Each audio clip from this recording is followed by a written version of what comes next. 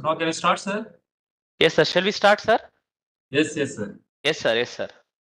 So ಇವತ್ತಿನ ಉಪನ್ಯಾಸ ಕಾರ್ಯಕ್ರಮದಲ್ಲಿ ಬಸವ ಕಿರಣ್ ಸರ್ ಅವರನ್ನು ಮತ್ತೊಮ್ಮೆ ಸ್ವಾಗತಿಸುತ್ತಾ good evening sir. Good evening, sir.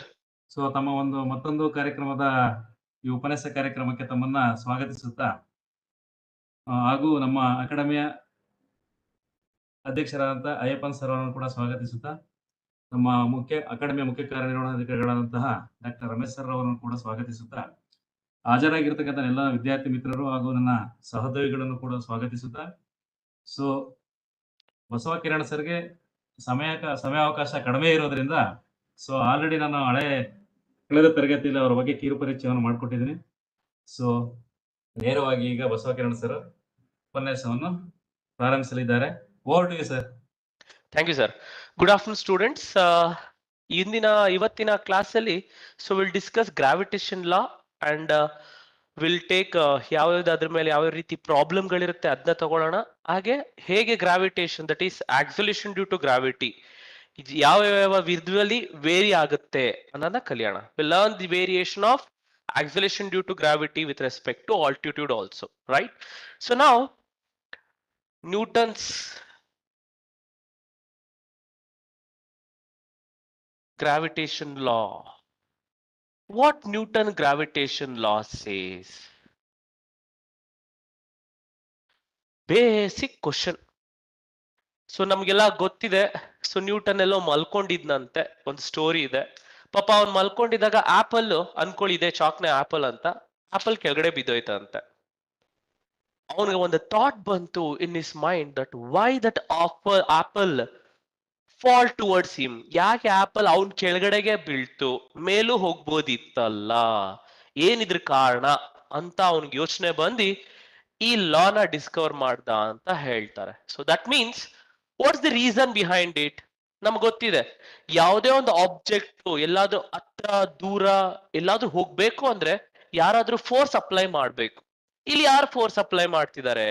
He thought earth ಅನ್ನೋದು ದೊಡ್ಡ ಪ್ಲಾನೆಟ್, ಅದಕ್ಕೆ ಹ್ಯೂಜ್ ಮಾಸ್ ಇದೆ, ಆ ಅರ್ತ್ ಅದನ್ನ ಎಳ್ಕೊಂತು ಅಂತ ಅವನು ಅನ್ಕೊಂಡ. ಸೊ ಹಾಗಾದ್ರೆ ಯಾವುದೇ ಆಬ್ಜೆಕ್ಟ್ಗೆ ಮಾಸ್ ಇದ್ರೆ ಅವರು ಅಟ್ರಾಕ್ಟ್ ಮಾಡ್ತಾರಾ? ಎಸ್ ಅಂತ ಅನ್ಕೊಂಡು he come up with this particular law. So what is that law says?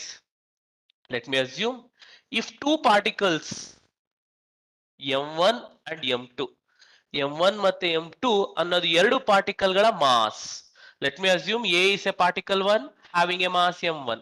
a ಅನ್ನೋದು ಒಂದು ಪಾರ್ಟಿಕಲ್, ಅದ್ರ ಮಾಸ್ m1 ಆಗಿದ್ರೆ b ಅನ್ನೋದು ಸೆಕೆಂಡ್ ಪಾರ್ಟಿಕಲ್, ಅದ್ರ ಮಾಸ್ m2 ಆಗಿದ್ರೆ ಅವರಿಬ್ರು ನಡುವೆ ಡಿಸ್ಟೆನ್ಸ್ ಏನಾದ್ರೂ ಸ್ಮಾಲರ್ ಆಗಿದ್ರೆ according to Newton's gravitation law, force between these two particle is directly proportional to, ಇವರಿಬ್ರು ನಡುವೆ ಇರೋ attraction force directly proportional to product of their masses, directly proportional to product of their masses and inversely proportional to square of the distance.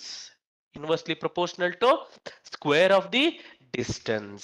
So ಇದನ್ನೆರಡು ನಾವು ಒಟ್ಟಿಗೆ ಬರೆದ್ರೆ f proportional to m1 m2 divided by r square. Hence ನಮಗೆಲ್ಲ maths ನಾವು ಕಲ್ತಿರೋದು ಒಂದು ಏನು, proportional ಇದ್ರೆ that can be replaced by proportionality constant. So equals ಬರೆದ್ಬಿಟ್ಟು let me write G is the proportionality constant m1 m2 divided by r square. This is a mathematical expression for magnitude. Magnitude ಅಂದ್ರೆ only ದಿಕ್ಕಿಲ್ಲ, ದಿಕ್ ಬಗ್ಗೆ ಈಗಲೇ ಮಾತಾಡ್ತಾ ಇಲ್ಲ. So only ಎಷ್ಟಿರುತ್ತೆ force ಅವ್ರಿಬ್ರು ನಡುವೆ, ಎರಡು particle mass ಇರೋರ್ ನಡುವೆ ಅನ್ನೋದು ಇಷ್ಟಿರುತ್ತೆ. The magnitude of gravitational force between two particles which are separated by a distance smaller is equals to g m1 m2 divided by r square. Question ಬರುತ್ತೆ, sir ಈ g ಅಂದ್ರೆ ಏನು? ನಾ ಹೇಳ್ದೆ ಅದು ಪ್ರಪೋರ್ಷನಾಲಿಟಿ ಕಾನ್ಸ್ಟೆಂಟ್. ಪ್ರಪೋರ್ಷನಾಲಿಟಿ ಕಾನ್ಸ್ಟೆಂಟ್ ಗೆ ಹೆಸರು ನಾವು ಕರಿತೀವಿ ಗ್ರಾವಿಟೇಷನಲ್ ಕಾನ್ಸ್ಟೆಂಟ್. ಗ್ರಾವಿಟೇಷನಲ್ ಕಾನ್ಸ್ಟೆಂಟ್ ಅಂದ್ರೆ ಈಗ ಗ್ರಾವಿಟೇಷನಲ್ ಕಾನ್ಸ್ಟೆಂಟ್ ಕಾನ್ಸ್ಟೆಂಟ್ ಆಗಿರುತ್ತಾ ಇಲ್ಲ ಇದು ಏನಾದ್ರೂ ವೇರಿ ಆಗುತ್ತಾ? ನೋ. ಈ ಜಿ ಅನ್ನೋದು ಯೂನಿವರ್ಸಲ್ ಕಾನ್ಸ್ಟೆಂಟ್ ಅಂತ ಕರಿತೀವಿ. ಯಾವುದೇ ಜಾಗದಲ್ಲಿ ನೀರಲ್ಲಾಗಿರ್ಲಿ, ಆಕಾಶದಲ್ಲಾಗಿದ್ದಿರ್ಲಿ, ಇಲ್ಲ ನಮ್ಮ ಅರ್ಥಲ್ಲಿ ಅಟ್ಮಾಸ್ಫಿಯರ್ ನಡುವೆ ಆಗಿರ್ಲಿ, ಎಲ್ಲೇ ಹೋದ್ರು between any two particle force ಕಂಡಿಡಿದಾಗ, ನನಗೂ ಮತ್ತೆ ಈ ಚಾಕುಗೂ ಫೋರ್ಸ್ ಕಂಡಿಡಿದಾಗ ಗ್ರಾವಿಟೇಷನಲ್ ಫೋರ್ಸು, ಅದನ್ನ ಕಂಡಿಡಿಬೇಕಾದ್ರೆ ಬರೋ ಕಾನ್ಸ್ಟೆಂಟ್ ಎಲ್ಲಾ ಜಾಗದಲ್ಲೂ ಸೇಮ್ ಇರುತ್ತೆ. ಅದಕ್ಕೆ ಅದನ್ನ ನಾವು ಯೂನಿವರ್ಸಲ್ ಕಾನ್ಸ್ಟೆಂಟ್ ಅಂತ ಕರಿತೀವಿ. So G is a universal constant. So therefore ಇದ್ರ ಜಿ ಬೆಲೆ ಎಷ್ಟಿದೆ ಸರ್? 6.67 ಇಂಟು 10⁻11 ಅಂತ ಕರಿತೀವಿ. ಇದು ಜಿ ನ ಬೆಲೆ. ಮ್ಯಾಥಮೆಟಿಕಲಿ ಕ್ಯಾವೆಂಡಿಶ್ ಎಕ್ಸ್ಪೆರಿಮೆಂಟ್ ಅನ್ಬಿಟ್ಟು ಅದ್ರಲ್ಲಿ ಜಿ ಬೆಲೆನ ಕಲ್ತ್ಕೊಂತೀವಿ ಮಕ್ಳ, ರೈಟ್? ಸೊ ಹಾಗಾದ್ರೆ ಈ ಜಿದು ಯೂನಿಟ್ ಎಷ್ಟಿರುತ್ತೆ? ಯೂನಿಟ್ ಕಂಡುಹಿಡಿಬೇಕು ಅಂದ್ರೆ ನಾವ್ ಇದನ್ನೆಲ್ಲ ಈ ಕಡೆ ಶಿಫ್ಟ್ ಮಾಡಿದ್ರೆ ಈಸಿ ಆಗುತ್ತೆ. ಎಫ್ ನೋಡಿ, ಜಿ ಇಲ್ಲೇ ಇಟ್ಕೊಂಡು FR² divided by M1 M2. ಏನು ಎಫ್ ದು ಯೂನಿಟ್? ನ್ಯೂಟನ್ ಅಂತನಾದ್ರೂ ಬರಿಬಹುದು, ಇಲ್ವಾ KG metre per second square ಅಂತನಾದ್ರೂ ಬರಿಬಹುದು ಎಫ್ ಗೆ. ಆರ್ ಅಂದ್ರೆ ಡಿಸ್ಟೆನ್ಸ್, ಡಿಸ್ಟೆನ್ಸ್ ಅಂದ್ರೆ ಮೀಟರ್, ಆರ್ ಸ್ಕ್ವೇರ್ ಅಂದ್ರೆ metre square divided by M1 ಅಂದ್ರೆ ಇಲ್ಲಿ ಮಾಸು ಕೆಜಿ, M2 ಅಂದ್ರೂ ಮಾಸು ಕೆಜಿ, ಕೆಜಿ ಸ್ಕ್ವೇರ್. ಈ ಕೆಜಿ ಕ್ಯಾನ್ಸಲ್ ಆಗ್ಬಿಟ್ರೆ ಕೆಳಗಡೆ ಇರೋ ಕೆಜಿ ಮೇಲ್ಗಡೆ ಹೋದ್ರೆ kg⁻⁻1 ಆಗುತ್ತೆ. ಮೀಟರ್ ಸ್ಕ್ವೇರ್ ಮೀಟರ್ ಮಲ್ಟಿಪ್ಲೈ ಮಾಡಿದ್ರೆ ಮೀಟರ್ ಕ್ಯೂಬ್ ಆಗುತ್ತೆ, π-2. ಇದು ಯೂನಿವರ್ಸಲ್ ಕಾನ್ಸ್ಟೆಂಟ್ ಅಥವಾ ಗ್ರಾವಿಟೇಷನಲ್ ಕಾನ್ಸ್ಟೆಂಟ್ ದ ಬೆಲೆ ಮತ್ತೆ ಅದರ ಯೂನಿಟ್. ಇದನ್ನೆಲ್ಲ ಬೋರ್ಡ್ ಎಕ್ಸಾಮ್ಗೆ, ಕಾಂಪಿಟೇಟಿವ್ ಎಕ್ಸಾಮ್ಗೆ ಕೇಳ್ತಾರೆ ಮಕ್ಕಳ. ಈಗ ಈ ಗ್ರಾವಿಟೇಷನಲ್ ಫೋರ್ಸ್ ಯಾವ ರೀತಿ ಇರುತ್ತೆ? What are is characteristics? So ಅದನ್ನ ಕಲಿಯೋಣ. That is characteristic of gravitational force. ಮೊದ್ಲಿಂದ ಹೇಳ್ತಾ ಇದ್ದೀನಿ, ಗ್ರಾವಿಟೇಷನಲ್ ಫೋರ್ಸ್ ನಾವು ನೋಡಿದ ಹಾಗೆ ಅಟ್ರಾಕ್ಟಿವ್ ಆಗಿರುತ್ತೆ. Hence basically gravitational force is attractive in nature. Attractive in nature. ಯಾಕೆ ಹೆಂಗ್ ಸರ್ ನಿಮ್ಗೆ ಗೊತ್ತು? ಆಪಲ್ ನ ಬಿಸಾಕಿದ್ರೆ ಅರ್ಥ ಆಪಲ್ ನ ಎಳ್ಕೊಂತು. So therefore gravitational force is attractive in nature.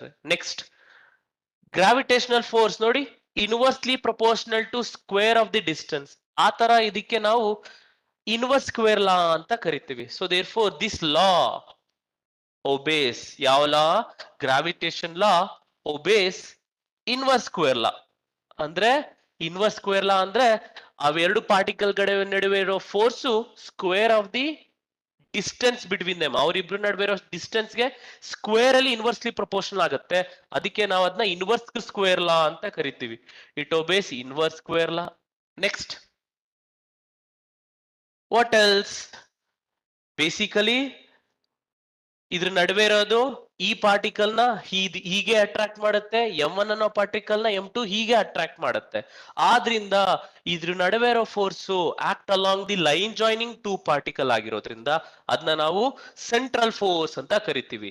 So ಈ ಪಾರ್ಟಿಕಲ್ ನ ಇದೇ ದಿಕ್ಕಲ್ಲಿ ಅಟ್ರಾಕ್ಟ್ ಮಾಡಿದ್ರೆ, M2 M1 ನ ಇದೇ ದಿಕ್ಕಲ್ಲಿ ಅಟ್ರಾಕ್ಟ್ ಮಾಡಿದ್ರೆ, ಆ ತರ ಫೋರ್ಸ್ ಗಳನ್ನ ನಾವು ಸೆಂಟ್ರಲ್ ಫೋರ್ಸ್ ಅಂತ ಕರಿತೀವಿ.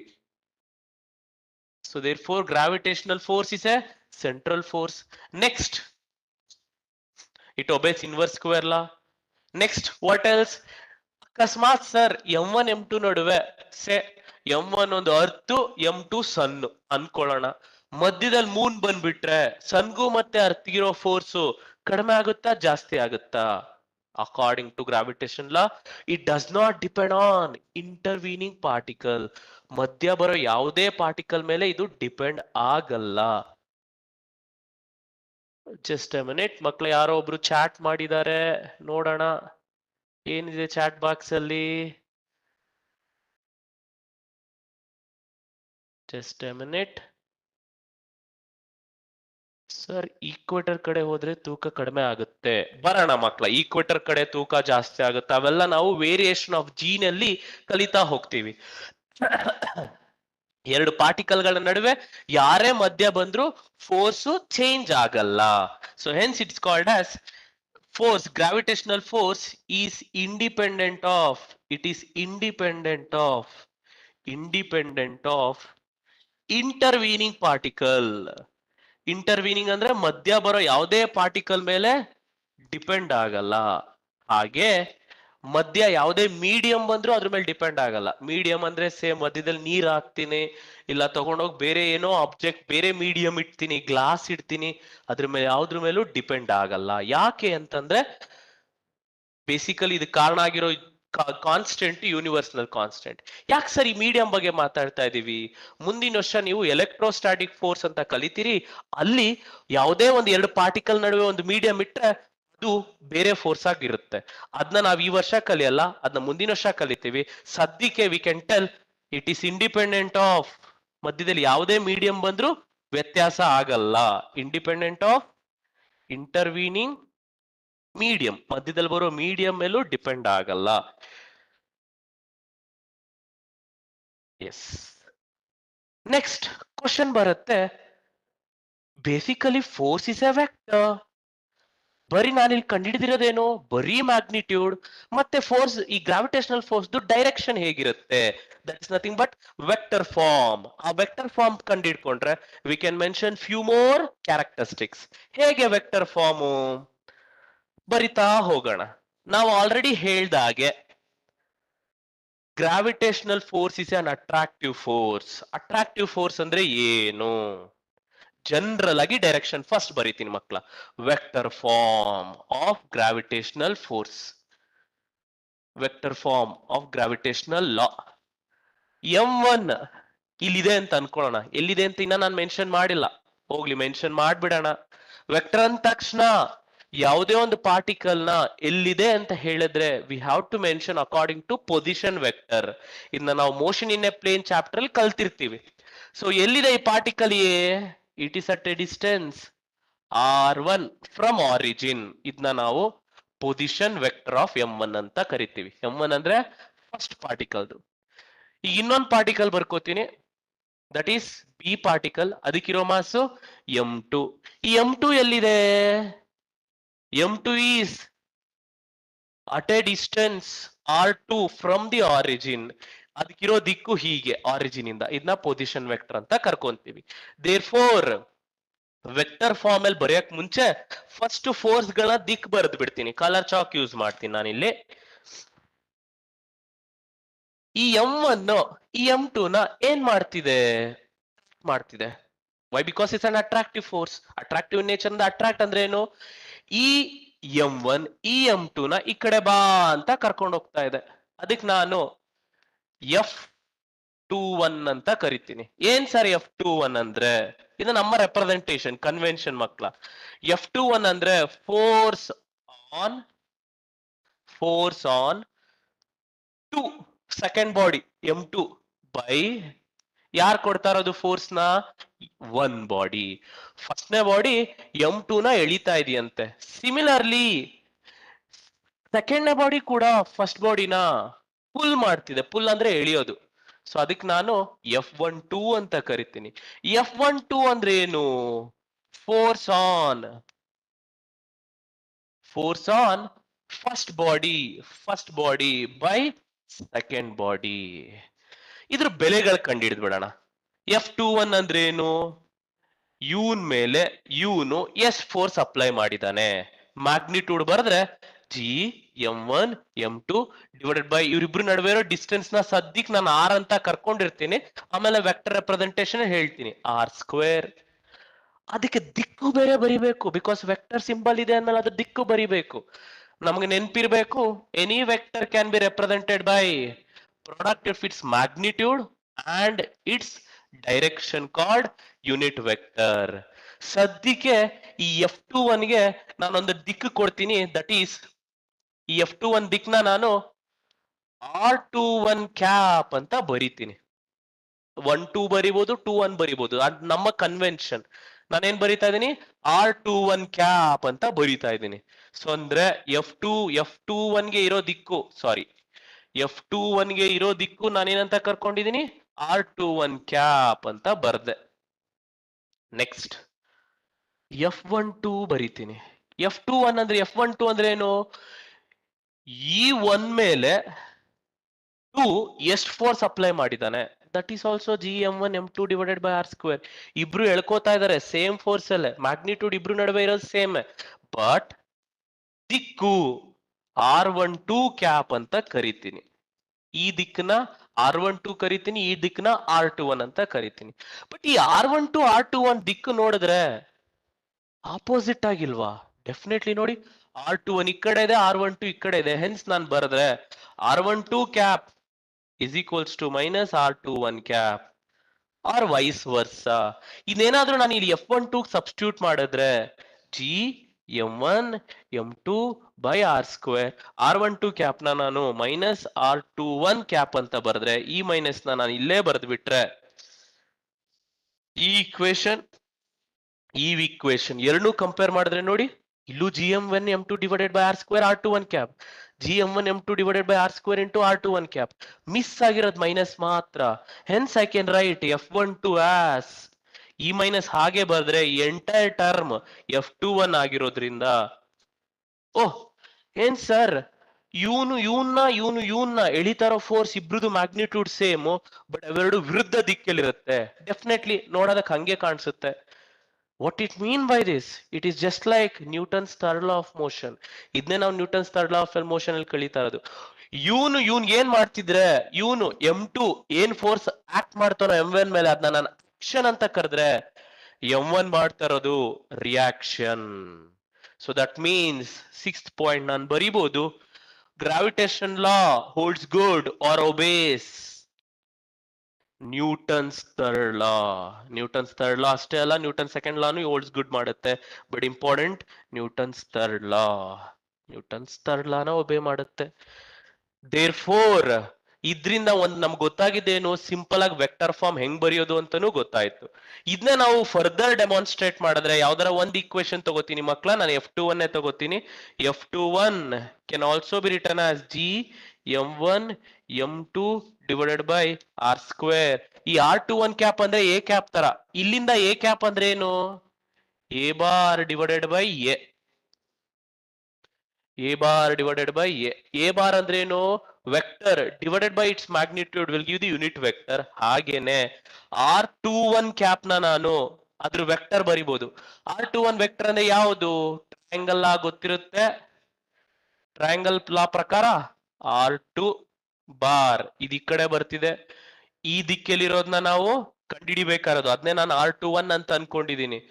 R2 bar plus R21 bar ಇದು ಈಕ್ವಲ್ಸ್ ಟು, ನೋಡಿ ಈ ವೆಕ್ಟರ್ ಈ ಸೈಡು ಇದಕ್ಕೆ ಆಪೋಸಿಟ್ ಇರೋದು R1 ಬಾರ್ ಅಂತ ಕರ್ಕೊಂತೀನಿ. Therefore R21 is equals to R1 minus R2.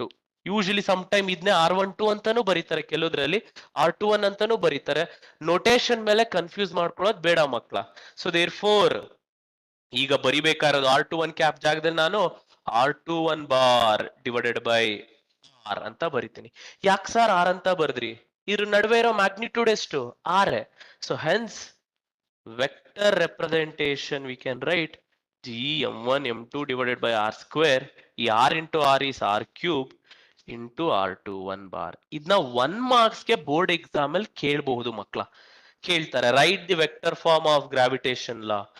ಈ ವರ್ಷದಲ್ಲಿ ಕೇಳಿಲ್ಲ ಅಂದ್ರು ನೆಕ್ಸ್ಟ್ ಇಯರ್ ಅಲ್ಲಿ ಪಕ್ಕಾ ಇದೇ ರೀತಿ ಎಲೆಕ್ಟ್ರೋಸ್ಟಾಟಿಕ್ ಫೋರ್ಸ್ ಬರುತ್ತೆ, ಅದನ್ನ ಕೇಳ್ತಾರೆ. ಸ್ವಲ್ಪ ಇಂಪಾರ್ಟೆಂಟ್, ಕಾನ್ಸಂಟ್ರೇಟ್ ಮಾಡಬೇಕು, ಅವಾಗ ನೀವು ಸ್ವಲ್ಪ ವೆಕ್ಟರ್ಸ್ ನ ರಿವೈಸ್ ಮಾಡ್ಬೇಕಾಗತ್ತೆ ಮಕ್ಳ. ಸೊ ಫ್ರಮ್ ದಿಸ್ ನಮ್ಗೆ ಇನ್ನೊಂದು ಪಾಯಿಂಟ್ ಗೊತ್ತಾಗಿದ್ದೇನು, it obeys Newton's third law of motion. So ಇದು ವೆಕ್ಟರ್ ಫಾರ್ಮ್ ಅಂತ ಕರಿತೀವಿ, ಅಂಡ್ ದಿಸ್ ದಿ ಕ್ಯಾರೆಕ್ಟರಿಸ್ಟಿಕ್. ನಾವು ಈಗ ಒಂದೆರಡು ಪ್ರಾಬ್ಲಮ್ ತಗೊಳ್ಳೋಣ, ಹೇಗೆ ಇದನ್ನ ಅಪ್ಲೈ ಮಾಡೋದು ಡಿಫ್ರೆಂಟ್ ಸಿಚುವೇಶನ್ ಮೇಲೆ. ಸೊ ಅಪ್ಲೈ ಮಾಡೋದಕ್ಕೆ, so let me take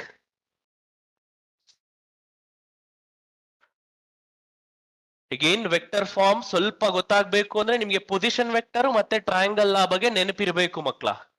so there four ನಾವು ಒಂದು ಸಿಚುವೇಶನ್ ತಗೋತೀನಿ. ಸೇ ಫಾರ್ ಎಕ್ಸಾಂಪಲ್ ಒಂದು ಪಾರ್ಟಿಕಲ್, ಇನ್ನೊಂದು ಪಾರ್ಟಿಕಲ್, ಎಲ್ಲರದು ಮಾಸ್ ಸೇಮ್ ಇದೆ, ಎಲ್ಲರೂ ವರ್ಟಿಸ್ ಆಫ್ ಎ ಸ್ಕ್ವೇರ್ ಇಲ್ಲಿದ್ದಾರೆ. That means 4 particles, 4 particles of each mass, ಒಬ್ಬೊಬ್ರದ್ದು mass m, are kept at the vertices of an square. ಈ ಸ್ಕ್ವೇರ್ ಸೈಡ್ ಎಷ್ಟು ಎ ಅಂತ ಕರ್ಕೋತೀನಿ. ಕ್ವಶನ್ ಏನಿರುತ್ತೆ sir, find the gravitational force on any one of the particle. ಹೆಂಗ್ sir ಕಂಡಿಡಿಯೋದು? ನಾವು vectors ಅಲ್ಲಿ ಕಲ್ತಿರ್ತೀವಿ ಒಟ್ಟು ರಿಸಲ್ಟೆಂಟ್ ವೆಕ್ಟರ್ ಹೆಂಗ್ ಕಂಡಿಡಿಯೋದು. What is resultant vector? It's a vector summation of individual vector. ಹಾಗೆ ಒಟ್ಟು ಫೋರ್ಸ್ ಹೆಂಗ್ ಕಂಡಿಡಿಯೋದು? Simple, vector summation of individual forces.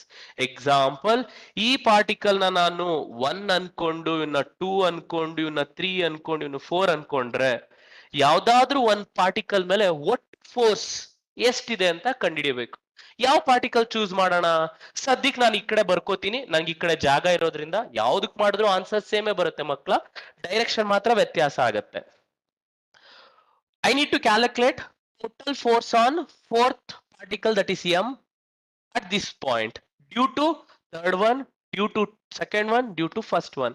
Heng ಕಂಡುಹಿಡಿಯೋದು? Total force on fourth particle is force on 4 due to first particle plus force on 4 due to second particle, force on fourth particle due to third particle. ಅಷ್ಟೇ ಇರೋದು, ಇನ್ಯಾರು ಇಲ್ಲ. ಎಲ್ಲಾ vector summation ಮಕ್ಕಳ. ಸದ್ಯಕ್ಕೆ ನಾನೇನ್ ಮಾಡ್ತೀನಿ, ಈಗ ಇವನ್ನ ಏನ್ ಮಾಡ್ತಿದ್ದಾನೆ ನೋಡ್ತೀನಿ. ಸೊ ನೆನ್ಪಿಟ್ಕೋಬೇಕು, ನ್ಯೂಟನ್ಸ್ ಲಾಸ್ ಆಫ್ ಮೋಷನ್ ಅಲ್ಲಿ ನಾವು ಫ್ರೀ ಬಾಡಿ ಡಯಾಗ್ರಾಮ್ ಬರೆಯೋದನ್ನ ಹೇಳ್ಕೊಟ್ಟಿರ್ತೇವೆ. Whenever we are trying to study any one body, we should always try to find out what are the forces acting on him. ಅಂದ್ರೆ ಈ body ಮೇಲೆ ಎಷ್ಟು force ಇದೆ ಅಂತ ಕಂಡಿಡಿಬೇಕಾದ್ರೆ ಇವನ್ ಏನ್ ಮಾಡ್ತಿದ್ದಾನೆ ಅಂತ ತಲೆ ಕೆಡ್ಸ್ಕೋಬಾರ್ದು. ಇವನ್ ಮೇಲೆ ಬೇರೆಯವರೆಲ್ಲ ಏನ್ ಮಾಡ್ತಿದ್ದಾರೆ ಅಂತ ಕಲ್ತ್ಕೋಬೇಕು. ಇವನ್ ಮೇಲೆ ಬೇರೆಯವರೆಲ್ಲ ಏನ್ ಮಾಡ್ತಿದ್ದಾರೆ, ಫಸ್ಟ್ ಪಾರ್ಟಿಕಲ್ ಇವನ್ನ ಈ ಕಡೆ ಎಳಿತಾ ಇದೆ, that is attraction. This the direction of force on fourth particle due to first particle. Similarly third particle ಏನ್ ಮಾಡ್ತಿದೆ, ಅದು ಕೂಡ ಈ ಫೋರ್ತ್ ಪಾರ್ಟಿಕಲ್ ನ ಮೇಲ್ಗಡೆ ಎಳಿತಾ ಇದೆ. ಹಾಗೇನೆ what the second particle is doing, second particle ಕೂಡ ಈ ದಿಕ್ಕಲ್ಲಿ, ಬಿಕಾಸ್ ಸೆಂಟ್ರಲ್ ಫೋರ್ಸ್ ಹಿಂಗೆ ಎಳಿಬೇಕು, ಹಿಂಗೆಲ್ಲ ಎಳಿಯಕ್ಕಾಗಲ್ಲ. ಸೊ ದೇರ್ ಫೋರ್ತ್ ಪಾರ್ಟಿಕಲ್ ನ ಸೆಕೆಂಡ್ ಪಾರ್ಟಿಕಲ್ ಕೂಡ ಈ ದಿಕ್ಕಲ್ಲಿ ಎಳಿತಿದ್ದಾನೆ. ಡೈರೆಕ್ಷನ್ ಗಳು ಬರ್ಕೊಂಡ್ವಿ. ಈಗ ಏನ್ ಕಂಡಿಡಿಬೇಕು, ಮ್ಯಾಗ್ನಿಟ್ಯೂಡ್ ಕಂಡಿಡಿಬೇಕು. ಮ್ಯಾಗ್ನಿಟ್ಯೂಡ್ ಹೆಂಗ್ ಕಂಡಿಡಿಯೋದು ಸರ್? ಯಾವಾಗ 2ಕ್ಕಿಂತ ಹೆಚ್ಚು ವೆಕ್ಟರ್ ಇದ್ದಾಗ ಹೆಂಗ್ ಕಂಡಿಡಿಯೋದಪ್ಪ ರಿಸಲ್ಟೆಂಟ್ ಅಂದ್ರೆ, easy technique is of course resolution method use ಮಾಡ್ಬೋದು, ಇಲ್ಲ ಅಂದ್ರೆ ಯಾವ್ದಕ್ಕಾದ್ರೂ 2ಕ್ಕೆ ಫಸ್ಟ್ ರಿಸಲ್ಟೆಂಟ್ ಕಂಡಿಡಿದು ಆಮೇಲೆ ಅದನ್ನ ಇನ್ನೊಂದ್ರ ಜೊತೆ ಅಡಿಷನ್ ಮಾಡೋದು. ನಾನೇನ್ ಮಾಡ್ತೀನಿ, ನಾ ಹೇಳದ್ನ ಮಾಡಿದಾಗ ಈಸಿಯಾಗಿ ಅರ್ಥ ಆಗತ್ತೆ ಮಕ್ಳ. ನಾನು ಇದನ್ನೇ ರಿಅರೇಂಜ್ ಮಾಡ್ಕೋತೀನಿ ಮಕ್ಳ. F4 equals F41 bar plus F43 bar plus F42 bar ಅಂತ ಬರ್ಕೋತೀನಿ. ಯಾಕೆ ಸರ್ ಇವ್ರಿಬ್ರನ್ನ ಒಟ್ಟಿಗೆ ಬರ್ಕೊಂಡ್ರಿ ಹೇಳ್ತೀನಿ ನೋಡಿ ಮಕ್ಳ. F43 F41 ಹೇಗಿದ್ದಾರೆ, ಪರ್ಪೆಂಡಿಕ್ಯುಲರ್ ಆಗಿದ್ದಾರೆ. ಫಸ್ಟ್ ಇವ್ರಿಬ್ರಿಗೆ ರಿಸಲ್ಟೆಂಟ್ ಕಂಡಿಡ್ಬಿಡೋಣ. ಏನ್ ಸರ್ ರಿಸಲ್ಟೆಂಟ್ ಅಂದ್ರೆ, ಇವ್ರಿಬ್ರನ್ನ ಒಟ್ಟು ಬೆಲೆ ಕಂಡಿಡಿಯೋಣ. ಆ ಒಟ್ಟು ಬೆಲೆನ ಇವನ್ ಜೊತೆನೂ ಕಂಡಿಡಿದ್ರೆ 3 ಜನಕ್ಕೂ ಇರೋ ಒಟ್ಟು ಬೆಲೆ ಬರುತ್ತೆ. So that's what, let us first calculate the resultant force between F41 and F43. ನೋಡೋದಕ್ಕೆ ಈಸಿ ತರ ಕಾಣಿಸ್ತಿದ್ದಾರೆ. ಲೆಟ್ ಇಲ್ಲ ಬರ್ಕೋತೀನಿ, let F41 bar plus F43 bar equals FR ಅಂತ ಕಂಡಿಡ್ಕೊಳ್ಳೋಣ. So therefore FR magnitude ಏನಾಗಿರುತ್ತೆ, square root of, just like R equals ನೆನ್ಪಿದ್ಯಾ ಮಕ್ಳ, square root of A square plus B square plus 2AB cos theta, ಅಥವಾ ನಿಮ್ಮ teacher P square plus Q square plus 2PQ cos theta ಅಂತ ಬರೆದಿರ್ತಾರೆ. ಅದೇ relation ಇಲ್ಲಿ ಅಲ್ಲಿ resultant vector, ಇಲ್ಲಿ resultant force. A ಜಾಗದಲ್ಲಿ F41 ಇದ್ದಾನೆ, ಬಿ ಜಾಗದಲ್ಲಿ F43 ಇದೆ. So F41 whole square plus F43 square plus 2F41 F43 B ಜಾಗದಲ್ಲಿ cos of theta ಅಂದ್ರೇನು, angle between A and B. ಇಲ್ಲಿ theta ಅಂದ್ರೇನು, angle between F43 and F41. ಎಷ್ಟಿದೆ 90 degree. Cos 90 is 0. ಇದು ಬರೆದ್ರು ಒಂದೇ, ಬರಿದೇ ಇದ್ರು ಒಂದೇ. So therefore F R equals square root of F41 square plus F43 square. ಈಗ F41 F43 ಇದು ಮ್ಯಾಗ್ನಿಟ್ಯೂಡ್ ಗಳು ಕಂಡಿಡ್ಬಿಡೋಣ ಬೆಲೆ. F41 ಬೆಲೆ ಎಷ್ಟಿದೆ? G ಇಂಟು ಇವನು 1 ಅಲ್ಲಿ ಯಾರಿದ್ದಾನೆ? 4 ಅಲ್ಲಿ ಯಾರಿದ್ದಾನೆ? 1 ಅಲ್ಲೂ ಎಮ್, 4 ಅಲ್ಲೂ ಎಮ್. ಅವರಿಬ್ರು ನಡುವೆ ಇರೋ distance A square. So it's nothing but GM square by a square. Next force between 4 and 3, 4 ಮತ್ತೆ 3ನೇ ಪಾರ್ಟಿಕಲ್ ನಡುವೆ ಎಷ್ಟಿದೆ ಫೋರ್ಸ್? ಜಿ. ಅವರಿಬ್ರು ಎರಡು ಜಾಗಗಳಿರೋ ಮಾಸ್ಗಳು, ಎರಡು ಜಾಗದಲ್ಲೂ ಮಾಸ್ಗಳು ಎಂ ಇದ್ದಾರೆ. ಅವರಿಬ್ರು ನಡುವೆ ಇರೋ ಡಿಸ್ಟೆನ್ಸ್ ಎ ಸ್ಕ್ವೇರ್. ಸೊ ಇದು ಕೂಡ GM square by a square. Therefore ನೋಡೋದಕ್ಕೆ ಇಬ್ರದು ಮ್ಯಾಗ್ನಿಟ್ಯೂಡ್ ಸೇಮ್ ಅನ್ಕೋತೀನಿ. ಇಬ್ರು ಎಫ್ ಅಂತ ಅನ್ಕೊಂಡ್ರೆ ಈ ರಿಲೇಷನ್ ನ ಇಲ್ಲಿ ಬರ್ಕೊಂಡು ಕಂಟಿನ್ಯೂ ಮಾಡಿದ್ರೆ F R equals square root of F41 ಜಾಗದಲ್ಲಿ ಎಫ್ ಅಂತಾನೆ ಬರೀತೇನೆ, F343 ಜಾಗದಲ್ಲಿ ಎಫ್ ಅಂತಾನೆ ಬರೀತೀನಿ. Then F R is 2F square, that is F. ಇದನ್ನ ಬರೆದ್ರೆ 2F ಸ್ಕ್ವೇರ್ ಬರುತ್ತೆ. ಎಫ್ ಆಚೆ ತಗೊಂಡ್ರೆ F√2 ಬರುತ್ತೆ. ಎಫ್ ನ ಬೆಲೆ ಎಷ್ಟು? GM square A square by ಅಷ್ಟೇ ಇಂಟು √2. ಇದು ಒಟ್ಟು ಫೋರ್ಸ್ ಮಕ್ಳ. ನಾರ್ಮಲ್ ಆಗಿ ಜಸ್ಟ್ ಆಡ್ ಮಾಡಕ್ ಆಗಲ್ಲ ವೆಕ್ಟರ್ಗಳನ್ನ. ಒಬ್ಬ ಈ ಕಡೆ ಹೆಂಗಪ್ಪ ಯಾಕಪ್ಪ ಅಂದ್ರೆ ನೋಡಿ, ಯಾರೋ ಒಬ್ಬ ಇದೆ ಎರಡು ಕೈ, ಈ ಕೈನ ನಾನು ಯಾರೋ ಎಳಿತಾ ಇದ್ದೇನೆ, ಈ ಕೈನ ಯಾರೋ ಒಬ್ಬ ಎಳಿತಾ ಇದ್ದೇನೆ. ಅವಾಗ ನಾನು ಯಾವ ಕಡೆ ಹೋಗ್ತೀನಿ? ಇದ್ಯಾವುದೋ ದಿಕ್ಕಲ್ಲಿ ಹೋಗ್ತೀನಿ. ಅಂದ್ರೆ ಏನರ್ಥ? ಒಟ್ಟು ಫೋರ್ಸ್ ಕಡೆ ಕೆಲಸ ಆಗದೇ ಇಲ್ಲ ವೆನ್ ಎವರ್ ವೆಕ್ಟರ್ಸ್ ಗಳಿದ್ದಾಗ. ಸೊ ವೆಕ್ಟರ್ ಲಾಸ್ ನೇ ಯೂಸ್ ಮಾಡ್ಬೇಕು ನಾನು. ಸೊ ಎಫ್ ಆರ್ ಕಂಡಿಡಿದೆ. F R is the resultant of these two. ನಮ್ ಕೆಲಸ ಎಫ್ ಆರ್ ಕಂಡಿಡಿಯೋದಲ್ಲ, ನಮ್ ಕೆಲಸ ಬಂದಿರೋದು ಯಾರನ್ನ ಕಂಡಿಡಿಯೋದಕ್ಕೆ? F4 ನ. ಸೊ F4 ಬಾರ್ ಈಕ್ವಲ್ಸ್ ಈಗ ಎಫ್ ಆರ್ ಪ್ಲಸ್ ಇವರಿಬ್ರು ನಡುವೆ ಪ್ಲಸ್ F42 ಅಂತ ಬರೀಬಹುದು. ಬರ್ದ್ರೆ ಇವರಿಬ್ರು ಆಡ್ ಮಾಡೋದಿಕ್ಕೆ ಎಫ್ ಆರ್ ಬೆಲೆ ಗೊತ್ತಿದೆ, ದಿಕ್ಕು ಗೊತ್ತಿಲ್ಲ. ದಿಕ್ ಹೆಂಗ್ ಕಂಡಿಡಿಯೋದು ಸರ್? ನೆನ್ಪಿಟ್ಕೋಬೇಕು ಮಕ್ಳ, ವೆಕ್ಟರ್ಸ್ ಅಲ್ಲಿ ಹೇಳ್ಕೊಟ್ಟಿರ್ತೀವಿ, ಮುಂದಿನ ವರ್ಷನೂ ಬೇಕಾಗತ್ತೆ. ಎರಡು ವೆಕ್ಟರ್ ಗಳ ಬೆಲೆ ಮ್ಯಾಗ್ನಿಟ್ಯೂಡ್ ಸೇಮ್ ಇದ್ರೆ ಅವರಿಬ್ರು ನಡುವೆ ಬರೋ ರಿಸಲ್ಟೆಂಟ್ ಡಯಾಗ್ನಲ್ ಆಗಿರುತ್ತೆ. ಆ ಡಯಾಗ್ನಲ್ ಆಂಗಲ್ ಬೈಸೆಕ್ಟರ್ ಆಗಿರುತ್ತೆ. ಮಧ್ಯದಲ್ಲೇ ಬರುತ್ತೆ. ಯಾವಾಗ ಮಾತ್ರ ಮಧ್ಯದಲ್ಲಿ ಬರೋದು? ಎರಡು ಫೋರ್ಸ್ ಗಳ ಮ್ಯಾಗ್ನಿಟ್ಯೂಡ್ ಸೇಮ್ ಇದ್ದಾಗ. Whenever magnitude of two forces are same, then the resultant will be angle bisector. ಈ F42 ಆಂಗಲ್ ಬೈಸೆಕ್ಟರ್ ಇದೆ. ಇದ್ರ ನಡುವೆ ಎಫ್ ಆರ್ ಡೈರೆಕ್ಷನ್ ಬರೋದು ಸೇಮ್ ಇದೆ. So when two vectors are in same direction, then the resultant will be just addition F R plus F42. ಈಗ F4 is ಬರ್ದಿದೀವಿ GM square by a square √2. F42 force between 4 and 2. G ಮಾಸ್ಗಳು ಇಬ್ರುದು m. ಇಲ್ಲಿಂದ ಇಲ್ಲಿಗೆ ಎಷ್ಟಪ್ಪ distance square ಇರುತ್ತೆ? Pythagoras theorem a square plus a square 2a square ಇರುತ್ತೆ. ಇಲ್ಲಿಂದ ಇಲ್ಲಿಗಿರೋ ಡಿಸ್ಟೆನ್ಸ್ ಸ್ಕ್ವೇರ್ 2a ಸ್ಕ್ವೇರ್ ಇರುತ್ತೆ. So therefore F4 equals GM square by a square √2 plus GM square by 2a square. ಬೇಕು ಅಂದ್ರೆ simplify ಮಾಡೋದಿಕ್ಕೆ GM square by a square, ನೋಡಿ GM square by a square common ಇದೆ. Common ತಗೊಂಡ್ರೆ ಇಲ್ಲಿ ಉಳ್ಕೊಳ್ಳೋದು √2, ಇಲ್ಲಿ ಉಳ್ಕೊಳ್ಳೋದು 1/2. ಇದನ್ನ ಬೇಕಾದ್ರೆ LCM ಫರ್ದರ್ ತಗೋಬಹುದು. This what the gravitational force on any one of the particle due to other particles. ಈ ತರ ತುಂಬಾ ಪ್ರಾಬ್ಲಮ್ಗಳು ಕಾಂಪಿಟೇಟಿವ್ ಎಕ್ಸಾಮ್ಸ್ ಅಲ್ಲೆಲ್ಲ ಬರುತ್ತೆ. ಮುಂದಿನ ವರ್ಷಕ್ಕೆ ಮಕ್ಕಳ ಎಲೆಕ್ಟ್ರೋಸ್ಟಾಟಿಕ್ ಫೋರ್ಸ್ ಅಲ್ಲಿ ಈ ತರ ಪ್ರಾಬ್ಲಮ್ ಬೋರ್ಡ್ ಎಕ್ಸಾಮ್ ಅಲ್ಲೂ ಕೇಳ್ತಾರೆ. ರೈಟ್? ಇದೇ ನೆಕ್ಸ್ಟ್ ಮೂವ್ ಆಗ್ತಾ ಇದ್ರೆ, ಇದೇ ಸುತ್ತುತ್ತಾ ಇದ್ರೆ ಏನಾಗುತ್ತೆ? ಇದೇ ಪಾರ್ಟಿಕಲ್ಗಳು ಗ್ರಾವಿಟೇಷನಲ್ ಫೋರ್ಸ್ ಸಹಾಯದಿಂದ ಸುತ್ತುತ್ತಾ ಇರ್ತವೆ. ಯಾಕೆ ಸರ್ ಸುತ್ತುತ್ತಾರೆ? ನೆನ್ಪಿರ್ಬೇಕು ನಿಮ್ಗೆ, ಅರ್ಥ ಸಣ್ಣ ಸುತ್ತುತ್ತಾ ಇರ್ತಾನೆ. ಯಾಕೆ? ಅವ್ರಿಬ್ರು ನಡುವೆ ಗ್ರಾವಿಟೇಷನಲ್ ಫೋರ್ಸ್ ಇದೆ. ಆ ಫೋರ್ಸಸ್ ಸೆಂಟ್ರಿಪಿಟಲ್ ಫೋರ್ಸ್ ಆಗಿ ಆಕ್ಟ್ ಆಗ್ತಾ ಇರುತ್ತೆ.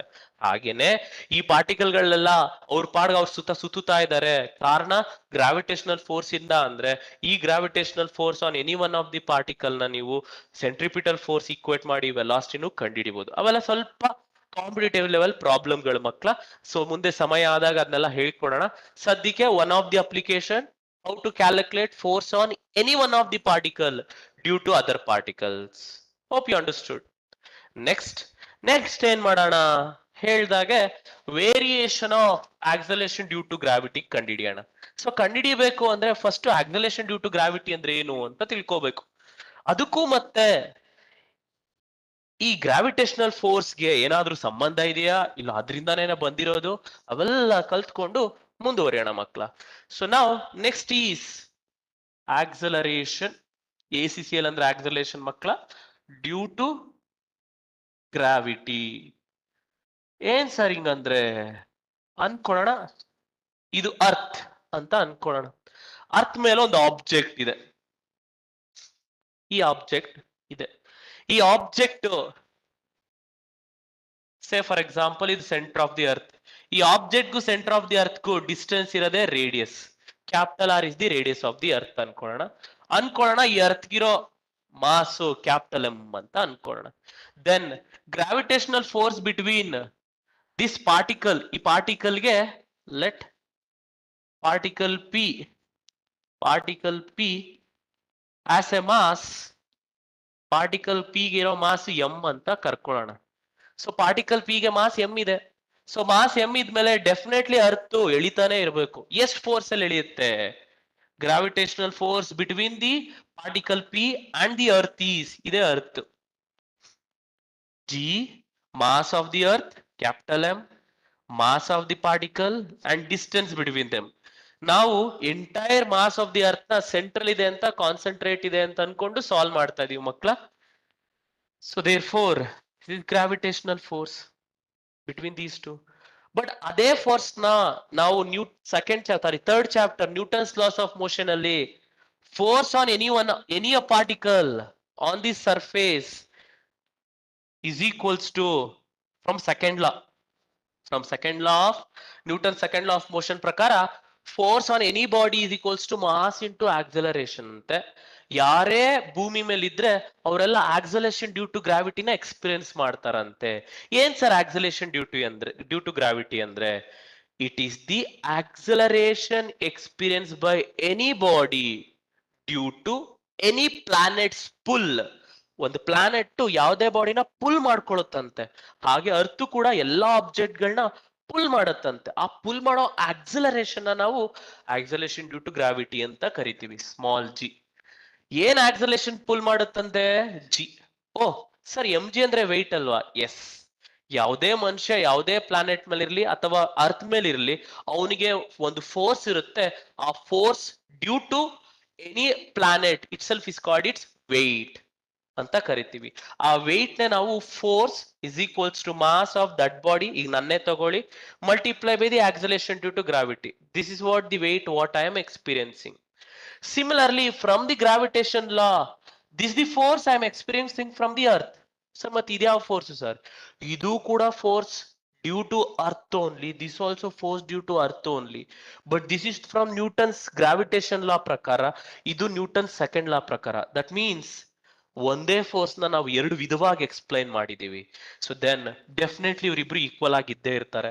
ದೆನ್ ಬಿಕಾಸ್ ಒಂದೇ ಫೋರ್ಸ್ ನ ಬೇರೆ ಬೇರೆ ರೀತಿ ಎಕ್ಸ್ಪ್ಲೈನ್ ಮಾಡಿದೀವಿ. ಸೊ therefore ಬರೆದ್ರೆ G capital M by small r square equals m G.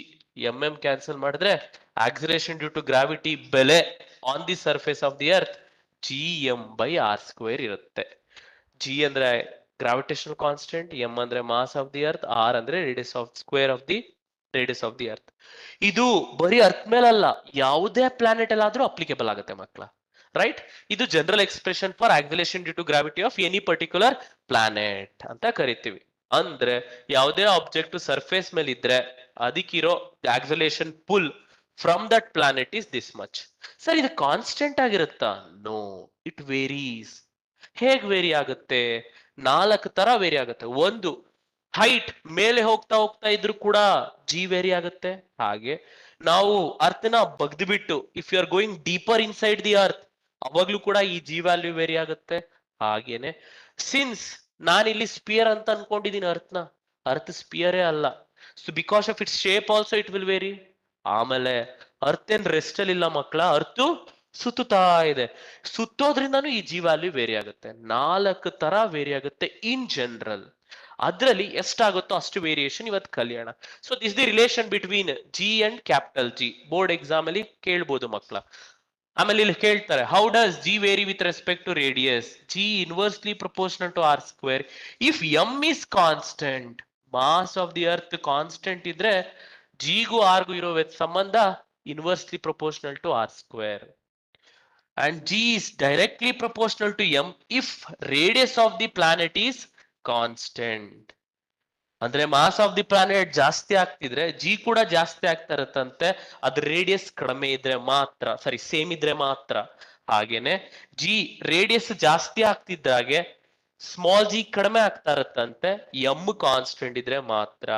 ಇನ್ನೊಂದು ಅಪ್ಲಿಕೇಶನ್ ಕೂಡ ಹೇಳ್ತಾರೆ, ಹೌ ಡಸ್, ಇದೆಲ್ಲ ಕಾಂಪಿಟೇಟಿವ್ ಮಕ್ಕಳ ನೀವೇನಾದ್ರೂ ಪ್ರಯತ್ನ ಪಡ್ತೀನಿ ಅಂತಂದ್ರೆ ನಾ ಹೇಳ್ತೀನಿ, ಹಿಂಟು ಕೊಡ್ತೀನಿ. How does G depends on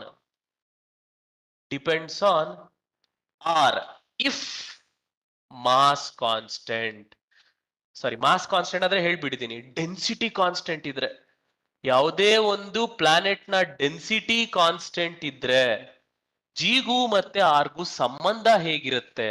sir inversely proportional to R square, right? No. ಹೇಗೆ ಕಂಡಿಡಿಬಹುದಪ್ಪ? ಕಂಡಿಡಿದೆ ಬಿಡೋಣ, ಇನ್ನ ಟೈಮ್ ಇದೆ.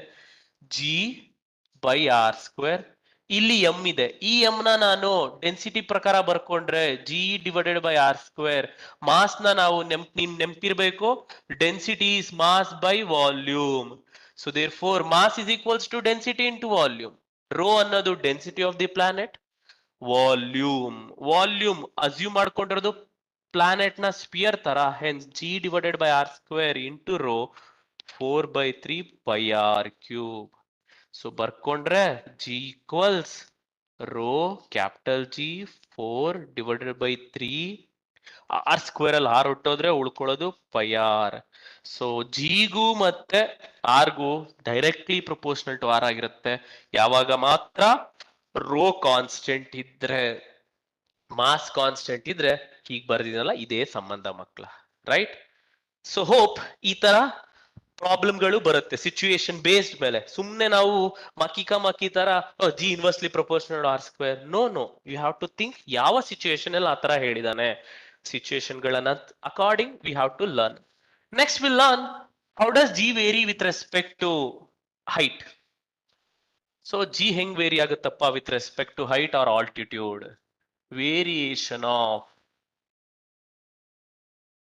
Variation of small g with respect to height or altitude ಅನ್ಕೊಳ್ಳೋಣ. ಅಗೈನ್ ಇದು ಅರ್ಥ ಅಥವಾ ಯಾವುದೋ ಪ್ಲಾನೆಟ್. ಈಗ ಬಾಡಿ ಪಿ ಇಸ್ ಪಾರ್ಟಿಕಲ್, ಆ ಪಾರ್ಟಿಕಲ್ ಗಿರೋ ಮಾಸು ಎಂ. ಎಷ್ಟು ದೂರದಲ್ಲಿದೆ? Height H from the surface ಇಂದ ಎಚ್ ಎತ್ತರದಲ್ಲಿ ಇದೆಯಂತೆ. ಅಂಡ್ ಸರ್ಫೇಸ್ಗೂ ಮತ್ತೆ ಸೆಂಟರ್ ಆಫ್ ದಿ ಅರ್ತ್ ಇರೋ ಡಿಸ್ಟೆನ್ಸ್ ಕ್ಯಾಪಿಟಲ್ ಆರ್. ಇದನ್ನ ಅರ್ಥ ಅಂತಾನೆ ಸದ್ಯಕ್ಕೆ ಅಂದ್ಕೊಳ್ಳೋಣ. Then according to gravitational force between this particle and the earth is G into mass of earth multiply by mass of this particle divided by distance between them. ಅವ್ರಿಬ್ರಿರುವ ನಡುವೆ distance ಅಂದ್ರೆ ನೆನ್ಪಿಟ್ಕೋಬೇಕು ಮಕ್ಕಳ, particle ಆಯ್ತು ಅಂದ್ರೆ ಅವ್ರಿಬ್ರು ನಡುವೆ ಇರೋ ಡಿಸ್ಟೆನ್ಸ್ ತಗೋತೀವಿ. ಬಟ್ ಅರ್ತ್ ಸ್ಪಿಯರ್ ಅನ್ನೋ ದೊಡ್ಡ ಆಬ್ಜೆಕ್ಟ್ ತಗೊಂಡಾಗ ಅದ್ರ ಮಾಸ್ ಎಲ್ಲಿ ಕಾನ್ಸಂಟ್ರೇಟ್ ಆಗಿದೆಯೋ ಅಲ್ಲಿಂದ ತಗೋತೀವಿ. ಅದ್ರ ಮಾಸ್ ಎಲ್ಲಿ ಕಾನ್ಸಂಟ್ರೇಟ್ ಆಗಿದೆ ಅರ್ಥದ್ದು ಇಲ್ಲಿ. ಸರ್ ನಮ್ಗೆ ಹೆಂಗ್ ಗೊತ್ತು? ಸಿಸ್ಟಮ್ ಆಫ್ ಪಾರ್ಟಿಕಲ್ ಅಲ್ಲಿ ಕಲ್ತಿರ್ತೀರಾ. ಸೊ ದೇರ್ ಫೋರ್ ಆಕ್ಚುಲಿ ನಾನು ನ್ಯೂಟನ್ ಸ್ಪಿರಿಕಲ್ ಶೆಲ್ ಥಿಯರಿ ಪ್ರಕಾರ ಇಂಟಿಗ್ರೇಟ್ ಮಾಡಿ ಡಿರೈವ್ ಮಾಡ್ಬೇಕು, ಬೇಡ. ಸಿಂಪಲ್ ಆಗಿ ಸೆಂಟರ್ ಆಫ್ ಮಾಸ್ ಕಾನ್ಸೆಪ್ಟ್ ಎಲ್ಲ ಹೇಳ್ಕೊಡೋಣ. ಇದಕ್ಕೂ ನಡುವೆ ಇರೋ distance R plus H whole square. ಇಲ್ಲಿಂದ ಇಲ್ಲಿಗೆ ಆರು, ಇಲ್ಲಿಂದ ಇಲ್ಲಿಗೆ H, R plus H whole square inversely proportional to square of the distance between them. ಅದೇ ನ್ಯೂಟನ್ ಸೆಕೆಂಡ್ ಲಾ ಪ್ರಕಾರ force is equals to M into acceleration experience by this body at P. ಆ P ನಲ್ಲಿರೋ acceleration ನಾನು G H ಅಂತ ಕರ್ಕೋತೀನಿ. ಮೊದ್ಲು G ಅಂತ ಬರ್ಕೊಂಡಿದ್ದೆ, G H ಅಂತ ಬರಿತಾ ಇದೀನಿ. ಯಾಕೆ? ಬೇರೆ ಆಗಿದೆ, ಅದಕ್ಕೆ. ಎಷ್ಟು ಬೇರೆ ಆಗಿದೆ ಅಂತ ಕಂಡುಹಿಡಿಬೇಕು. ಇಬ್ರು ಕೂಡ ಹೇಳ್ತಾ ಇರೋದು ಒಂದೇ force experience by this particle due to earth is this, force experience by this particle due to earth gravity is this. Both are telling same force. ಇಬ್ರು ಒಂದೇ ಫೋರ್ಸ್ ಹೇಳ್ತಾ ಇದಾರೆ ಬಟ್ ಬೇರೆ ಫಾರ್ಮ್ಸ್ ಅಲ್ಲಿ. ದೆನ್ ಈಕ್ವೇಟ್ ಮಾಡ್ಬೋದು. Equate ಮಾಡಿದ್ರೆ H H ಹೊಟ್ಟೋಯ್ತು. So there four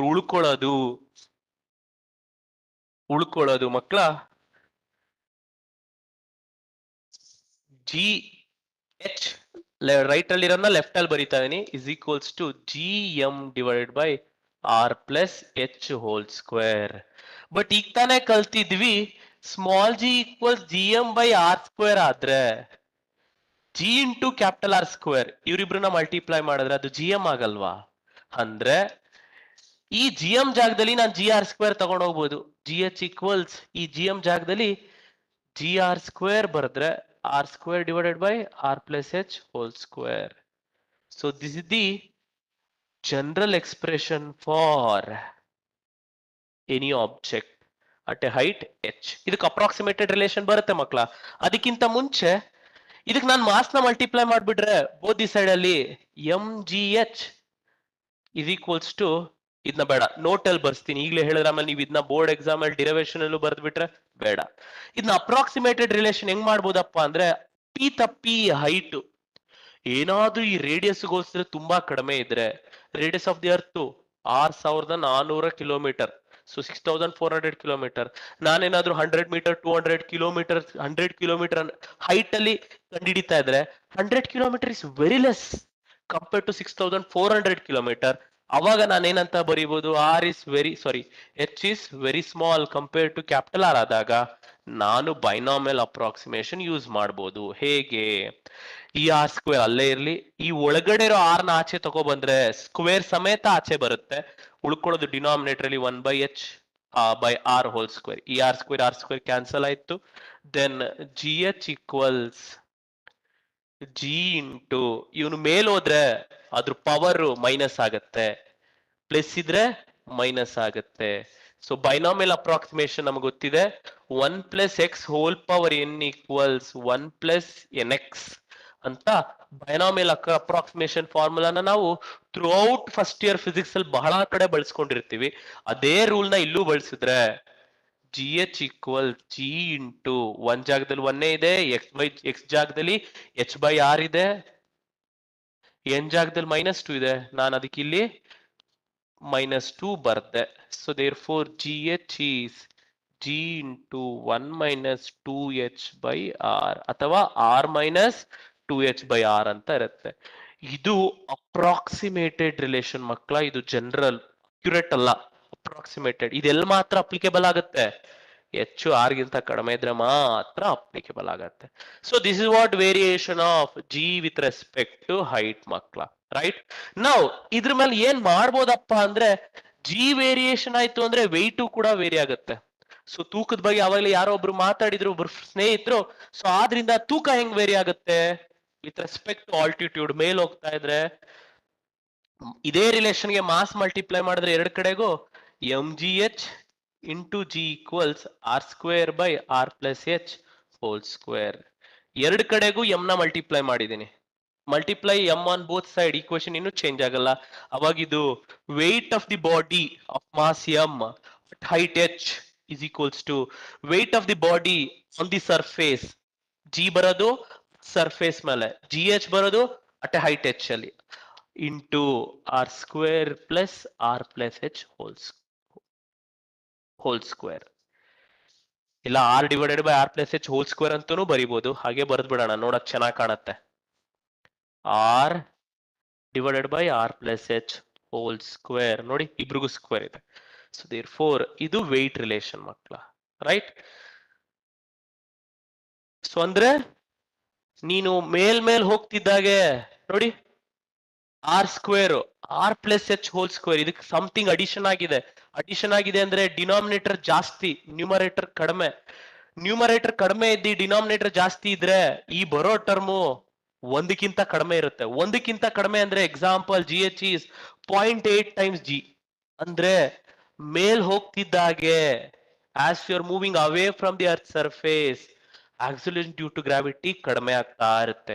ನೀನ್ ಎಷ್ಟು ದೂರ ಹೋಗ್ತೀಯೋ ಅಷ್ಟು ಕಡಿಮೆ ಆಗ್ತಾ ಇರುತ್ತೆ. ಸೊ ಹಾಗೆ ಜಿ ಕಡಿಮೆ ಆಗೋದ್ರಿಂದ ವೆಯ್ಟ್ ಅಥವಾ ತೂಕ ಕೂಡ ಮೇಲ್ ಹೋಗ್ತಾ ಇದ್ರೆ ಕಡಿಮೆ ಆಗ್ತಾ ಇರುತ್ತೆ.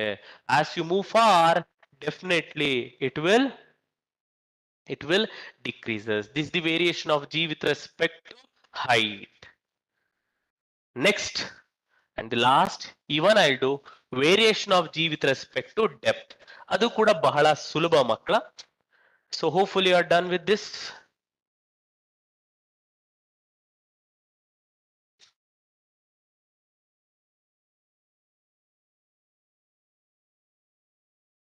Variation of g with respect to depth. Variation of g with respect to depth. So ಇದು ಹೆಂಗ್ ಮಾಡೋದು? ಸೊ ಅನ್ಕೊಳ್ಳೋಣ ಅಗೈನ್ ಒಂದು ಬಾಡಿ ಇಲ್ಲೆಲ್ಲೋ ಒಳಗಡೆ ಇದೆ, ಅದೇ ಪಾರ್ಟಿಕಲ್ ಪಿನೆ. T is a particle and ಎಷ್ಟು ಒಳಗಡೆ ಇದೆ ದೊಡ್ಡದೇ ಬರೆದು ಬಿಡೋಣ, ಕ್ವಿಕ್ ಆಗಿ ಮಾಡ್ಬಿಡೋಣ. ಸೊ ಇಷ್ಟು ಒಳಗಡೆ ಇದೆ, ಇದನ್ನೇ ಡೆಪ್ತ್ ಡಿ ಅಂತೀವಿ. ಇದು ಸೆಂಟರ್, ಇಲ್ಲಿಂದ ಇಲ್ಲಿಗೆ ರೇಡಿಯಸ್ ಕ್ಯಾಪಿಟಲ್ ಆರ್, ಇಲ್ಲಿಂದ ಇಲ್ಲಿಗೆ ಅವಾಗ ಡಿಸ್ಟೆನ್ಸ್ ಆರ್ ಮೈನಸ್ ಡಿ ಆಗುತ್ತೆ. ಸೊ ಇಲ್ಲೇ ಪಾರ್ಟಿಕಲ್ ಇರೋದು. ಈಗ gravitational force according to Newton second law ಬರೆದ್ರೆ, according to Newton second law ಎಷ್ಟಿರುತ್ತೆ? M into G D, mass of this particle multiply by acceleration to gravity at a depth D ಅಂತ ಬರ್ಕೋತೀನಿ. Gravitational force between these two particle ಬರೆದ್ರೆ G into M divided by ಇವರಿಬ್ರು ನಡುವೆ ಇರೋ distance R minus D whole square ಅಂತ ಬರಿತೀವಿ. So there four ಇಲ್ಲಿ think ಮಾಡ್ಬೇಕು ಮಕ್ಕಳ. ಸೊ ಇಲ್ಲಿ ಇಂಪಾರ್ಟೆಂಟ್ ನಾವು ಥಿಂಕ್ ಮಾಡಬೇಕಾಗಿದೆ. ಸೊ ಗ್ರಾವಿಟೇಷನಲ್ ಫೋರ್ಸ್ ಬಿಟ್ವೀನ್ ಎರಡು ಪಾರ್ಟಿಕಲ್ ಯಾರ್ಯಾರ ನಡುವೆ ಯೋಚನೆ ಮಾಡ್ತಾ ಇದೀವಿ ನಾವು? ಡೆಪ್ತ್ ಅಲ್ಲಿ ಅರ್ತ್ಗೂ ಮತ್ತೆ ಯಾರ ನಡುವೆ ಓಪನ್ ಮಾಡ್ತಾ ಇರೋದು? ಈ ಅರ್ತ್ಗೂ ಮತ್ತೆ ಈ ಪಾರ್ಟಿಕಲ್ಗೆ. ಈ ಪಾರ್ಟಿಕಲ್ ನ ನೆನ್ಪಿಟ್ಕೋಬೇಕು ಮಕ್ಕಳ. ಈ ಅರ್ತ್ ಪೂರ್ತಿಯಾಗಿ ಎಳಿಯಕ್ ಆಗಲ್ಲ. ಈ ಅರ್ತ್ ಓನ್ಲಿ ಇಷ್ಟು ಮಾಸ್, ಇಷ್ಟು ಮಾಸ್ ಮಾತ್ರ ಕೆಳಗಡೆ ಎಳಿಯಕ್ಕಾಗತ್ತೆ. ಈ ಮಾಸ್ ಅದನ್ನ ಏನೂ ಎಳಿಯೋದಕ್ಕೆ ಆಗಲ್ಲ. ಆದ್ರಿಂದ ಇಲ್ಲಿ ಎಂ ಡ್ಯಾಶ್ ಅಂತ ಬರ್ಕೋಬೇಕು. What is M dash? M dash is mass of small sphere of radius. ಆ ಸ್ಮಾಲ್ ಸ್ಪಿಯರ್ ಡಾಟೆಡ್ ಲೈನ್ ಅಲ್ಲಿ ಬರ್ದಿದ್ದೀನಲ್ಲ, ಆರ್ ಮೈನಸ್ ಡಿ. ಅಂದ್ರೆ ಯಾವುದೇ ಆಬ್ಜೆಕ್ಟ್ ನಾವು ಎಳಿಬೇಕು ಅಂದ್ರೆ ಅವ್ನು ಕೆಳಗಡೆ ಇದ್ರೆ ಪುಲ್ ಮಾಡ್ತಾನೆ, ಮೇಲ್ಗಡೆ ಇದ್ರೆ ಪುಲ್ ಮಾಡಕ್ ಆಗಲ್ಲ. ಸರ್ ಹಂಗಾದ್ರೆ ಇಲ್ಲಿರೋ ಮಾಸ್ ಎಲ್ಲ ಪುಲ್ ಮಾಡ್ತಲ್ವಾ? ಎಸ್, ಇಲ್ಲಿರೋ ಮಾಸು ಇವನ್ನ ಪುಲ್ ಮಾಡ್ತಿದೆ, ಅಟ್ರಾಕ್ಟ್ ಮಾಡ್ತಿದೆ. ಇಲ್ಲಿರೋನು ಅಟ್ರಾಕ್ಟ್ ಮಾಡ್ತೀನಿ, ಇಲ್ಲಿರೋ ಅಟ್ರಾಕ್ಟ್ ಮಾಡ್ತೀನಿ, ಇಲ್ಲಿರೋನು ಅಟ್ರಾಕ್ಟ್ ಮಾಡ್ತೀನಿ. ಎಲ್ಲಾರು ಅಟ್ರಾಕ್ಟ್ ಮಾಡಿ ಇವನ್ನ ಹಿಂಗ್ ಎಳಿತಾ ಇದಾರೆ, ಇಲ್ಲಿರೋರು ಹಿಂಗ್ ಎಳಿತಾ ಇದಾರೆ. ಎಳ್ದಿ ಇಬ್ರದ್ದು ಏನಾಗ್ತಿದೆ? ಕ್ಯಾನ್ಸಲ್ ಆಗ್ತಿದೆ. ಅದನ್ನೇ ನ್ಯೂಟನ್ಸ್ ಶೆಲ್ ಥಿಯರಿ ಅಂತ ಹೇಳ್ತೀವಿ. ಇಲ್ಲಿರೋ ಎಲ್ಲಾ ಮಾಸು ಮೇಲ್ಗಡೆ, ಈ ಪಾರ್ಟಿಕಲ್ ಮೇಲಿರೋ ಎಲ್ಲಾ ಅರ್ಥದ ಮಾಸು ಅಟ್ರಾಕ್ಷನ್ ಇಂದ ಕ್ಯಾನ್ಸಲ್ ಆಗಿ ಹೋಗ್ತಾ ಇದೆ. ಇವನು ಮೇಲ್ಗಡೆ ಎಳಿತಾ ಇದ್ದಾನೆ, ಇವನು ಕೆಳಗಡೆ ಎಳಿತಿದ್ದಾನೆ. ಸೊ ಇವನು ಈ ಪಾರ್ಟಿಕಲ್ ನ ಇವನು ಕೆಳಗಡೆ ಎಳಿತಿದ್ದಾನೆ, ಈ ಮಾಸು ಮೇಲ್ಗಡೆ ಎಳಿತಾ ಇದೆ. ಆದ್ರಿಂದ ಎಲ್ಲ ಕ್ಯಾನ್ಸಲ್ ಆಗ್ತಾ ಇದೆ. ಸೊ ಕ್ಯಾನ್ಸಲ್ ಆಗೋದ್ರಿಂದ ಬರೀ ಇವನ್ ಮಾತ್ರ total effective force towards it centre ಇದೆ. So therefore M dash mass ಎಷ್ಟಿದೆ? Density multiply by its volume 4/3 pi R minus D whole cube. Total mass density, total mass of the earth ಎಷ್ಟಿದೆ? Density multiply by 4/3 pi R cube.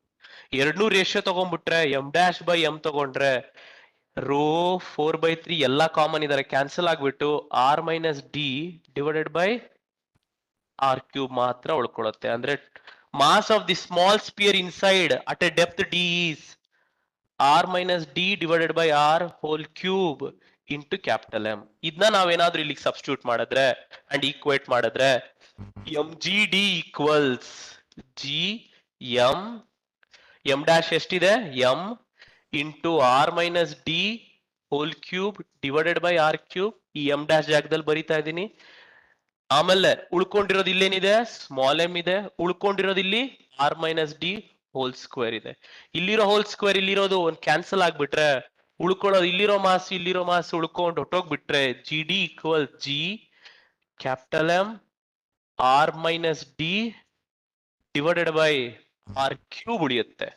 ಆಗ್ಲೇ ಹೇಳ್ದಾಗೆ we know G R square equal G M ಅಂತ ಆದ್ರೆ, because G is equal to G M by R square, ಇದನ್ನ ಇಲ್ಲಿಗೆ substitute ಮಾಡಿದ್ರೆ G D equals G R square divided by R cube into R minus D.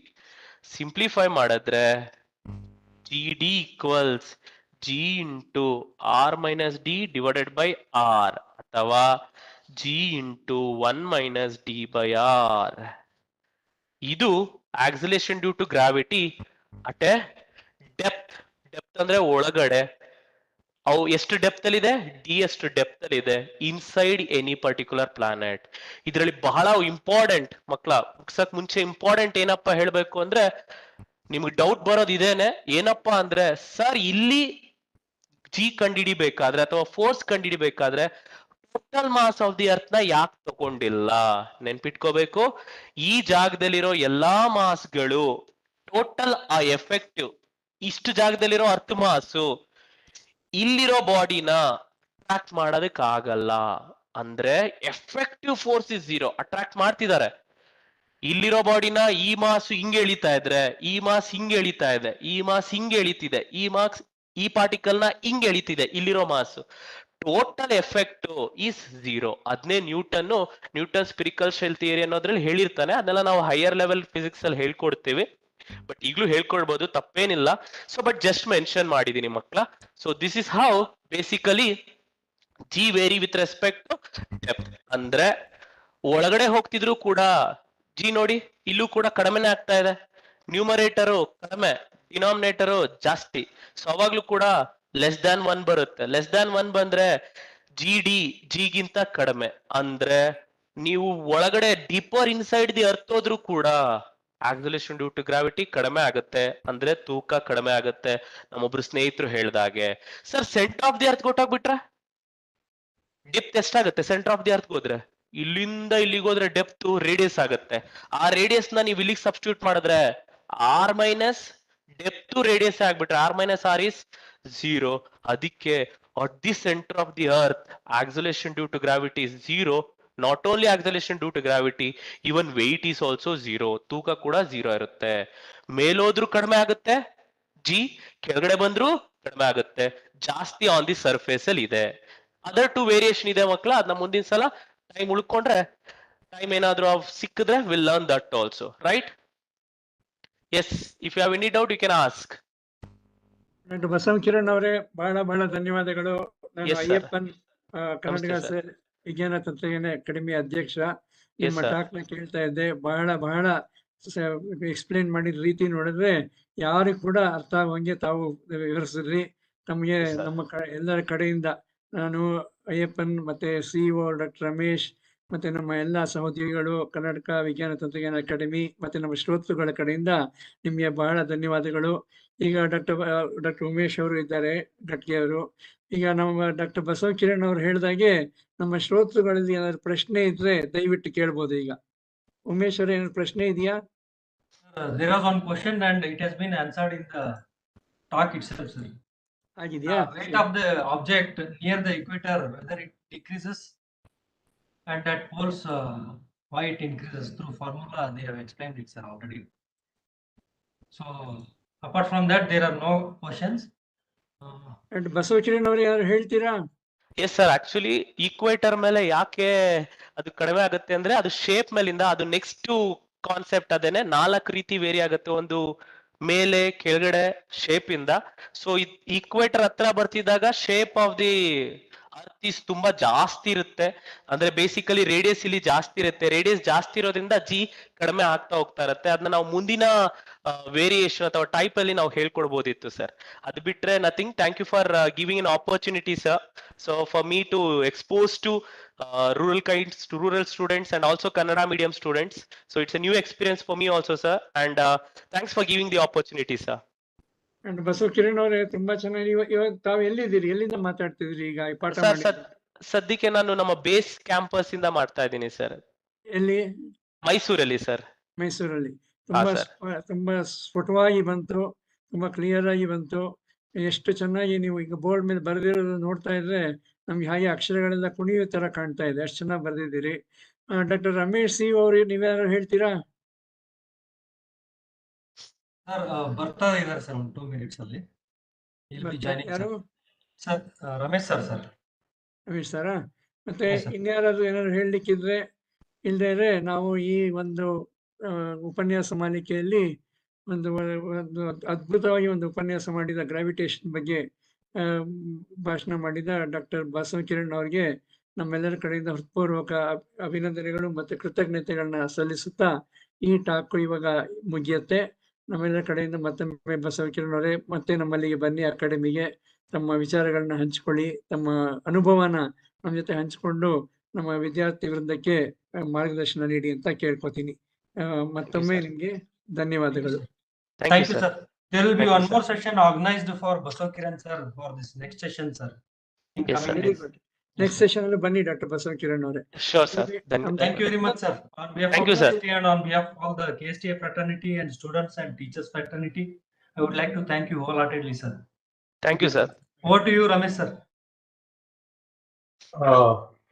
Our Honorable Chairman, Professor Ayappan sir, welcome. Our Dr. Shishai has joined on behalf of KSTA. Welcome to you, Doctor. Our Honorable Chairman will be giving a brief overview of the achievements. ತುಂಬಾ ಧನ್ಯವಾದಗಳು. ಇವಾಗ ತಾನೇ ನಾವು ಒಂದು gravitation ಬಗ್ಗೆ ಒಂದು ಒಳ್ಳೆ ಉಪನ್ಯಾಸ ಕೇಳಿದ್ವಿ. ಇದನ್ನು ಮುಂದುವರಿಸ್ತಾ ಇವತ್ತಿನ ದಿನ ನಮ್ಮ ಜೊತೆ ತಮ್ಮ ವಿಚಾರ ಹಂಚಿಕೊಳ್ಳಲಿಕ್ಕೆ ಕರ್ನಾಟಕ ವಿಜ್ಞಾನ ತಂತ್ರಜ್ಞಾನ ಅಕಾಡೆಮಿಯ ಈ ಪ್ರತಿಭಾ ಶೋಧ ಉಪನ್ಯಾಸ ಮಾಲೆಯಲ್ಲಿ ನಮ್ಮ ಡಾಕ್ಟರ್ ಶ್ರೀಶೈಲ್ ಗಿದ್ಗಂಟಿ ಅವರು ಈಗ ಸದ್ಯಕ್ಕೆ ನಮ್ಮ ಕರ್ನಾಟಕದಲ್ಲೇ ಓದಿ ವೃತ್ತಿ ಮಾಡ್ತಾ ಇರುವ ವಿಶೇಷ ಮಕ್ಕಳ ತಜ್ಞರು. ಅವರಿಗೆ ಮೊಟ್ಟ ಮೊದಲಿಗೆ ಹಾರ್ದಿಕ ಸ್ವಾಗತ ಡಾಕ್ಟರ್ ಶ್ರೀಶೈಲ್ ಗಿಡ್ಗಂಟಿ ಅವರೇ. ನೀವು ನೋಡ್ತಾ ಇರೋ ಹಾಗೆ ಇಲ್ಲಿ ನಮ್ಮ ಅಕಾಡೆಮಿ ಕಡೆಯಿಂದ ಸಹೋದ್ಯೋಗಿಗಳು ಡಾಕ್ಟರ್ ಎಂ ರಮೇಶ್ CO ಅವರಿದ್ದಾರೆ, ಶ್ರೀ ಉಮೇಶ್ ಗಟ್ಗೆ ಅವರು ಸೈಂಟಿಸ್ಟ್, ಅವರು ಸೈಂಟಿಫಿಕ್ ಆಫೀಸರು, ಹಾಗೆ ಅನೇಕ ಶ್ರೋತೃಗಳು. Many people have joined to listen to your talk. Very briefly I would like to say Dr. Gidganti had his MBBS degree from Bangalore Medical College and Research Institute, Bangalore. Post-graduation MD Pediatrics from the University College of Medical Sciences, Delhi. ಆಮೇಲೆ ಪೆರಿನೆಟಲ್ medicine ಅಲ್ಲಿ Indira Gandhi institute of child health ಬೆಂಗಳೂರಲ್ಲಿ fellowship ಕೂಡ ಮಾಡಿದ್ದಾರೆ. ಸದ್ಯಕ್ಕೆ ಅವರು ನಮ್ಮ department of paediatric Shri BM Patil medical college hospital ವಿಜಯಪುರದಲ್ಲಿ assistant professor ಆಗಿದ್ದಾರೆ. ಮತ್ತೆ ಅನೇಕ ಪೇಪರ್ಸ್ ಆರ್ಟಿಕಲ್ಸ್ನ ಪಬ್ಲಿಷ್ ಮಾಡಿದ್ದಾರೆ. ಅವರ ಏರಿಯಾಸ್ ಆಫ್ ಇಂಟ್ರೆಸ್ಟು ಮುಖ್ಯವಾಗಿ ಸಮಾಜಮುಖಿ ವೈದ್ಯಕೀಯ ಸೇವೆಯಲ್ಲಿ is of intensive caring the management of sick neonates through scientific innovative tools in the resources limited setup. ಮತ್ತೆ pragmatic steps in filling the last mile communication gap in the medico-socio-economical domains of human life ಅಂತ. ನಮ್ಮ ಜೊತೆಗೆ ಇವಾಗ ನಮ್ಮ fellow ಅವರು ಆದ doctor Kushal Das ಅವರಲ್ಲೇ professor ಆಗಿದ್ದಾರೆ, ಅವರು ಕೂಡ ಜಾಯ್ನ್ ಆಗಿದ್ದಾರೆ. ನಿಮಗೂ ಕೂಡ ಸ್ವಾಗತ. ಸೊ ಎಲ್ಲರೂ ಸ್ವಾಗತ ಬಯಸುತ್ತಾ ಡಾಕ್ಟರ್ ಶ್ರೀಶೈಲ್ ಗಿಡ್ಗಂಟಿ ಅವರು ನಮ್ಮ ಯುವ ಜನತೆಯ Young ಮೈಂಡ್ಸ್ನು how to apply tools, ವಿಶೇಷ technological tools for healthcare, particularly the children healthcare, and the basic concepts of science, what scientific concepts go into these technologies, new technologies, emerging technologies. ಇದ್ರ ಬಗ್ಗೆ ಮಾತನಾಡಲಿಕ್ಕೆ ಬಂದಿದ್ದಾರೆ. So ಮತ್ತೊಮ್ಮೆ ಸ್ವಾಗತ ಕೊಡ್ತಾ I request doctor Shrishail Gidganti Kannada English ಎಲ್ಲ ಸೇರಿ ಮಾತಾಡಬೇಕು ಅಂತ. ಈ talk this also goes on the YouTube. ಆಮೇಲೆ ನಮ್ಮ ಶ್ರೋತೃಗಳು ಇದನ್ನು ಕೂಡ ನೋಡ್ತಾ ಇರ್ತಾರೆ. With these words once again welcome and thank you very much for coming to KSTA. Doctor Shrishail ಗಿಡ್ಗಂಟಿ.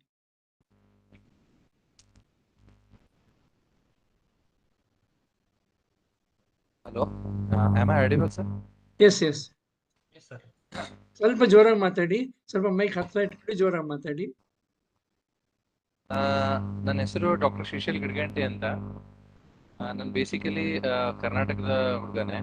So ಇಲ್ಲಿ ನಮ್ಮ ಬಿಜಾಪುರ ಡಿಸ್ಟ್ರಿಕ್ಟ್ ಸಿಂದಗಿ ತಾಲೂಕಲ್ಲಿ. So till 10th standard I studied in Kannada medium. So 10th standard ವರೆಗೂ ನಮ್ಮ ಸ್ಕೂಲಲ್ಲೆಲ್ಲ ಇದು ಕರ್ನಾಟಕ ಸೈನ್ಸ್ ಆ್ಯಂಡ್ ಟೆಕ್ ಅಕಾಡೆಮಿದವರೆಲ್ಲ ಬಂದು ನಮಗೆ motivation ಮಾಡ್ತಾ ಇದ್ರು.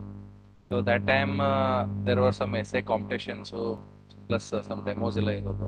So they used to motivate us.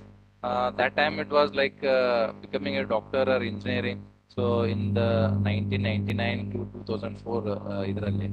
So I'm really blessed to get an opportunity to give a talk on this platform.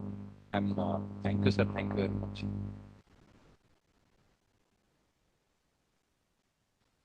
Sir, slide share ಮಾಡೋದು. Yes, sir. Now you can share, sir. I have given privileges. Sir, how to share this, sir? Where exactly? Just click on the share. At the screen of below, there will be 4 buttons. Share. Top below share. Yes, sir. Share. Then you can select your presentation.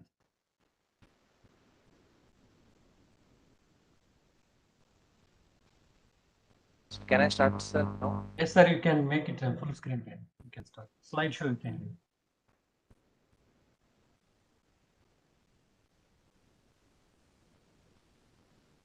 Click on the slide show ಮಾಡ್ಬಿಡಿ, ದೊಡ್ಡದು ಮಾಡ್ಬಿಡಿ. Sir ಅದರಲ್ಲಿ ಒಂದಿಷ್ಟು videos ಇದೆ sir, ಅದು slide share ಮಾಡಿದ್ರೆ ಆಯ್ತು ಆಯ್ತು, ಹೇಗೆ ಕನ್ವೀನಿಯಂಟ್ ಆಗಿ ಮಾಡಿ ದಯವಿಟ್ಟು. Okay.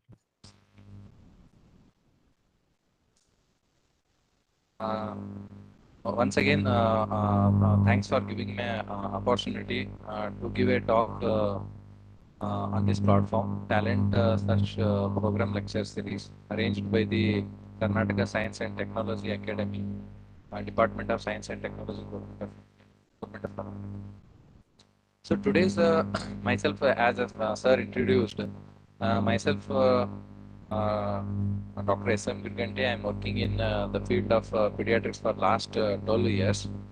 So now I have some language barriers. So since my childhood till 10th standard, I was studied in Kannada medium. After that, I switched to English medium. So in between, some terms I find extremely sometimes I find difficulty to get the Kannada words. So I try to, as the chairman sir told, so better to speak in Kannada and English. So I'll try to manage that.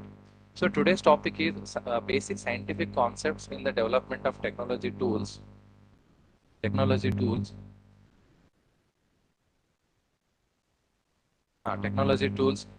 in the applied medicine.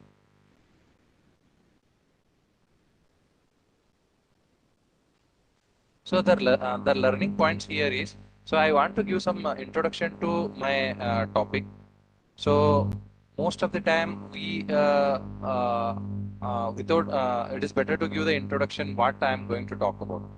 So the second is, what are the basic scientific concepts which I will explain, and the same things were used in the development of tools and hence their application, and some futuristic ideas, because science has evolved the time immemorial. So that's why there are some futuristic ideas. It's like always, so there is no saturation. So sky is the limit. So a dil mange more. So these are the basic concepts which there are n number of concepts which are being used in the development of the tools. So some of the concepts today I am going to discuss are piezoelectric effect, then the magnetic field, the pulmonary mechanics, so surface tension, DNA replication, electrical activity of the heart and the brain, and isomerization and nanoparticles. So history, what is history? So history is, it is a systematic study of the past. So we need to study the past to work better in the present, and also to prepare for the future. So study of the past with respect to time, with respect to person, and with respect to place. So whenever we study history, the history has three parts. One is prehistoric time, second one is protohistoric, and historic. Prehistoric means the person did not know or did not aware of the process of writing. In case of proto-history, he was aware of the writing, but we are not able to interpret what he has written. In case of history, we are able to understand what he has written. We are able to interpret what has been written. So again, it is ancient, medieval, and modern. Most of the classical understanding or the traditional understanding is that the science evolved in the period of modern history. but that is not the true, because what we are today is the culmination of the prehistoric, protohistoric, and historical events. That's why in everything there is a history. So we may be using the pulse oximeter today, but that development of the pulse oximeter has its history. So, as a practicing pediatrician, we always focus on the evidence-based medicine. But this evidence-based medicine has a sequence of events. First, there will be a thought. These group of thoughts will become a concept. Based on the concept, there will be a hypothesis. This hypothesis will be put to experiment. So, from the experiment, we learn some positives, and we may find some negatives also. We work on them. We practice those things. Again, we conduct an experiment. So we make it a bigger study. From those studies, we'll understand, we get an evidence. Through that evidence, so we try to practice and promote the best possible. In case of COVID, recently we had COVID pandemic. So this COVID virus was known to human beings, but this virus was mutated. But the pathophysiology or pathogenesis of this virus was not known to the human beings. That's why the classical features and the management of the disease was not well defined. Because of that, even as per the correct understanding, it's a virus. So as any most of the viruses are obligatory intracellular parasite. So they don't have any specific treatment. What they need is supportive care and inner strong immunity. So excessive or unwanted or unnecessary usage of steroids in the early phase of the disease, led to the unwanted consequence called a black fungus development. So the fungus growth gets promoted in the presence of steroids. So this was a very peculiar feature we encountered in Indian scenario compared to the rest of the world. So here we need to clear our concepts. Once we clear our concepts, then the usage of the medications and the usage of medications will be better. So in the same COVID virus, the usage of steroids in the later part of the disease is well justified, because the virus causes a lot of cytokines release, that is called cytokine storm. This cytokine storm can be stopped with usage of steroids, because steroids are potent anti-inflammatory drugs. That's why whenever we develop any technological tool, there must be some thought process. With that thought, there should be some concepts, there should be some experiments. So the understanding of the science, the understanding of any topic depends on these four pillars. What is information? Information is collection of facts and concepts. So facts is it is memory based. Concepts means a sequence of events with some logical correlation. So awareness of this information is knowledge. Application of this knowledge is intelligence. Rightful application and wrongful non-application is wisdom. So nowadays we are developing most of the scientific tools. There is one hypothesis that this COVID outbreak is because of some scientific misadventure. So that's why we should be there should be wiseful application of the scientific intelligence. So again, my introduction includes the definition of work, because whatever we do in science, it should be proven. So the definition of work as per the physics is, it is the measure of energy transfer where the object is moved over a distance by an external force applied in the direction of the displacement. This person is pushing the wall, but the wall is not getting moved. That means this person is not doing any work. So similarly, science, most of the scientists in the earlier times, most of them were philosophers. But the science and philosophy, they appear to be they are different. But science has its origins in philosophy. But every philosophy is not considered as science, because it should be proven. The the simple definition of science is it should be definite. So similarly, as the work needs to be done with displacement, the science concept should be proven. So there are again two more. I want to discuss two laws of thermodynamics before coming to my core of the subject. So one law says energy can neither be created nor be destroyed, but it can be transformed from one form to another form. The efficiency of an engine will never be 100%. So there's no point in getting the best possible tool, but if whatever better or good tool, so we should start using it for a period of time. That tool will get further refined. So this is an interesting.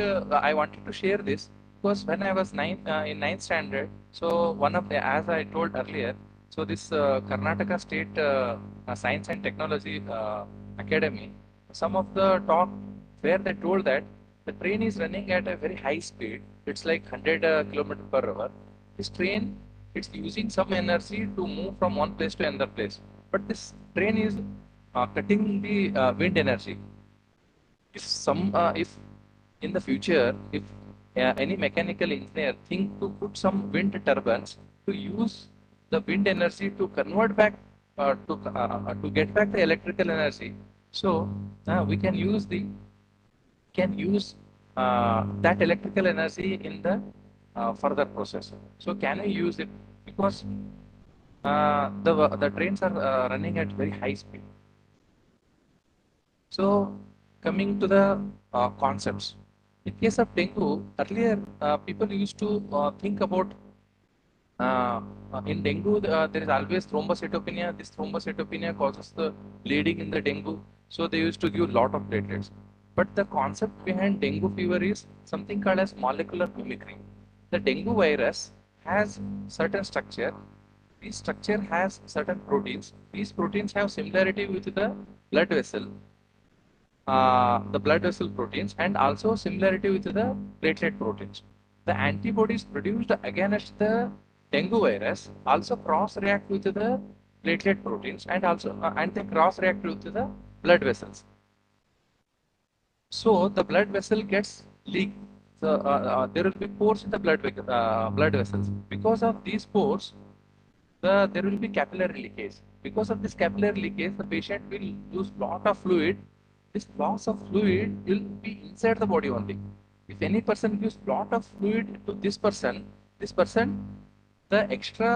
extravascular fluid will compress the blood vessel and the patient will go into hypotension once again. If the patient receives platelets, these extra platelets will stimulate the production of antibodies. These antibodies further destroy the platelets and it will worsen the capillary leakage. So hence, it's a double-edged sword. So if you give too much fluid, that will causes leakage of the plasma and further vascular collapse. So that will lead to hypotension. So my point here I wanted to convey is just by understanding the molecular mimicry hypothesis, molecular mimicry concept in dengue, so we can effectively manage dengue patients if they come to early stage. So we can avoid unnecessary platelet transfusions.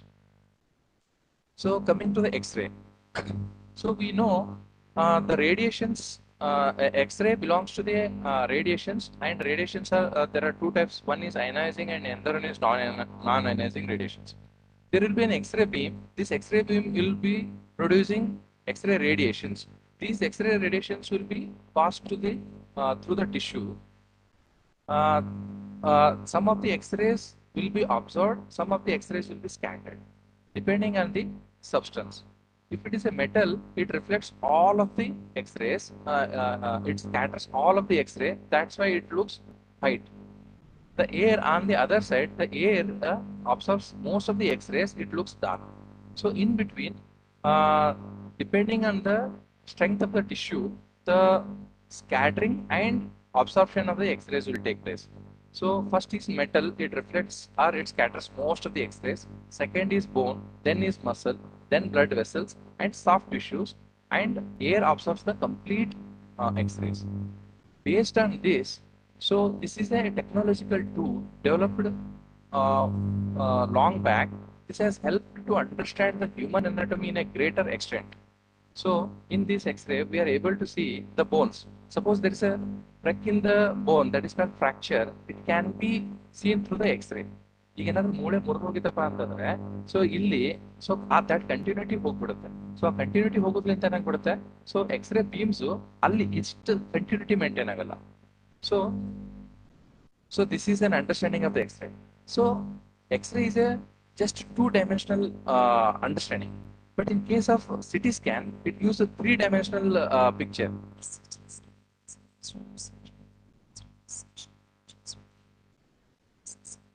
So in case of CT scan, so CT scan then ಹೆಂಗಿರುತ್ತಪ್ಪ ಅಂತಂದ್ರೆ CT scan ದಲ್ಲೂ ಇದು X-ray just ಒಂದು beam ಬರ್ತಾ ಇದೆ. But in case of CT scan, it is three-dimensional picture.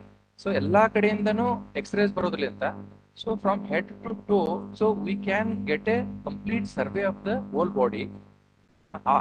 Basically x-ray ಏನು indicate ಮಾಡುತ್ತಪ್ಪ ಅಂತಂದ್ರೆ ಅದರಲ್ಲಿ bone ಸ್ಟಡಿಯನ್ನು ನಾವು ಚೆನ್ನಾಗಿ ಮಾಡ್ಬೋದು. ಎಕ್ಸ್ರೇದಲ್ಲಿ ಸಾಫ್ಟ್ ಟಿಶ್ಯೂಸ್ ಅಷ್ಟು ಕ್ಲೀನ್ ಆಗಿ ಗೊತ್ತಾಗಲ್ಲ, but even you can study the soft tissues. So this is about x-ray and CT scan. Next is very interesting is piezoelectric effect ಅಂತ. So piezoelectric effect, so ಒಂದು study ಇದು ultrasound ಎಷ್ಟಿದೆ ಅಪ್ಪ ಅಂತಂದ್ರೆ just detect X-ray, CT scan, radiation, but ultrasound, ultra waves ionizing radiations. So ionizing radiations, non-ionizing radiations, most important ಅಂತ ionizing radiations ಸೆಲ್ಲಿಗೆ effect ಮಾಡಿ, ಸೆಲ್ಲಲ್ಲಿರೋ DNA effect ಮಾಡಿ. The moment DNA effect ಆಯ್ತಲ್ಲ ಅಂತಂದ್ರೆ that may lead to pre-cancerous condition. ಅದರ ಸಲುವಾಗಿ ultrasound medical science ದಲ್ಲಿ ultrasound ಎಲ್ಲಿ ಬೇಕಾದ್ರೆ ಯೂಸ್ ಮಾಡ್ಬೋದು. ಬಟ್ ಇದನ್ನ ಕಂಡುಹಿಡಿದ ಇಷ್ಟು ಯೂಸ್ಫುಲ್ ಆಗಿರೋ ಅಲ್ಟ್ರಾಸೌಂಡ್ ಮಿಷಿನ್ಗೆ ಜಸ್ಟ್ ಬೇಸಿಕ್ ಒಂದು ಕಾನ್ಸೆಪ್ಟ್ ಪೀಸೋ ಎಲೆಕ್ಟ್ರಿಕ್ ಎಫೆಕ್ಟ್ ಅಂತ ಯಾವ ತರ ಕೆಲಸ ಮಾಡುತ್ತಪ್ಪ ಅಂತಂದ್ರೆ, ಫಸ್ಟ್ ಜೀವನದಲ್ಲಿ ಚೆನ್ನಾಗಿ ಇದೊಂದು ಪ್ರೋಬ್ ಇದೆ. ಈ ಪ್ರೋಬ್ ದಲ್ಲಿ ಪೀಸೋ ಎಲೆಕ್ಟ್ರಿಕ್ ಕ್ರಿಸ್ಟಲ್ಸ್ ಇರುತ್ತೆ. ಪೀಸೋ ಎಲೆಕ್ಟ್ರಿಕ್ ಕ್ರಿಸ್ಟಲ್ಸ್ಗೆ ನಾವು ಸ್ವಲ್ಪ ಪ್ರೆಷರ್ ಹಾಕಿದ ತಕ್ಷಣ ಆ ಮೆಟೀರಿಯಲ್ ಆ ಕ್ರಿಸ್ಟಲ್ ಏನ್ ಮಾಡುತ್ತಪ್ಪ ಅಂತಂದ್ರೆ ವೈಬ್ರೇಷನ್ ಜನರೇಟ್ ಮಾಡುತ್ತೆ. ಈ ಪ್ರೆಷರ್ ಹಾಕಕ್ಕೆ ನಾವು ಎಲೆಕ್ಟ್ರಿಕಲ್ ಎನರ್ಜಿ ಯೂಸ್ ಮಾಡ್ತೀವಿ, ಅದರಿಂದ ವೈಬ್ರೇಷನ್ ಜನರೇಟ್ ಆಗುತ್ತೆ. ಈ ವೈಬ್ರೇಷನ್ ಟಿಶ್ಯೂಗೆ ಹೋಗಿ ಎಫೆಕ್ಟ್ ಆಗುತ್ತೆ, ಆ ಎನಿ ಸರ್ಫೇಸಿಗೆ ಎಫೆಕ್ಟ್ ಆಗುತ್ತೆ. ಆ ವೈಬ್ರೇಷನ್ ತಗೊಂಡು ಮತ್ತೆ ವಾಪಸ್ ಬರೋದು, ಬಂದಿರೋ ವೈಬ್ರೇಷನ್ಸ್ ಮತ್ತೆ ಅದರಲ್ಲಿರೋ ಪೀಸೋ ಎಲೆಕ್ಟ್ರಿಕ್ ಎಫೆಕ್ಟ್ ಮತ್ತೆ ಅದು ಎಲೆಕ್ಟ್ರಿಕಲ್ ಎನರ್ಜಿಯಾಗಿ ಕನ್ವರ್ಟ್ ಆಗುತ್ತೆ. ಅದನ್ನ ನಾವು ಸೆನ್ಸರ್ಸ್ ಡಿಟೆಕ್ಟ್ ಮಾಡಿ ಅಗೇನ್ ವಿಲ್ ಅಂಡರ್ಸ್ಟ್ಯಾಂಡ್. ಅಂತಂದ್ರೆ ಸ್ವಲ್ಪ ವಾಯ್ಸ್ ಎಕೋ ಆಗ್ತಾ ಇದೆ, ಒಂದು ಸ್ವಲ್ಪ ಚೆಕ್ ಮಾಡಿ.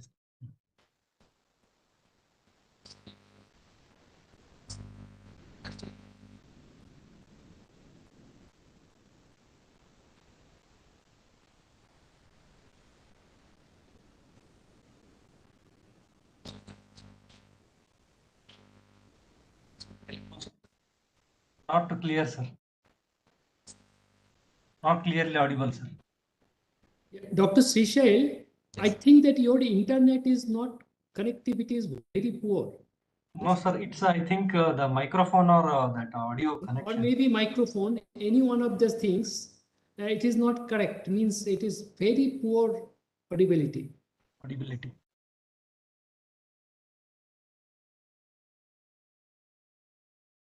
Initially it was good, but now it's going down, sir.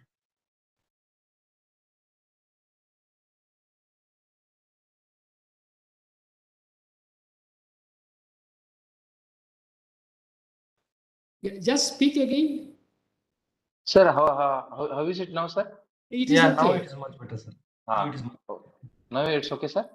Yes, sir. Yes, sir. Please continue. Okay. Okay. Thank I'm changing my headset, sir. So yeah, ultrasound machine, ಅದೇನ್ ಮಾಡುತ್ತಪ್ಪ ಅಂತಂದ್ರೆ, so it generates certain amount of electrical energy. These are the piezoelectric crystals. These piezoelectric crystals, under the effect of electric current, they produce vibration. This vibration will go and hit the tissues here. These tissues, they are in a constant motion of vibrations. These vibrations and interaction between these two vibrations will generate another type of vibration.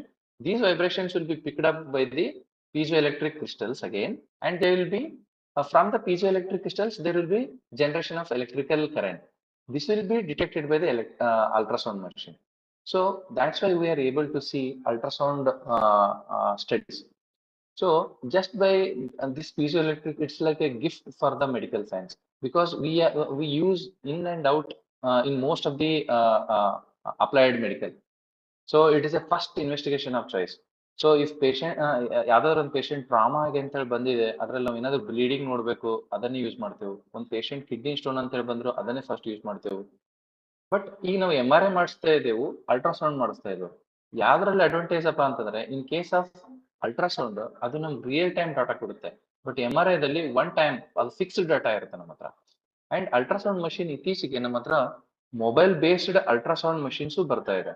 So mobile based ಅಥವಾ ಇಲ್ಲಿ ಒಂದು screen monitor based ultrasound ಏನ್ difference ಅಪ್ಪ ಅಂತಂದ್ರೆ it is main core concept that is peso electric probe. That probe ಇತ್ತಪ್ಪ ಅಂತಂದ್ರೆ so ನಾವು ಯಾವ ಆರ್ಗನ್ ಬೇಕಾದನ್ನು ಸ್ಟಡಿ ಮಾಡ್ಬೋದು. ಮುಂಚೆ ಏನ್ ಹೇಳ್ತಾ ಇದ್ರಪ್ಪ ಅಂತಂದ್ರೆ air is the enemy of ultrasound ಅಂತ. ಈಗ ಆ ಏರ್ ಇಂದ ಅಲ್ಟ್ರಾಸೌಂಡ್ ಏನದು ಎನಿಮಿ ಅಂತ ಕರಿತಾ ಇದ್ದೇವೆ, because it use to give lot of artefacts. These artefacts ಅನ್ನೇ ನಾವು ಸ್ಟಡಿ ಮಾಡ್ಕೊಂಡ್ಬಿಟ್ಟು ಲಂಗ್ ಅಲ್ಟ್ರಾಸೌಂಡ್ ಅಂತ ಹೇಳಿ ಕರಿತಾ ಇದ್ದೇವೆ. So lung ultrasound same advantages, cheap ಆಗಿದೆ, ಆಮೇಲೆ ಫಸ್ಟ್ ಮೋಡ್ ಆಫ್, ಆಮೇಲೆ ಲೆಸ್ ಇನ್ವೇಸಿವ್, ಆಮೇಲೆ ನಾನ್ ಅನೈಸಿಂಗ್ ರೇಡಿಯೇಷನ್ಸ್. ಸೊ ಅದರ ಸಲುವಾಗಿ so this is the ultrasound and this whole concept is based on piezoelectric crystals. So ಇನ್ನೊಂದು concept ಏನ್ ಹೇಳ್ಬೇಕಪ್ಪ ಅಂದ್ರೆ ಮ್ಯಾಗ್ನೆಟಿಕ್ ಫೀಲ್ಡ್ ಬಗ್ಗೆ. ನಮ್ದು ಹೋಲ್ ಬಾಡಿದಲ್ಲಿ certain amount of magnetic field generate ಆಗ್ತಾ ಇರುತ್ತೆ. ನಾಟ್ ಓನ್ಲಿ ನಮ್ಮ ಬಾಡಿದಲ್ಲಿ, everywhere. Even earth generate certain amount of magnetic radiations. ಅದನ್ನು ಬ್ಯಾಕ್ ಗ್ರೌಂಡ್ ರೇಡಿಯೇಷನ್ಸ್ ಅಂತ ಕರಿತೇವೆ ಮೆಡಿಕಲ್ ಸೈನ್ಸ್ ಅಲ್ಲಿ. ಬಟ್ ಇದು ಈ ಮ್ಯಾಗ್ನೆಟಿಕ್ ರೇಡಿಯೇಷನ್ ಜನರೇಟ್ ನಮ್ಮ ಹೋಲ್ ಬಾಡಿದಲ್ಲಿ ಮ್ಯಾಗ್ನೆಟಿಕ್ ಫೀಲ್ಡ್ ಜನರೇಟ್ ಆಗ್ತಾ ಇರುತ್ತೆ because of hydrogen ions and protons. But ಇದನ್ನ ನಾವು MRI ಮಷೀನ್ ದಲ್ಲಿ ಇಡೋದ್ರಿಂದ ಅದು ಒಂದು ಅಲೈನ್ಮೆಂಟ್ ಆಗುತ್ತೆ. ಆ ಅಲೈನ್ಮೆಂಟ್ ಇಂದ ನೆಕ್ಸ್ಟ್ MRI ಅದರದೇ ಆದ ಒಂದು ರೇಡಿಯೋ ವೇವ್ ಜನರೇಟ್ ಮಾಡುತ್ತೆ. ಎರಡು ಪ್ಲೇನ್ ಎರಡು ಕೂಡ್ಕೊಂಡ್ಬಿಟ್ಟು ಕೆಲಸ ಮಾಡಿದಾಗ ಅದರಲ್ಲಿ ಸ್ವಲ್ಪ ಇಂಟ್ರಾಕ್ಷನ್ಸ್ ಆಗುತ್ತೆ. ಮತ್ ನಾವು ಅದು MRI ಮಷೀನ್ ಇಂದ ರೇಡಿಯೋ ವೇವ್ಸ್ ಅನ್ನು ತೆಗೆದ್ಬಿಟ್ರೆ it will come back to the normal position. This whole interaction generates the MRI fields. ಇಲ್ಲೊಂದು ವಿಡಿಯೋ ಇದೆ, ನಾನು ನಿಮ್ಗೆ ತೋರ್ಸಕ್ ಟ್ರೈ ಮಾಡ್ತೀನಿ.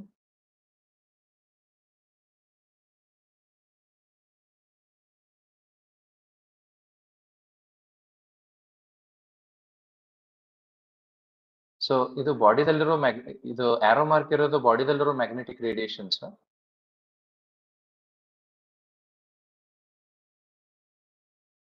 ಸೊ ಇದ್ರಲ್ಲಿ ಏನಪ್ಪಾ ಅಂತಂದ್ರೆ ಇದು ಆರೋ ಮಾರ್ಕ್ ಇರೋದು ಬಾಡಿ ಮ್ಯಾಗ್ನೆಟಿಕ್. ಸೊ ಫಸ್ಟಿಗೆ ನಾವು ಒಂದು ಬೀಮ್ಸ್ ಕೊಟ್ಬಿಟ್ಟು ಅದನ್ನ ಒಂದು ಪ್ರಾಪರ್ ಅಲೈನ್ಮೆಂಟ್ ಮಾಡಿ ನೆಕ್ಸ್ಟ್ ಇದು ಗ್ರೀನ್ ಕಲರ್ ಇರೋದ್ರಿಂದ ನಾವು ಒಂದು ಮ್ಯಾಗ್ನೆಟಿಕ್ ರೇಡಿಯೇಷನ್ಸ್ ಮತ್ತೆ ಕೊಡ್ತೇವೆ. ಅದು ಮೂವ್ಮೆಂಟ್ ಆಗ್ಬಿಟ್ಟು it will come. So the moment you remove it, ಅದು ನಮ್ಗೆ ಬಾಡಿದಲ್ಲಿ ಯಾವ ತರ ಇದೆ ಅಂತ ಗೊತ್ತಾಗುತ್ತೆ. ಮತ್ತೆ ರಿಅಲೈನ್ಮೆಂಟ್ ಆಗ್ಬಿಡುತ್ತೆ. ಸೊ ಇದರಿಂದ ಅಡ್ವಾಂಟೇಜ್ ಏನಪ್ಪಾ ಅಂತಂದ್ರೆ ಇದರಿಂದ they will come back to their original position. So every normal cell abnormal ಸೆಲ್ಗೆ ಅದರದೇ ಆದ ಒಂದು ಮ್ಯಾಗ್ನೆಟಿಕ್ ಪ್ರೋಟೋಕಾಲ್ ಇರುತ್ತೆ. ಆ ಪ್ರೋಟೋಕಾಲ್ ಹಿಂಗ್ ಡಿವಿಯೇಟ್ ಆಗುತ್ತೆ, ಆ ತರ ಅದ್ರ ನಮ್ಗೆ ಗೊತ್ತಾಗುತ್ತೆ. ಸೊ ಇದರಿಂದ ನಾವು so the advantage of MRI over X-ray and CT scan is it is non ionising radiation, but it has its own disadvantages.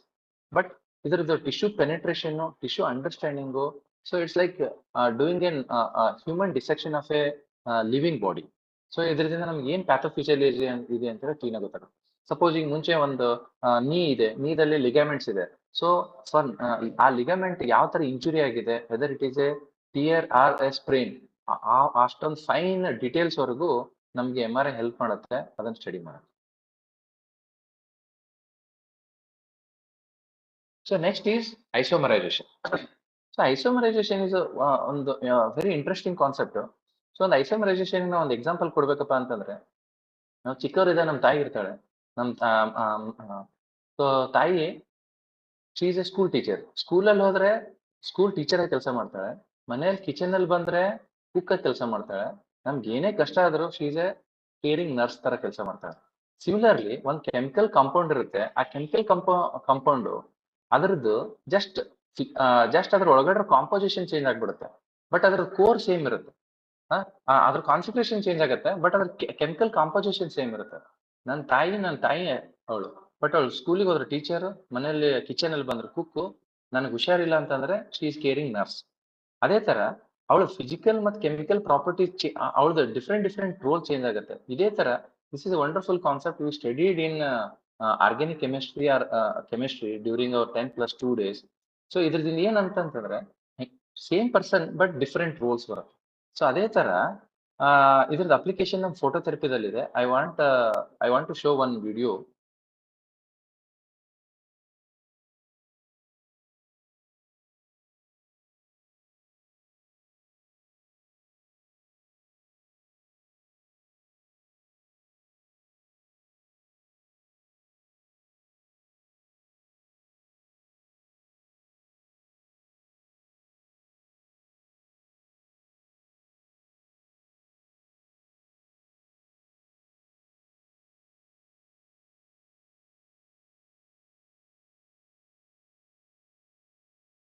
So ಇದರಲ್ಲಿ ಕೆಮಿಕಲ್ ಕಾಂಪೋಸಿಷನ್ ಸೇಮ್ ಇರುತ್ತೆ, ಬಟ್ ಅದರ ಫಿಸಿಕಲ್ ಇದು ಪ್ರಾಪರ್ಟಿ ಚೇಂಜ್ ಆಗುತ್ತೆ. Dr. Seychell, Dr. Seychell, did you show any video? Sir, video, sir. Did you show any video now? Yes, sir. Just now I showed, sir. But it is not actually displayed here. At least I have not seen. I don't know whether others have seen the video. There was no video actually displayed. Yes, sir. No, sir. The video they are trying to play now, but it is not coming. It is not working. Okay, you leave the video, skip the video then. Okay, sir. Okay, sir.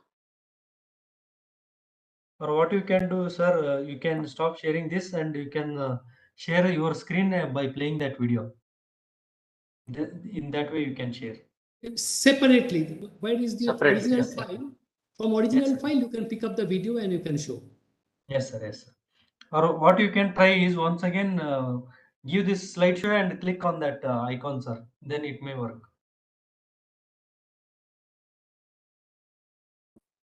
Or you can skip and we can continue, sir. Okay, sir. I will skip, sir.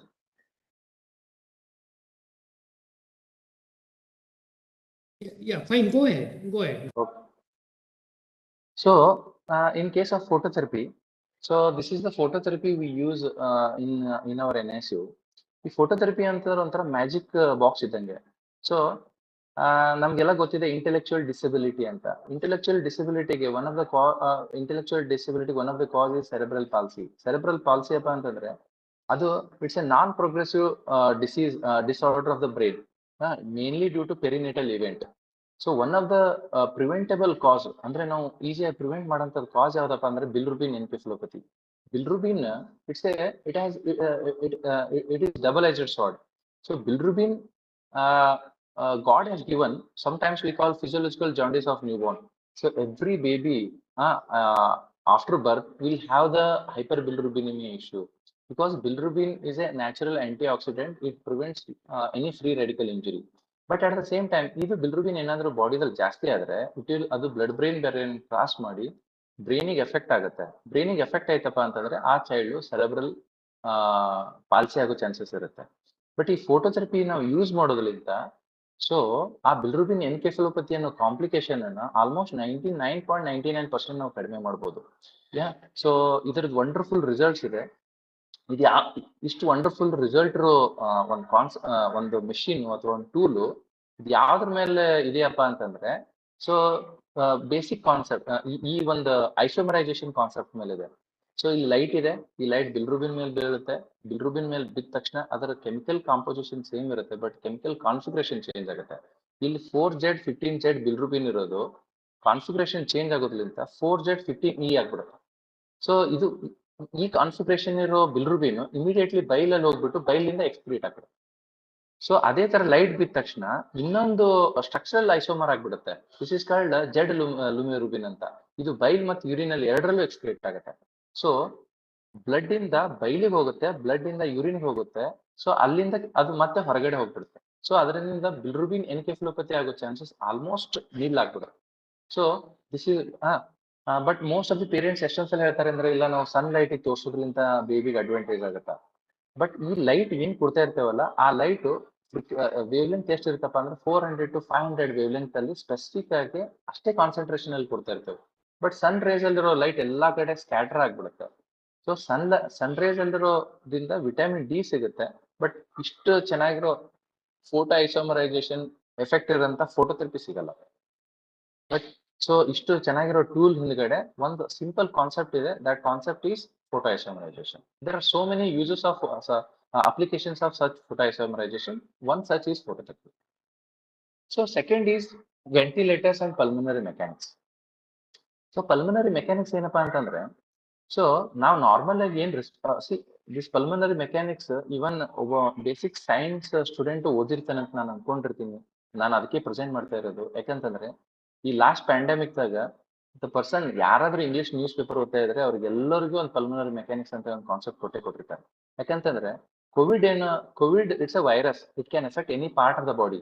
But first wave ದಲ್ಲಿ ಬಂದಿರೋ Covid ಅಥವಾ second wave ದಲ್ಲಿ ಬಂದಿರೋ Covid ಅಥವಾ other than Omicron ಇರೋ Covid ಅದು ಏನ್ ಮಾಡ್ತಾ ಇತ್ತಪ್ಪ ಅಂತಂದ್ರೆ ನಮ್ದು ಲಂಗ್ಸ್ ಅಲ್ಲಿರೋ ಅಲ್ವೇಲಾಗಿ ಅಟ್ಯಾಕ್ ಮಾಡ್ತಾ ಇತ್ತು. ಆ ಅಲ್ವೇಲಾಗಿ ಅಟ್ಯಾಕ್ ಮಾಡೋದ್ರಿಂದ ಅಲ್ವೇಲ ಫುಲ್ ಕೊಲಾಪ್ಸ್ ಆಗ್ಬಿಡುತ್ತೆ. ಸೊ ಎಂಟೈರ್ ಲಂಗ್ಸ್ ಅಲ್ಲಿ ಇರೋದು ಎರಡೇ ಕಾಂಪೋನೆಂಟ್, ಒಂದು ಏರ್ವೇ ಅಂತ ಇರುತ್ತೆ, ಒಂದು ಏರ್ವೇ ಇರುತ್ತೆ, ಇನ್ನೊಂದು ಅಲ್ವೇಲ ಇರುತ್ತೆ. ಏರ್ವೇ ಏರ್ ಅನ್ನು ಕಂಡಕ್ಟ್ ಮಾಡಿದ್ರೆ ಅಲ್ವೇಲ ಏರ್ ಅನ್ನ ಎಕ್ಸ್ಚೇಂಜ್ ಮಾಡಕ್ ಹೆಲ್ಪ್ ಮಾಡ್ತಾ ಇರುತ್ತೆ. ಸೊ ಅವಾಗ ಏನಾಗ್ಬಿಡುತ್ತೆ, ಅಲ್ವೇಲ ಎಲ್ಲ ಕೊಲಾಪ್ಸ್ ಆಗೋದ್ರಿಂದ ವರ್ಕ್ ಆಫ್ ಬ್ರೀದಿಂಗ್ ಜಾಸ್ತಿ ಆಗುತ್ತೆ. ಈ ವರ್ಕ್ ಆಫ್ ಬ್ರೀದಿಂಗ್ ನಾವು ಅಸಿಸ್ಟ್ ಮಾಡಕ್ಕೆ ವೆಂಟಿಲೇಟರ್ ಅಂತ ಹೇಳಿ ಒಂದು ಮಷೀನ್ ಅನ್ನು ಯೂಸ್ ಮಾಡ್ತೇವೆ. Again it's A tool. The definition of tool ಅಪ್ಪ ಅಂತಂದ್ರೆ ಆಗ್ತಾ ಇರೋ ವರ್ಕ್ ಆಫ್ ಬ್ರೀದಿಂಗ್ ಅಥವಾ ವರ್ಕ್ ಆಫ್ ಡೂಯಿಂಗ್ ಎನಿಥಿಂಗ್ ಅದನ್ನ ಈಸ್ ಮಾಡಕ್ಕಿರೋ ಒಂದು ಮಷೀನ್ ಟೂಲ್ ಅಂತ ಇರ್ತೇವೆ. ಈ ವೆಂಟಿಲೇಟರ್ ಪಲ್ಮನರಿ ಮೆಕ್ಯಾನಿಕ್ಸ್ ಯಾವ ತರ ಕೆಲಸ ಮಾಡುತ್ತೆ ಅಂದ್ರೆ, ನಾವು ನಾರ್ಮಲ್ ಏನ್ ರೆಸ್ಪಿರೇಷನ್ ಮಾಡ್ತಾ ಇರ್ತೇವೆ ಅದು ನೆಗೆಟಿವ್ ಪ್ರೆಷರ್ ವೆಂಟಿಲೇಷನ್ ಅಂತ ಕರಿತೇವೆ. ಸೊ ನೆಗೆಟಿವ್ ಪ್ರೆಷರ್ ವೆಂಟಿಲೇಷನ್ ಅಪ್ಪ ಅಂತಂದ್ರೆ ಇಲ್ಲೊಂದು ಇಂಟ್ರಾಥೊರಾಸಿಕ್ ಅಂತಿದೆ, ಇದು ಏರ್ವೇ ಇದೆ, ಇಲ್ಲಿ ಅಟ್ಮಾಸ್ಫಿರಿಕ್ ಪ್ರೆಷರ್ ಇದೆ, ಇದೆಲ್ಲ ಗ್ರೀನ್ ಆಗಿರೋದು. ಈ ಇಂಟ್ರಾಥೊರಾಸಿಕ್ ಅಲ್ಲಿ ನೆಗೆಟಿವ್ ಪ್ರೆಷರ್ ಆಗುತ್ತೆ. ಈ ನೆಗೆಟಿವ್ ಪ್ರೆಷರ್ ಆಗೋದ್ರಿಂದ ಅದು ಸಕ್ ಮಾಡ್ತಾ ಇರುತ್ತೆ. ಈಗ ಹೆಂಗ್ ಒಂದು ಸ್ಪಂಜ್ ಇದೆ, ಆ ಸ್ಪಂಜ್ ಅಲ್ಲಿ ನಾವೆಲ್ಲ ನೆಗೆಟಿವ್ ಪ್ರೆಷರ್ ದಿಂದ ಅದೆಲ್ಲ ಸಕ್ ಮಾಡ್ತಾ ಇರುತ್ತೆ. ಸೊ ಅದೇ ತರ ಈ ಇಂಟ್ರಾಪ್ಲ್ಯೂರಲ್ ದಲ್ಲಿ ನೆಗೆಟಿವ್ ಪ್ರೆಷರ್ ಇರೋದ್ರಿಂದ ಅದನ್ನೆಲ್ಲ ಏರ್ ಅನ್ನು ಒಳಗಡೆ ಎಳೆಯುತ್ತೆ. ಬಟ್ ಏರ್ ಹೊರಗಡೆ ಬಿಡುವಾಗ ಅದು ಪ್ಯಾಸಿವ್ ಪ್ರೊಸೆಸ್ ಇರುತ್ತೆ. ಸೊ ಈ ಪಲ್ಮನರಿ ಮೆಕ್ಯಾನಿಕ್ಸ್ ಎಷ್ಟು ಇಂಪಾರ್ಟೆಂಟ್ ಅಪ್ಪ ಅಂತಂದ್ರೆ, ನೆಗೆಟಿವ್ ಪ್ರೆಷರ್ ಇಂದ ನಾವು ನ್ಯಾಚುರಲ್ ಆಗಿ ನಾವು ವೆಂಟಿಲೇಷನ್ ಮಾಡ್ತೇವೆ. But in case of ventilator it is A positive pressure ventilation. So exactly opposite. In case of positive pressure ventilation ನಾವು ಹೊರಗಡೆಯಿಂದಾಗ ಆಕ್ಸಿಜನ್ ಕೊಡ್ತಾ ಇರ್ತೇವೆ. ಇದನ್ನ ಮತ್ತೆ ಇನ್ನೊಂದು ಬೇರೆ ಸ್ಲೈಡ್ಸ್ ಅಲ್ಲೂ ನಾನು ಎಕ್ಸ್ಪ್ಲೈನ್ ಮಾಡ್ತೀನಿ.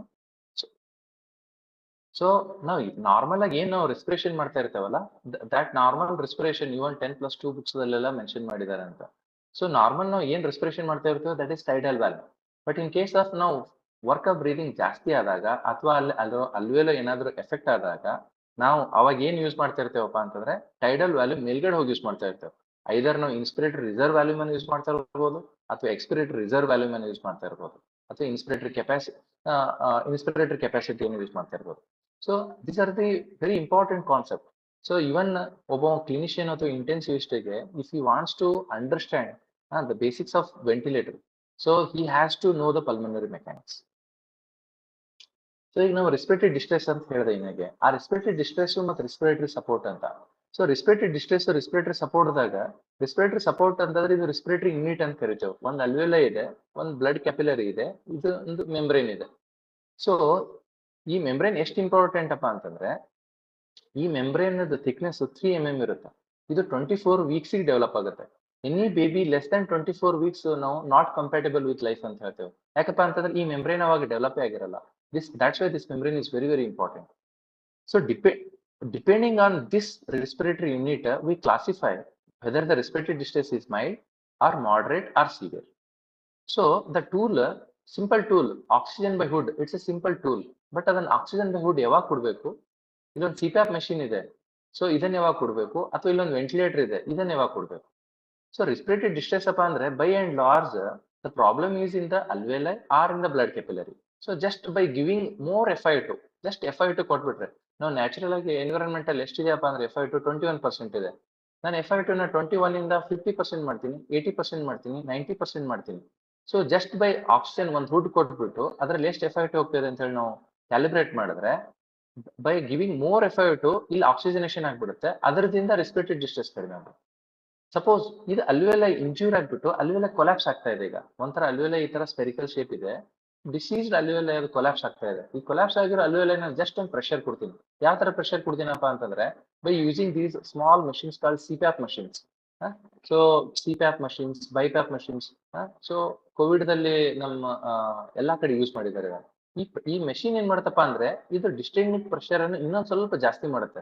ಈ ಡಿಸ್ಟೆನ್ನಿಕ್ ಪ್ರೆಷರ್ ಜಾಸ್ತಿ ಮಾಡಿ ಅಲ್ಲಿ ಎಲ್ಲ FiO2 ಎಕ್ಸ್ಚೇಂಜ್ ಆಗೋದು ನೋಡ್ಕೋತಾರೆ. ಸಿವಿಯರ್ ರೆಸ್ಪಿರೇಟರಿ ಡಿಸ್ಟ್ರೆಸ್ ಅಪ್ಪ ಅಂತಂದ್ರೆ ಇಲ್ಲಿ ಆಗ್ತಾ ಇರೋ ಗ್ಯಾಸಿಯಸ್ ಎಕ್ಸ್ಚೇಂಜ್ಗೆ ಬ್ರೈನ್ ಕಂಟ್ರೋಲ್ ಮಾಡ್ತಾ ಇರುತ್ತೆ. ಆ ಬ್ರೈನ್ ಏನ್ ಕಂಟ್ರೋಲ್ ಮಾಡ್ತಾ ಇರ್ತಪ್ಪ ಅಂದ್ರೆ ರೇಟ್ ಅನ್ನು ಕಂಟ್ರೋಲ್ ಮಾಡ್ತಾ ಇರುತ್ತೆ. ಬಟ್ ಈ ಮಷೀನ್ ದಲ್ಲಿ ನಾವು ರೇಟ್ ಅನ್ನು ಸೆಟ್ ಮಾಡ್ತೇವೆ. ಸೊ ಮಷೀನ್ FiO2 ಕೊಡ್ತಾ ಇರುತ್ತೆ, ಪ್ರೆಷರ್ ಕೊಡ್ತಾ ಇರುತ್ತೆ, ಪ್ಲಸ್ ಅದ್ರ ಜೊತೆ ರೇಟ್ ಸೆಟ್ ಮಾಡ್ತಾ ಇರುತ್ತೆ. ಸೊ ಆ ರೇಟ್ ಸೆಟ್ ಮಾಡಕ್ಕೆ ಸಮ್ ಸಿಂಕ್ರೊನೈಸೇಷನ್ ಸೆನ್ಸರ್ಸ್ ಎಲ್ಲ ಇರುತ್ತೆ. ಈ ಸೆನ್ಸರ್ ಯಾವ ತರ ಇದೆಯಪ್ಪ ಅಂತಂದ್ರೆ ನಾರ್ಮಲ್ ಹ್ಯೂಮನ್ ಹತ್ರ ಫಿಸಿಕ್ಸ್ ನಾವು ಬಯಾಲಜಿದಲ್ಲಿ ಓದಿರ್ತೇವೆ, ಜೆ ರಿಸೆಪ್ಟರ್ಸ್ ಅಂತ ಇರುತ್ತೆ. ಆ ಜೆ ರಿಸೆಪ್ಟರ್ಸ್ ದಿಂದ ಬೇಸ್ಡ್ ಮೇಲೆ ಸೆನ್ಸರ್ಸ್ ಅನ್ನ ಇದು ಡೆವಲಪ್ ಮಾಡಿರ್ತಾರೆ. ಈ ಜೆ ರಿಸೆಪ್ಟರ್ ತರನೇ ಇರೋ ಸೆನ್ಸರ್ಸ್ ಏನ್ ಮಾಡುತ್ತೆ, ವೆದರ್ ಅದು ಇನ್ಸ್ಪಿರೇಷನ್ ಆಗ್ತಾ ಇದೆಯೋ ಎಕ್ಸ್ಪಿರೇಷನ್ ಆಗ್ತಾ ಇದೆಯೋ ಅದನ್ನ ಡಿಟೆಕ್ಟ್ ಮಾಡ್ಬಿಟ್ಟು ಆ ರೇಟ್ ಅನ್ನು ಡಿಸೈಡ್ ಮಾಡುತ್ತೆ. ಸೊ ಈ ರೇಟ್ ಅನ್ನು ಡಿಸೈಡ್ ಮಾಡೋದ್ರಿಂದ ನಾವು ಸಿವಿಯರ್ ರೆಸ್ಪಿರೇಟರಿ ಡಿಸ್ಟ್ರೆಸ್ ಅಲ್ಲಿ ಲಂಗ್ಸ್ ಮತ್ತು ಬ್ರೈನ್ ಕಂಪ್ಲೀಟ್ ರೆಸ್ಟ್ ಕೊಟ್ಬಿಟ್ಟು ಈ ವೆಂಟಿಲೇಟರ್ ಕೆಲಸ ಮಾಡುತ್ತೆ. ಅವಾಗ ಏನಾಗ್ಬಿಡುತ್ತೆ, ಬಾಡಿಗೆ the best treatment for the any injured is always rest. So ನಾವು ಇಂಜೂರ್ಡ್ ಲಂಗ್ಸ್ ಗೆ ನಾವು ರೆಸ್ಟ್ ಕೊಡೋದ್ರಿಂದ ಅದು ಲಂಗ್ ಆಟೋಮೆಟಿಕ್ ಆಗಿ ಹೀಲ್ ಆಗುತ್ತೆ. ಸೊ ನಮ್ಮ ಮೆಡಿಕಲ್ ಸೈನ್ಸ್ ಅಲ್ಲಿ ಏನ್ ಡಿಕ್ಟಮ್ ಇದೆ ಅಂತಂದ್ರೆ we treat the patient, god heels the patient. So ನಾವು ಜಸ್ಟ್ ಟ್ರೀಟ್ ಮಾಡ್ತೇವೆ, ಬಟ್ ಅದು ರೆಸ್ಟ್ ಕೊಡೋದ್ರಿಂದ ಆ ಬಾಡಿ ಟಿಶ್ಯೂ ಆಟೋಮೆಟಿಕ್ ಆಗಿ ತಾನು ಹೀಲ್ ಆಗುತ್ತೆ. ಬಟ್ ಪ್ಲಸ್ ಒಂದಿಷ್ಟು ಮೆಡಿಕೇಶನ್ಸ್ ಕೊಡೋದ್ರಿಂದ ಬಾಡಿ ಹೀಲ್ ಆಗುತ್ತೆ. ಸೊ ನಂದು ಇಲ್ಲಿ ಏನು ಕಾನ್ಸೆಪ್ಟ್ ಒಂದ್ ಮೆಸೇಜ್ ಕನ್ವೆ ಮಾಡ್ತಾ ಇರೋದಪ್ಪ ಅಂತಂದ್ರೆ, ಈಗ ನಾವು ಇಲ್ಲಿ ಆಕ್ಸಿಜನ್ ಹುಡ್ ಅಥವಾ CPAP ಮಷೀನ್ ಅಥವಾ ವೆಂಟಿಲೇಟರ್ ಇದನ್ನ ಅರ್ಥ ಮಾಡ್ಕೋಬೇಕಪ್ಪ ಅಂತಂದ್ರೆ ಇದ್ರ ಹಿಂದ್ಗಡೆ ಒಂದು ಬೇಸಿಕ್ ಕಾನ್ಸೆಪ್ಟ್ ಅಂದ್ರೆ this is called respiratory unit, this is alveolar, this is blood capillary, gas exchange ಆಗ್ತಾ ಇರುತ್ತೆ, ಆಕ್ಸಿಜನ್ ಒಳಗಡೆ ಬರುತ್ತೆ, that is called oxygenation, carbon dioxide ಹೊರಗಡೆ ಹೋಗ್ತಾ ಇರುತ್ತೆ, this is called as ventilation. Oxygen ventilation ಎರಡು ಚೆನ್ನಾಗುತ್ತೆ. ಇನ್ನು ಇದ್ರ ಮೇಲ್ಗಡೆನೆ ಮತ್ತೆ ಬೇರೆ ಬೇರೆ ಮೋಡ್ಸ್ ಆಫ್ ವೆಂಟಿಲೇಷನ್ಸ್ ಇದೆ, ಹೈ ಫ್ರೀಕ್ವೆನ್ಸಿ ವೆಂಟಿಲೇಟರ್ ಅಂತ. ಸೊ ದ ಮೇನ್ ಕಾನ್ಸೆಪ್ಟ್ ಇರೋದೇ ಈ respiratory unit. So second, so ನಾವು ಮೋಸ್ಟ್ಲಿ ಫಸ್ಟ್ ಇಯರ್ PUC ದಲ್ಲಿ ಓದಿರ್ತೇವೆ. ಸೊ ಸರ್ಫೇಸ್ ಟೆನ್ಷನ್ ಅಂತ ಒಂದು ಕಾನ್ಸೆಪ್ಟ್. ಸೊ ಸರ್ಫೇಸ್ ಟೆನ್ಷನ್ ಏನಪ್ಪಾ ಅಂತಂದ್ರೆ ಒಂದ್ ಸರ್ಫೇಸಿಗೂ ಇನ್ನೊಂದ್ ಸರ್ಫೇಸಿಗೂ ಟೆನ್ಷನ್ ಇರುತ್ತೆ, this is called surface tension. ಈ ಸರ್ಫೇಸ್ ಯಾಕಾಗಿರುತ್ತಪ್ಪ ಅಂತಂದ್ರೆ there will be water molecule. ಈ ವಾಟರ್ ಮಾಲಿಕ್ಯೂಲ್ ಅಂತಂದ್ರೆ ಏನು, ಹೈಡ್ರೋಜನ್ ಬಾಂಡ್ಸ್ ಇರುತ್ತೆ. One of the strongest bond is hydrogen bond.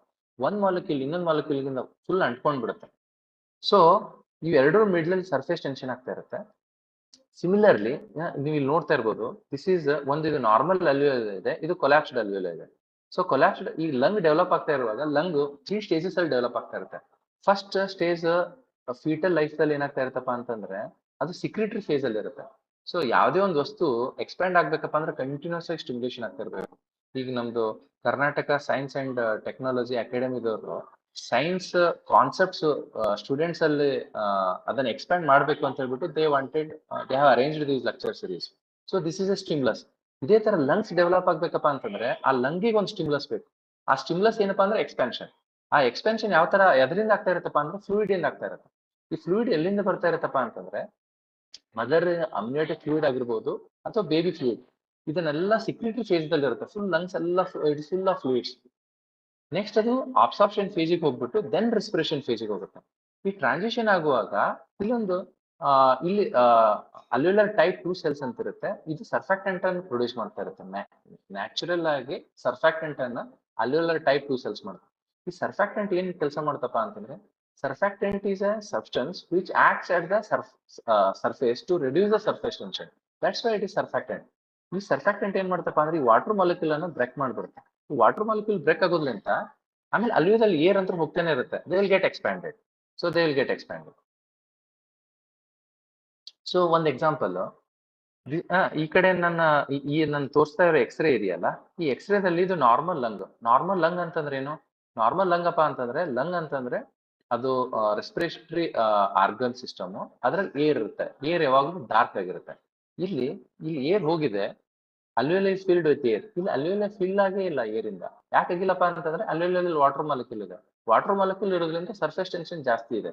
ಈ ಈ ಸರ್ಫೇಸ್ ಟೆನ್ಷನ್ ಜಾಸ್ತಿ ಇರೋದ್ರಿಂದ ಅಲ್ಲಿ ಏರ್ ಒಳಗಡೆ ಹೋಗಕ್ ಬಿಡ್ತಾನೆ ಇಲ್ಲ. ನಾವ್ ಸದ್ ಏನ್ ಮಾಡ್ತೇವಪ್ಪ ಅಂತಂದ್ರೆ ಇಲ್ಲೊಂದು ಟ್ಯೂಬ್ ಹಾಕ್ಬಿಟ್ಟು ಸರ್ಫ್ಯಾಕ್ಟೆಂಟ್ ಒಳಗಡೆ ಕೊಟ್ಬಿಟ್ಟು ಈ ವಾಟರ್ ಮಾಲಿಕ್ಯೂಲ್ ಎಲ್ಲ ಬ್ರೇಕ್ ಮಾಡ್ಬಿಡ್ತೇವೆ. ಆ ಬ್ರೇಕ್ ಮಾಡೋದ್ರಿಂದ ಬೇಬಿ ಎನಿವೇ ಅದು ಬ್ರೀದ್ ಮಾಡ್ತಾ ಇರುತ್ತೆ, ಆ ವಾಟರ್ ಮಾಲಿಕ್ಯೂಲ್ ಹೊರಗಡೆ ಬಂದ್ಬಿಡುತ್ತೆ. ಹೊರಗಡೆ ಬರೋದ್ರಿಂದ ಅವೆಲ್ಲ ಅಲ್ವೇಲೆ ಮತ್ತೆ ಅದೆಲ್ಲ ಅಲ್ವೇಲೆಲ್ಲ ಎಕ್ಸ್ಪ್ಯಾಂಡ್ ಆಗ್ಬಿಡುತ್ತೆ. ಈ ಎಕ್ಸ್ಪ್ಯಾಂಡೆಡ್ ಅಲ್ವೇಲೆ ಮತ್ತೆ ಅದನ್ನ ಏರ್ ತುಂಬಿಕೊಳ್ಳುತ್ತೆ. ಏರ್ ತುಂಬಿಕೊಳ್ಳೋದ್ರಿಂದ ಮತ್ತೆ ಅದು oxygenation and ventilation process start ಆಗ್ಬಿಡುತ್ತೆ. ಸೊ ಈ surfactant is again a tool. Because ಮುಂಚೆ ನಾವು ಅಂದ್ರೆ ಒನ್ ಡಿಕೇಡ್ ಮುಂಚೆ ಪ್ರೀ ಟರ್ಮ್ ಬೇಬೀಸ್ ಸಪೋಸ್ ಒಂದು 28 ವೀಕ್ ಅಥವಾ 32 ವೀಕ್ಸ್ ಅಲ್ಲಿ ಇನ್ನೂ ಅಲ್ಯೂಲರ್ ಟೈಪ್ 2 ಸೆಲ್ಸ್ ಡೆವಲಪೇ ಆಗಿರಲ್ಲ. ಆ ಡೆವಲಪ್ ಆಗದೆ ಇರೋ ಅಲ್ಯೂಲರ್ ಟೈಪ್ 2 ಸೆಲ್ಸ್ ಅಲ್ಲಿ ಸರ್ಫ್ಯಾಕ್ಟೆಂಟ್ ಇರಲ್ಲ. ಸರ್ಫ್ಯಾಕ್ಟೆಂಟ್ ಇಲ್ಲಪ್ಪ ಅಂತಂದ್ರೆ ಅಲ್ಲಿ ಸರ್ಫೇಸ್ ಟೆನ್ಷನ್ ಜಾಸ್ತಿ ಅಂತಂದ್ರೆ ಅಲ್ಲಿ ಗ್ಯಾಸಸ್ ಎಕ್ಸ್ಚೇಂಜ್ ಆಗಲ್ಲ. ಸೊ ಗ್ಯಾಸಸ್ ಎಕ್ಸ್ಚೇಂಜ್ ಆಗ್ತಾ ಇಲ್ಲಪ್ಪ ಅಂದ್ರೆ oxygen is a very important fuel for the body. So ಆ ಫ್ಯೂಯಲ್ ಇಲ್ಲಪ್ಪ ಅಂತಂದ್ರೆ ಬಾಡಿ ರನ್ ಆಗಲ್ಲ. ಸೊ ಬ್ರೀತ್ ತಗೊಳ್ತಾ ಇಲ್ಲಪ್ಪ ಅಂದ್ರೆ ಬೇಬಿ ಡೆತ್ ಆಗುತ್ತೆ. ಜಸ್ಟ್ ಸರ್ಫ್ಯಾಕ್ಟೆಂಟ್ ಅನ್ನ ನಾವು ಕೊಡೋದ್ರಿಂದ so we can save lot of preterm babies. So that's why surfactant works on the principle of surface tension. So next is DNA. Next is DNA replication. Now basics biology ದಲ್ಲಿ ಓದಿದೆವು. So ನಾನು 2002 ದಲ್ಲಿ MS Sudhakar book ಅಲ್ಲಿ ಓದ್ತಾ ಇದ್ದೆ. So replication, transcription and translation. Replication ಅಪ್ಪ ಅಂದ್ರೆ DNA synthesis, transcription ಅಂದ್ರೆ RNA synthesis, translation ಅಂದ್ರೆ ಪ್ರೋಟೀನ್ ಸಿಂಥಸಿಸ್. ಸೊ ಈಗ ನಾನೇನಾದ್ರೂ ಈಗ ನನ್ ಬರ್ತಿಗೆ ಇದೆಯಪ್ಪ ಅಂತಂದ್ರೆ ಐ ಹ್ಯಾವ್ ಸರ್ಟನ್ ಜಿನೋಟೈಪ್ ಅಂತಂದ್ರೆ ನನ್ನ ಜೆನೆಟಿಕ್ ಕಾಂಪೋಸಿಷನ್ ಹೆಂಗಿದೆ ಅಂತ. ನನ್ನ ಜೆನೆಟಿಕ್ ಕಾಂಪೋಸಿಷನ್ ದಲ್ಲಿ ಅರ್ಧ ನನ್ನ ಫಾದರ್ ಇಂದ ಬರುತ್ತೆ, ಅರ್ಧ ನನ್ನ ಮದರ್ ಇಂದ ಬರುತ್ತೆ. So that is my genetic composition or genetic footprint ಅಂತ ಹೇಳ್ಬೋದು. ಯಾವುದೇ ಒಂದು ವೈರಸ್ ಇದೆ ಅಥವಾ ಯಾವುದೇ ಒಂದು ಲಿವಿಂಗ್ ಬೀಯಿಂಗ್ ಇದೆಯಪ್ಪ ಅಂತಂದ್ರೆ ಅದರದ್ದೊಂದು ಜೆನೆಟಿಕ್ ಮೇಕಪ್ ಅಂತ ಇರುತ್ತೆ, ಜೆನೆಟಿಕ್ ಫುಟ್ ಪ್ರಿಂಟ್ ಅಂತ ಇರುತ್ತೆ. ಸೊ ಆ ಜೆನೆಟಿಕ್ ಫುಟ್ ಪ್ರಿಂಟ್ ನಾವು ಅಲ್ಲಿ ಆ ಮಟೀರಿಯಲ್ ಇತ್ತಪ್ಪ ಅಂತಂದ್ರೆ ಅದರಲ್ಲಿ DNA ರೆಪ್ಲಿಕೇಶನ್ ಕಾನ್ಸೆಪ್ಟ್ ಯೂಸ್ ಮಾಡಿಬಿಟ್ಟು ವಿ ಕ್ಯಾನ್ ಐಡೆಂಟಿಫೈ ದಟ್. ಒಂದ್ ವೇಳೆ ಅದು ನಾವು ಆಂಟಿಸಿಪೇಟ್ ಮಾಡ್ತಾ ಇದ್ದೇವಪ್ಪ ಅಂತಂದ್ರೆ ನಾವು ಅದನ್ನ ಐಡೆಂಟಿಫೈ ಮಾಡ್ಬೋದು. ಈ ಒಂದು DNA ಡಬಲ್ ಸ್ಟ್ಯಾಂಡರ್ಡ್ DNA ಇರುತ್ತೆ. ಇಲ್ಲೇ ಒಂದು ಇದನ್ನ ನಾವು ಬ್ರೇಕ್ ಮಾಡ್ತೇವೆ ಹೆಲಿಕೇಜ್ ಎಂಜೈಮ್ದಿಂದ ಬ್ರೇಕ್ ಮಾಡೋದ್ರಿಂದ ಸೊ ಅದು ಓಪನ್ ಅಪ್ ಆಗ್ಬಿಡುತ್ತೆ. ಓಪನ್ ಅಪ್ ಆಗಿದ ತಕ್ಷಣ ನಮ್ಗೆ ಆಲ್ರೆಡಿ ಅದು ಸಪೋಸ್ ಒಂದು ಕೋವಿಡ್ ವೈರಸ್ ಇದೆ ಅಂತ ಅನ್ಕೊಳ್ಳೋಣ. ಆ ಕೋವಿಡ್ ವೈರಸ್ ದಲ್ಲಿ ಯಾವ್ದಾದ್ರು ಜೆನೆಟಿಕ್ ಕಾಂಪೋಸಿಷನ್ ಇದೆ ಅಂತ ನಮ್ಗೆ ಗೊತ್ತಿರುತ್ತೆ. ಸೊ ಅದನ್ನ ನಾವು ಆಂಟಿಸಿಪೇಟ್ ಮಾಡ್ತಾ ಇರೋದ್ರಿಂದ ಅದೇ ತರ ಒಂದಷ್ಟು ನಾವು ಒಂದು ಸ್ಟ್ರಿಪ್ ಇಟ್ಬಿಡೋದು, ಅವೆರಡು ಮ್ಯಾಚ್ ಆಯ್ತಪ್ಪ ಅಂದ್ರೆ ಇಟ್ಸ್ ಅ ಕೋವಿಡ್ ವೈರಸ್. ನಾವು ಸಪೋಸ್ ಮತ್ತೆ ಈಗ TB ಬ್ಯಾಕ್ಟೀರಿಯಾ ಇದೆ, ಆ ಬ್ಯಾಕ್ಟೀರಿಯಾ DNA ನಮ್ಗೆ ಗೊತ್ತಿರುತ್ತೆ. ಸೊ ಅದು TB ಇದೆ ಅಂತ ಹೇಳಿ ನಮ್ಮ ಹತ್ರ TB ಸ್ಟ್ರಿಪ್ಸ್ ಇಟ್ಕೊಂಡ್ಬಿಟ್ಟೇವಪ್ಪ ಅಂತಂದ್ರೆ ವಿಲ್ ಐಡೆಂಟಿಫೈ ಇಟ್. ಈಗ ನಾವು ಏರ್ಪೋರ್ಟಿಗೆ ಹೋಗಿರ್ತೇವೆ, ಏರ್ಪೋರ್ಟ್ ಇಂದ ಒಬ್ಬ ಪರ್ಸನ್ ಬರ್ತಾರೆ ಕೆಳಗಡೆ, ನಾವು ಒಂದು ಜಸ್ಟ್ ನೇಮ್ ಕಾರ್ಡ್ ಇಟ್ಕೊಂಡ್ಬಿಟ್ರೆ ಆ ಪರ್ಸನ್ ಅದನ್ನ ನೋಡಿದ ತಕ್ಷಣ ಅಟ್ಯಾಚ್ ಆಗ್ಬಿಡ್ತಾನೆ.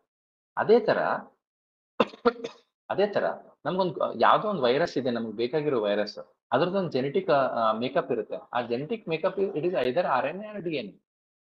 ಆ ಜೆನೆಟಿಕ್ ಮೇಕಪ್ ದಿಂದ ನಾವು ಜಸ್ಟ್ ಒಂದು ಕಾರ್ಡ್, ಅದ ನೇಮ್ ಪ್ಲೇಟ್ ಇಟ್ಕೊಂಡ್ಬಿಟ್ರೆ ಅದು ಅಟ್ಯಾಚ್ ಆದ್ರೆ ಅದು ಅದೇ ಪರ್ಸನ್ ಅಂತ ಅರ್ಥ. Because so this is very important. Because every ಸೆಲ್ದಲ್ಲಿ ನ್ಯೂಕ್ಲಿಯಸ್ ಇರುತ್ತೆ, ನ್ಯೂಕ್ಲಿಯಸ್ ಕ್ರೋಮೋಸೋಮು ದೆನ್ DNA. ಸೊ ನಾವ್ ಏನ್ ಮಾಡ್ತೇವೆ ಅಂತಂದ್ರೆ DNA ಆಂಪ್ಲಿಫೈ ಮಾಡ್ತೇವೆ. ಈ ಆಂಪ್ಲಿಫೈ ಮಾಡೋದ್ರಿಂದ ನಾವು ಪಾಲಿಮರೇಸ್ ಚೈನ್ ರಿಯಾಕ್ಷನ್ಸ್ ಅಂತ ಕರಿತೇವೆ. ಸೊ ಪಾಲಿಮರೇಸ್ ಚೈನ್ ರಿಯಾಕ್ಷನ್ಸ್ ದಲ್ಲಿ ಏನ್ ಮಾಡ್ತೇವೆ ಅಂತಂದ್ರೆ ನಮ್ಗೆ ಐದರ್ ಅದು ಮಟೀರಿಯಲ್ ಅವೈಲೇಬಲ್ ಇರ್ಬೋದು ಅಥವಾ ನಾವು ಮಟೀರಿಯಲ್ ಆಂಟಿಸಿಪೇಟ್ ಮಾಡ್ತೇವೆ. Availability or anticipation. So anticipation ಮಾಡಿದಾಗ ನಮ್ಗೆ ಯಾವ್ದು ಬೇಕು ಅಂತ ಹೇಳಿ ನಾವು ಅದನ್ನ ಜಸ್ಟ್ ಅದು ಸ್ಟ್ಯಾಂಡ್ ಇಟ್ಬಿಟ್ರೆ ಅದು ಅಟ್ಯಾಚ್ ಆದ್ರೆ ಮ್ಯಾಚ್ ಆದ್ರೆ that is the organism. So polymerase chain reaction has infinite number of usages. So ಈಗ ಒಂದು ನಮ್ಗೆ ಜಸ್ಟ್ ಏನ್ ಗೊತ್ತಪ್ಪ ಅಂದ್ರೆ RT-PCR ಅಂತ ಹೇಳಿ ನಮ್ಗೆ ಅಷ್ಟೇ ಅಂದ್ರೆ ಕೋವಿಡ್ ದಲ್ಲಿ RT-PCR ಅಂತ ಇದೆ. There are n number of viruses. Because viruses ಒಂದು ಬೇಸಿಕ್ ನಮ್ ಕಾನ್ಸೆಪ್ಟ್ ಏನಿದೆಪ್ಪ ಅಂದ್ರೆ viruses are obligatory intracellular parasite. ಅಪ್ಪ ಅಂದ್ರೆ inside the cell they are living, outside the cell they are dead. So ಅದ್ರ ಸಲುವಾಗಿ ನಾವು ಪರ್ಫೆಕ್ಟ್ ಆಗಿರೋ ಆಂಟಿವೈರಲ್ ಡ್ರಗ್ ಕಂಡುಹಿಡಿಯೋದು it is nearly humanly impossible. So nothing is even the word impossible says I am possible. So present scenario dalli it's very tough. But at least ನಾವು ಅದನ್ನ virus ಅನ್ನು identify, virus ಅನ್ನು culture ಮಾಡಕ್ ಆಗೋದೇ ಇಲ್ಲ. Because ಅಷ್ಟೊಂದು ideal conditions ಕೊಡಕ್ಕಾಗಲ್ಲ. But virus particle ಅನ್ನು ಐಡೆಂಟಿಫೈ ಮಾಡ್ಬೋದು. ಜಸ್ಟ್ ಬೇಸಿಕ್ ಕಾನ್ಸೆಪ್ಟ್ ಯಾವ್ದಪ್ಪ ಅಂತಂದ್ರೆ ರೆಪ್ಲಿಕೇಶನ್. ನೆಕ್ಸ್ಟ್ ಈಗ ECG. So sudden cardiac death events so ಇತ್ತೀಚೆಗೆ ಜಾಸ್ತಿ ಆಗ್ತಾ ಇದೆ. ಸೊ ಇದ್ರದ್ದು ನಾವು ಅದನ್ನ ಐಡೆಂಟಿಫೈ ಮಾಡ್ಬೋದು. ಈಗ ಒಂದು ಟಿಶ್ಯೂ ಅಥವಾ ಒಂದು ಆರ್ಗನ್ ಸಿಸ್ಟಮ್ ಅನ್ನು ನಾವು ಸ್ಟಡಿ ಮಾಡಕ್ಕೆ ಕ್ಲಾಸಿಕಲ್ ಟೀಚಿಂಗ್ ದಲ್ಲಿ ಏನ್ ಹೇಳ್ತಪ್ಪ ಅಂತಂದ್ರೆ ಅದನ್ನ ಡಿಸೆಕ್ಟ್ ಮಾಡಿ ಅದನ್ನ ನಾವು ಐಡೆಂಟಿಫೈ ಮಾಡಿ ಮೈಕ್ರೋಸ್ಕೋಪ್ ದಲ್ಲಿ. ಸೊ ಬಟ್ ಹಾರ್ಟ್ ಯಾವ ತರ ಬಡಿತಾ ಇದೆ ಅಂತ ಹೇಳಿ ಅಥವಾ we can understand the dynamics of the heart through ECG. ECG ಏನಪ್ಪಾ ಅಂತಂದ್ರೆ ಸೊ ಮಸಲ್ ಕಾಂಟ್ರಾಕ್ಟ್ ಆಗ್ತಾ ಇರುತ್ತೆ. ಕಾಂಟ್ರಾಕ್ಟ್ ಆಗುವಾಗ ಒಂದು ಎಲೆಕ್ಟ್ರಿಕಲ್ ಡಿಸ್ಚಾರ್ಜ್ ಜನರೇಟ್ ಆಗುತ್ತೆ. ಈ ಎಲೆಕ್ಟ್ರಿಕಲ್ ಡಿಸ್ಚಾರ್ಜ್ ಅನ್ನ ಎಲೆಕ್ಟ್ರೋಡ್ ಪಿಕಪ್ ಮಾಡುತ್ತೆ. ಈ ಎಲೆಕ್ಟ್ರೋಡ್ ಪಿಕಪ್ ಮಾಡಿರೋದು ಒಂದು ಆಂಪ್ಲಿಫೈರ್ ನಾವು ಸೆಟ್ ಮಾಡಿರ್ತೀವಿ. ಆ ಆಂಪ್ಲಿಫೈರ್ ಅದನ್ನ ಆಂಪ್ಲಿಫೈ ಮಾಡಿ ನಮ್ಗೆ ತೋರಿಸುತ್ತೆ. ಸೊ ಆ ತೋರಿಸೋದ್ರನ್ನ ನಾವು ಡಿಸೀಸ್ಡ್ ಕಾರ್ಡಿಯಾಕ್ ಮಸಲ್ ಯಾವ ತರ ವೇವ್ ಜನರೇಟ್ ಮಾಡುತ್ತೆ, ನಾರ್ಮಲ್ ಕಾರ್ಡಿಯಾಕ್ ಮಸಲ್ ಯಾವ ತರ ವೇವ್ ಜನರೇಟ್ ಮಾಡುತ್ತೆ, ಅದರದ್ದು ನಮ್ಮ ಹತ್ರ ಒಂದಿಷ್ಟು ಪ್ರೋಟೋಕಾಲ್ಸ್ ಇದೆ. ಆ ಪ್ರೋಟೋಕಾಲ್ಸ್ ಒಂದಕ್ಕೊಂದು ಮ್ಯಾಚ್ ಮಾಡಿದ್ರೆ ನಮಗದು ಮಯೋಕಾರ್ಡ್ ಇನ್ಫಾಕ್ಷನ್ ಆಗಿದೆಯೋ ಅಥವಾ ಮಯೋಕಾರ್ಡ್ ಇಸ್ಕಿಮಿ ಆಗಿದೆಯೋ ಅಥವಾ ಹಾರ್ಟ್ ಡೈಲೇಟ್ ಆಗಿದೆಯೋ ನಾವೆಲ್ಲ ಐಡೆಂಟಿಫೈ ಮಾಡ್ಬೋದು. ಸೊ ಇದರಲ್ಲಿ ಏನೋ ಒಂದು ಕಾನ್ಸೆಪ್ಟ್ ಅಪ್ಪ ಅಂತಂದ್ರೆ ಸೊ ದ್ಯಾಟ್ ಮಸಲ್ ನಾವು 10+2 ದಲ್ಲಿ ಸ್ಟಡಿ ಮಾಡಿದ್ದೆವು. ಮಸಲ್ಸ್ ಅಂತ ಇರುತ್ತೆ. ಆ ಮಸಲ್ ದಲ್ಲಿ there are 3 types of muscle: skeletal muscle, cardiac muscle, smooth muscle. ಆ ಮಸಲ್ ಕಾಂಟ್ರಾಕ್ಟ್ ಆಗುವಾಗ ಆಮೇಲೆ ರಿಲ್ಯಾಕ್ಸೇಷನ್ ಆಗುವಾಗ so there will be some electrical discharge. So atria contract ಆಗುವಾಗ ಅದು ಪಿ ವೇವ್ ಜನರೇಟ್ ಆಗುತ್ತೆ. ದೆನ್ QRS ಅಂತ ಹೇಳಿ ಒಂದು ಬರುತ್ತೆ. ವೆಂಟ್ರಿಕ್ಯುಲರ್ ಡೈಲೇಟೇಷನ್ ಆಗುವಾಗ ವೇವ್ಸ್ ಬರುತ್ತೆ. ಸೊ ಈ ಸ್ಟ್ರಿಪ್ ಇಂದ ನಾವು ವಿತ್ ಕಾನ್ಫಿಡೆನ್ಸ್ ಈ ಪೇಷಂಟ್ ಇದು ಈ ತರ ಪ್ರಾಬ್ಲಮ್ ಇದೆ ಅಂತ ನಾವು ಐಡೆಂಟಿಫೈ ಮಾಡ್ಬೋದು. Next pulse oximeter. ನಾನು ಹೇಳಿದೆ ಇನ್ನಾಗ ಆಕ್ಸಿಜನೇಷನ್ ಏನಪ್ಪಾ ಅಂದ್ರೆ ನಾವು ಆಕ್ಸಿಜನ್ ಒಳಗಡೆ ತಗೊಳ್ಬೋದು. ವೆಂಟಿಲೇಷನ್ ಅಂತಂದ್ರೆ ಕಾರ್ಬನ್ ಡೈಆಕ್ಸೈಡ್ ಅನ್ನು ಒಳಗಡೆ ಬಿಡೋದು. So oxygen is A drug. ಜಾಸ್ತಿ ಆಕ್ಸಿಜನ್ ಆದ್ರೆ ನಾವು ಅದನ್ನ ಹೈಪರ್ ಆಕ್ಸಿ ಅಂತ ಕರಿತೇವೆ. ಆಕ್ಸಿಜನ್ ಕಡಿಮೆ ಆದ್ರೆ ಅದನ್ನ ಹೈಪಾಕ್ಸಿ ಅಂತ ಕರಿತೇವೆ. ಹೈಪಾಕ್ಸಿ ಆಗೋದ್ರಿಂದನೂ ಡ್ಯಾಮೇಜ್ ಆಗುತ್ತೆ, ಹೈಪರ್ ಆಕ್ಸಿ ಆಗೋದ್ರಿಂದನೂ ಡ್ಯಾಮೇಜ್ ಆಗುತ್ತೆ. ಸೊ ನಮ್ಮ ಬಾಡಿದಲ್ಲಿ ಎಷ್ಟು ಆಕ್ಸಿಜನ್ ಇದೆ ಅಂತ ಹೇಳಿ ನಾವು ಕಂಡುಹಿಡಿಬೇಕಪ್ಪ ಅಂದ್ರೆ ಎವ್ರಿ ಟೈಮ್ ನಾವು ಒಂದು ಆರ್ಟ್ರಿನ ಪೋಕ್ ಮಾಡಿ ಅಥವಾ ಪ್ರಿಕ್ ಮಾಡಿ ಆಕ್ಸಿಜನ್ ತೆಗೆದು ಅದನ್ನ ಚೆಕ್ ಮಾಡೋದ್ರಿಂದ ಅದರಿಂದ ಅದೊಂಥರ ಇನ್ವ್ಯಾಸಿವ್ ಪ್ರೊಸೀಜರ್. ಬಟ್ ಈ ಪಲ್ಸ್ ಆಕ್ಸಿಮೀಟರ್ ಅಂತ ಹೇಳಿ ಒಂದು ಟೂಲ್ ಇದೆ. ಇದು ಜಸ್ಟ್ ಇತ್ತೀಚೆಗೆ ರೀಸೆಂಟ್ ಆಗಿ ಒಂದಿಷ್ಟು ಸ್ಮಾರ್ಟ್ ವಾಚಸ್ ಬಂದಿದೆ. ಸ್ಮಾರ್ಟ್ ವಾಚಸ್ ಅಲ್ಲೂ SpO2 ತೋರಿಸ್ತಾ ಇರುತ್ತೆ. ಅಥವಾ ಕೋವಿಡ್ ದಲ್ಲಿ ಎಲ್ಲರಿಗೂ ಗೊತ್ತು SpO2 ನಾವು ನೋಡ್ತಾ ಇದ್ದೆವು. So any saturation more then 92, 95 or 90 it is good, ನಮ್ಮ ಹತ್ರ ಚೆನ್ನಾಗಿದೆ ಅಂತ. ಬಿಕಾಸ್ ಕೋವಿಡ್ ಅನ್ನೋದು it's a watershed moment in the history of the science. ಯಾಕಂದ್ರೆ ಕೋವಿಡ್ ಆದ್ಮೇಲೆ ನಮ್ಮ ಅಂಡರ್ಸ್ಟ್ಯಾಂಡಿಂಗು ಆಮೇಲೆ ಅಪ್ಲೈಡ್ ಹೆಲ್ತ್ ಸೈನ್ಸಸ್ ಅಲ್ಲೂ ಅದ್ರ ಅಂಡರ್ಸ್ಟ್ಯಾಂಡಿಂಗು ಅದ್ರ ಅಪ್ಲಿಕೇಶನ್ಸ್ ಎಲ್ಲ ಚೇಂಜ್ ಆಗಿದೆ. ಸೊ ಇದು ಏನ್ ಮಾಡ್ತಪ್ಪ ಅಂತಂದ್ರೆ ಆರ್ಟ್ರಿದಲ್ಲಿ ಆಕ್ಚುಲಿ ನನ್ನ ಹತ್ರ ಒಂದು ಚೆನ್ನಾಗಿರೋ ಆರ್ಟ್ರಿದಲ್ಲಿ ಒಂದು ಆಕ್ಸಿ ಹಿಮೋಗ್ಲೋಬಿನ್ ಅಂತ ಇರುತ್ತೆ, ಇನ್ನೊಂದು ಡಿಆಕ್ಸಿ ಹಿಮೋಗ್ಲೋಬಿನ್ ಅಂತ ಇರುತ್ತೆ. ಆಕ್ಸಿ ಹಿಮೋಗ್ಲೋಬಿನ್ ಅಪ್ಪ ಅಂತಂದ್ರೆ ಹಿಮೋಗ್ಲೋಬಿನ್ ಆಕ್ಸಿಜನ್ ಜೊತೆ ಬೈಂಡ್ ಆಗಿರೋದು. ಡಿಆಕ್ಸಿ ಹಿಮೋಗ್ಲೋಬಿನ್ ಅಪ್ಪ ಅಂದ್ರೆ ಹಿಮೋಗ್ಲೋಬಿನ್ ಆಕ್ಸಿಜನ್ ಬಿಟ್ಕೊಟ್ಟಿರೋದು. ಇವೆರಡರ ಮಿಡ್ಲಲ್ಲಿ ನಮ್ಗೆ ಆಕ್ಸಿ ಹಿಮೋಗ್ಲೋಬಿನ್ ಎಷ್ಟಿದೆ ಅಂತ ಹೇಳಿ ಕಂಡುಹಿಡಿಬೇಕು. ಆಕ್ಸಿ ಹಿಮೋಗ್ಲೋಬಿನ್ ಎಷ್ಟಿದೆ ಅಂತ ಹೇಳಿ ಕಂಡುಹಿಡಿಬೇಕಪ್ಪ ಅಂದ್ರೆ ನಾವು ಅದನ್ನ ಆರ್ಟ್ರಿ ಪ್ರಿಕ್ ಮಾಡ್ಬಿಟ್ಟು ಆ ಬ್ಲಡ್ ಅಲ್ಲಿ ಎಷ್ಟಿದೆ ಅಂತ ಹೇಳಿ ನಾವು ABG ಬ್ಲಡ್ ಗ್ಯಾಸ್ ಅನಾಲಿಸಿಸ್ ಇಂದ ನಾವು ಕಂಡುಹಿಡಿಬಹುದು. ಬಟ್ ಇದು ಸಿಂಪಲ್ ಟೂಲ್. ಈ ಸಿಂಪಲ್ ಟೂಲ್ ದಿಂದ ನಾವು ಹೆಂಗ್ ಕಂಡುಹಿಡಿತೇವಪ್ಪ ಅಂತಂದ್ರೆ 2 ಲೈಟ್ ಬಿಡ್ತೇವೆ. ಒಂದು ರೆಡ್ ಲೈಟ್ ಬಿಡ್ತೇವೆ, ಇನ್ನೊಂದು ಇನ್ಫ್ರಾರೆಡ್ ಲೈಟ್ ಬಿಡ್ತೇವೆ. ಇವೆರಡು ಲೈಟ್ ದಿಂದ ಅದರಲ್ಲಿ ಡಿಫ್ರೆಂಟ್ ಆಗಿ ಅಬ್ಸಾರ್ಪ್ಷನ್ ಕೋಎಫಿಷಿಯಂಟ್ ಅಂತ ಇರುತ್ತೆ. ಸೊ ಹಿಮೋಗ್ಲೋಬಿನ್, ಆಕ್ಸಿ ಹಿಮೋಗ್ಲೋಬಿನ್ ಅವೆರಡು ಲೈಟ್ ಅನ್ನ ಡಿಫ್ರೆಂಟ್ ಆಗಿ ಅಬ್ಸರ್ವ್ ಮಾಡ್ತಾ ಇರುತ್ತೆ. ಇವೆರಡು ಅಬ್ಸರ್ವ್ ಮಾಡಿರೋದನ್ನ ಅದ್ರ ಕೆಳಗಡೆ ಒಂದು ಫೋಟೋ ಡಿಟೆಕ್ಟರ್ ಇರುತ್ತೆ. ಈ ಫೋಟೋ ಡಿಟೆಕ್ಟ್ ಮಾಡ್ಬಿಟ್ಟು ಇಲ್ಲಿ ಒಳಗಡೆ ಒಂದಿಷ್ಟು ಆಂಪ್ಲಿಫೈಯರ್ಸ್ ಪ್ಲಸ್ ಸೆನ್ಸರ್ಸ್ ಇರುತ್ತೆ. ಅದು ಪಿಕ್ ಮಾಡ್ಬಿಟ್ಟು ಅದು ನಮ್ಗೆ ತೋರಿಸುತ್ತೆ ಎಷ್ಟಿದೆ ಸ್ಯಾಚುರೇಷನ್ ಅಂತ. ಇದ್ರದ್ದು ಅಕ್ಯುರಸಿ ಎಷ್ಟಿದೆಯಪ್ಪ ಅಂತಂದ್ರೆ ಆಲ್ಮೋಸ್ಟ್ ಸ್ಟ್ಯಾಂಡರ್ಡ್ ಪಲ್ಸ್ ಆಕ್ಸಿಮೀಟರ್, ಈ ಡಿಜಿಟಲ್ ಪಲ್ಸ್ ಆಕ್ಸಿಮೀಟರ್ಸ್ ವರ್ಕಿಂಗ್ ಹೆಂಗಿದೆಯಪ್ಪ ಅಂದ್ರೆ ಆಲ್ಮೋಸ್ಟ್ ಸ್ಟ್ಯಾಂಡರ್ಡ್ ಪಲ್ಸ್ ಆಕ್ಸಿಮೀಟರ್ ತರನೇ ಇದೆ. ಆಮೇಲೆ ಈ pulse oximeter with partial pressure of oxygen in the arterial blood ಎಷ್ಟಿದೆಯಪ್ಪ ಅಂತಂದ್ರೆ ಅದ್ರ ಕೋರಿಲೇಷನ್ ಆಲ್ಮೋಸ್ಟ್ 100% ಇದೆ. ಸೊ ನೆಕ್ಸ್ಟ್ ಇತ್ತೀಚೆಗೆ ನಮ್ದು ದ ಡೆಫಿನಿಷನ್ WHO ಡೆಫಿನಿಷನ್ ಏನ್ ಹೇಳುತ್ತೆ ಹೆಲ್ತ್ ಬಗ್ಗೆ ಅಂತಂದ್ರೆ it's complete physical, mental and social well being, not merely absence of disease or deformity ಅಂತ ಹೇಳ್ತಾರೆ. ಸೊ ನಾವೆಲ್ಲ ಇಷ್ಟೊಂದು ಸೈಂಟಿಫಿಕ್ ಎಲ್ಲ ಅಚೀವ್ ಮಾಡ್ತಾ ಇದ್ದೇವೆ, ಸಡನ್ ಕಾರ್ಡಿಯಾಕ್ ಡೆತ್ ಆಗ್ತಾ ಇದೆ. ಎಲ್ಲರೂ ಎದಕ್ ಆಗ್ತಾ ಇದೆಯಪ್ಪ ಅಂತಂದ್ರೆ ಲಾಟ್ ಆಫ್ ಎಂಗ್ಸೈಟಿಯಿಂದ ಸಫರ್ ಆಗ್ತಾ ಇದ್ದೇವೆ, ಲಾಟ್ ಆಫ್ ಫೋಬಿಯಾದಿಂದ ಸಫರ್ ಆಗ್ತಾ ಇದ್ದೇವೆ, ಆಮೇಲೆ ಫಿಯರ್ ಅಂತೂ ಇದೆ. ಸೊ ನಾನು ಆಸ್ ಎ ನಿಯೋನಟಾಲಜಿಸ್ಟ್ ಅಥವಾ as A paediatrician, fear is always good because fear is always real and it is physical. ಈಗ ಸಪೋಸ್ ಒಂದು ಸಣ್ಣ ಎಕ್ಸಾಂಪಲ್ ಕೊಡ್ಬೇಕಪ್ಪ ಅಂದ್ರೆ ನಾನು ಕಾರ್ ಓಡಿಸ್ತಾ ಇದ್ದೇನೆ.